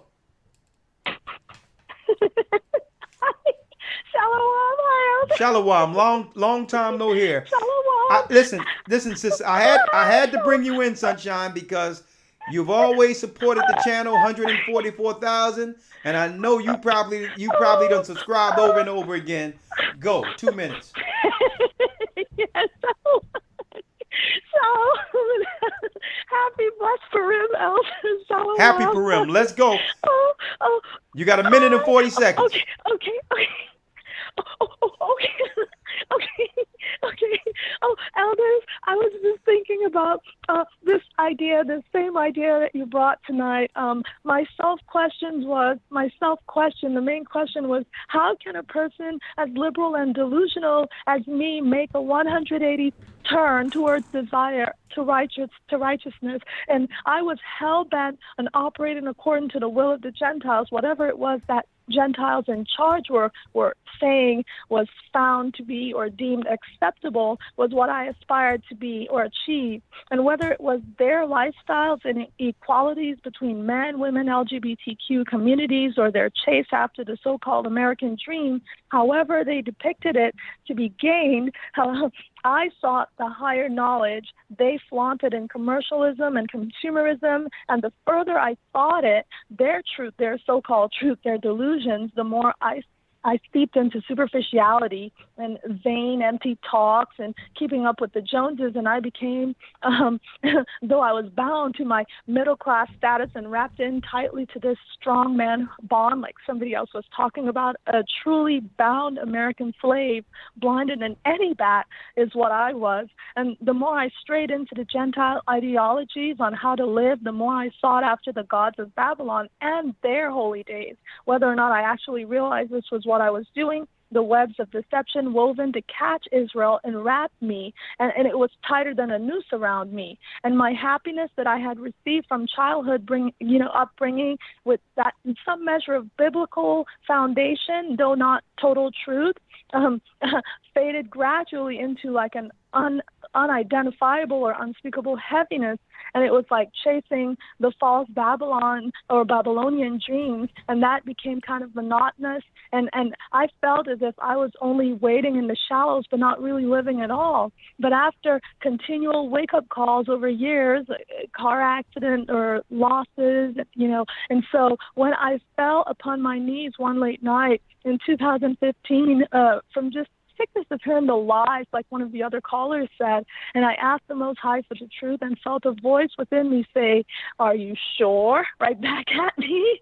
And in a short pause and a desirous foot, I pressed on with the question, what is the truth? And in declaration, I want the truth, I said in a whisper to myself, and I was shown mercy, for the floodgates open, and by grace of the Most High, Christ showed me the truth, and I was awakened from the dark in what seems kind of supernatural, in a supernatural way, with a voice resounding and a drum beat. And then every early question that I had that entered into my mind was answered within hours and not more than days. And I was pointed to the answers through this church. And through this church, I began first to eat the book, and I desire to eat it again and again and again. And what happened is my neat and wretched thoughts, deep-seated imaginations from the Babylonian wickedness were turned right side up instead of upside down. And I no longer agreed with the Crowleyan ideology, to each his own, or do as thou wilt, and I no longer chose the attire of a harlot or enjoy the attention given in this world to all women with proud look or outstretched neck, and no longer was I treated friendly by family or heathen against Christ, for the same world that held me or embraced me could now see me, and they could see that I was not for their turn, and because of Christ and this truth that I am a daughter of Zion and one who belongs to our Creator, our Father, Ahia, and in baptism I long for righteousness, hope to be a pleasure in my Father's sight each day, and I know from the womb I was not formed to be the male head, but a woman embracing femininity and a nurturer of children, and a helpmeet unto my husband. And so I just wanted to say, elders, that I praise Ahia, that I am learning my place and perpetually happy and grateful to be this new woman in Christ, who only could free me, and the world can see this for the women that choose this. And all praise to the Most High. Hey, Sunshine, Sunshine. Before we let the applause rain, yes, Albert. Real quick. Yes, Albert. I mean, just be straight up. Did you write all that down? I write it down. I praise the Most High. Well, you know what? The next time, you know what? All right, bless you. You know what? We have to do this thing through Zoom. We have to see who these people are. Lord, have mercy in the morning time. What is going on? Well, we thank you. I think we have to schedule our next show soon. Bless you. Yes, may the Most High be with you. Happy Purim. Yeah, Elder Lawyer, we're going to have to do some faces. Lord, have mercy. I can't even stop this thing. She's still flowing. All right, Elder Lawyer, I know you're ready to go to sleep. I got some soup to eat. May the Most High be with you. Stay prayed up, sin not. Sunshine is still on the line for some reason. But it's okay. We care for you. 144,000, thank you.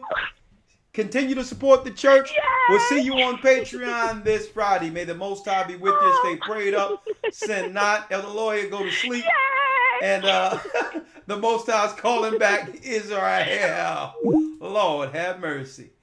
Who tickling that girl's feet? Let's go. The Most High's calling back Israel. Let's go. I love you. 144,000. Help us get there.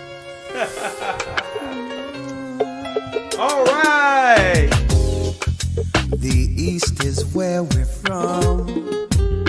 The 12 tribes of Israel. In 721 BC,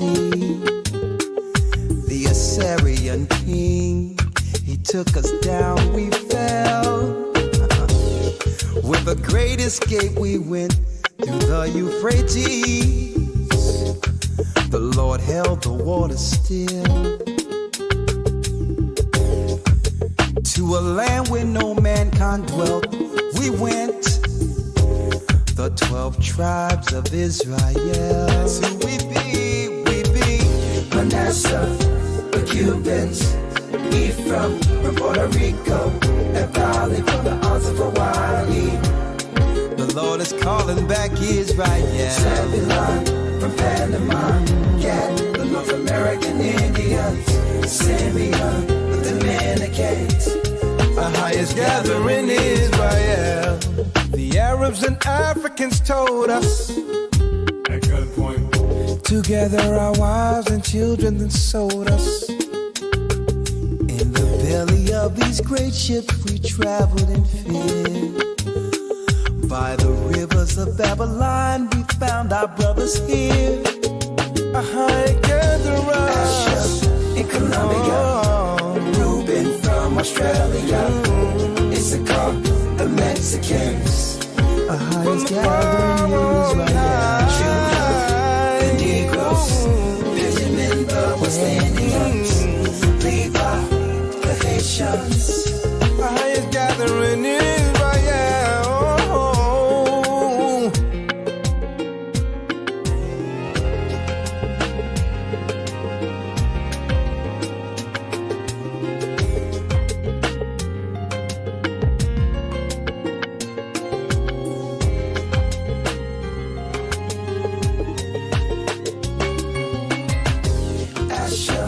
in Colombia, Ruben from Australia, Issachar, the Mexicans. That's who we be, Judah, the Negroes, Benjamin, the West Indians, Levi, the Haitians, Manasseh, the Cubans, Ephraim from Puerto Rico, Naphtali from the Isles of Hawaii. The Lord is calling back Israel. Zebulun from Panama, Gad, the North American Indians, Simeon, the Dominicans. Our highest gathering Israel.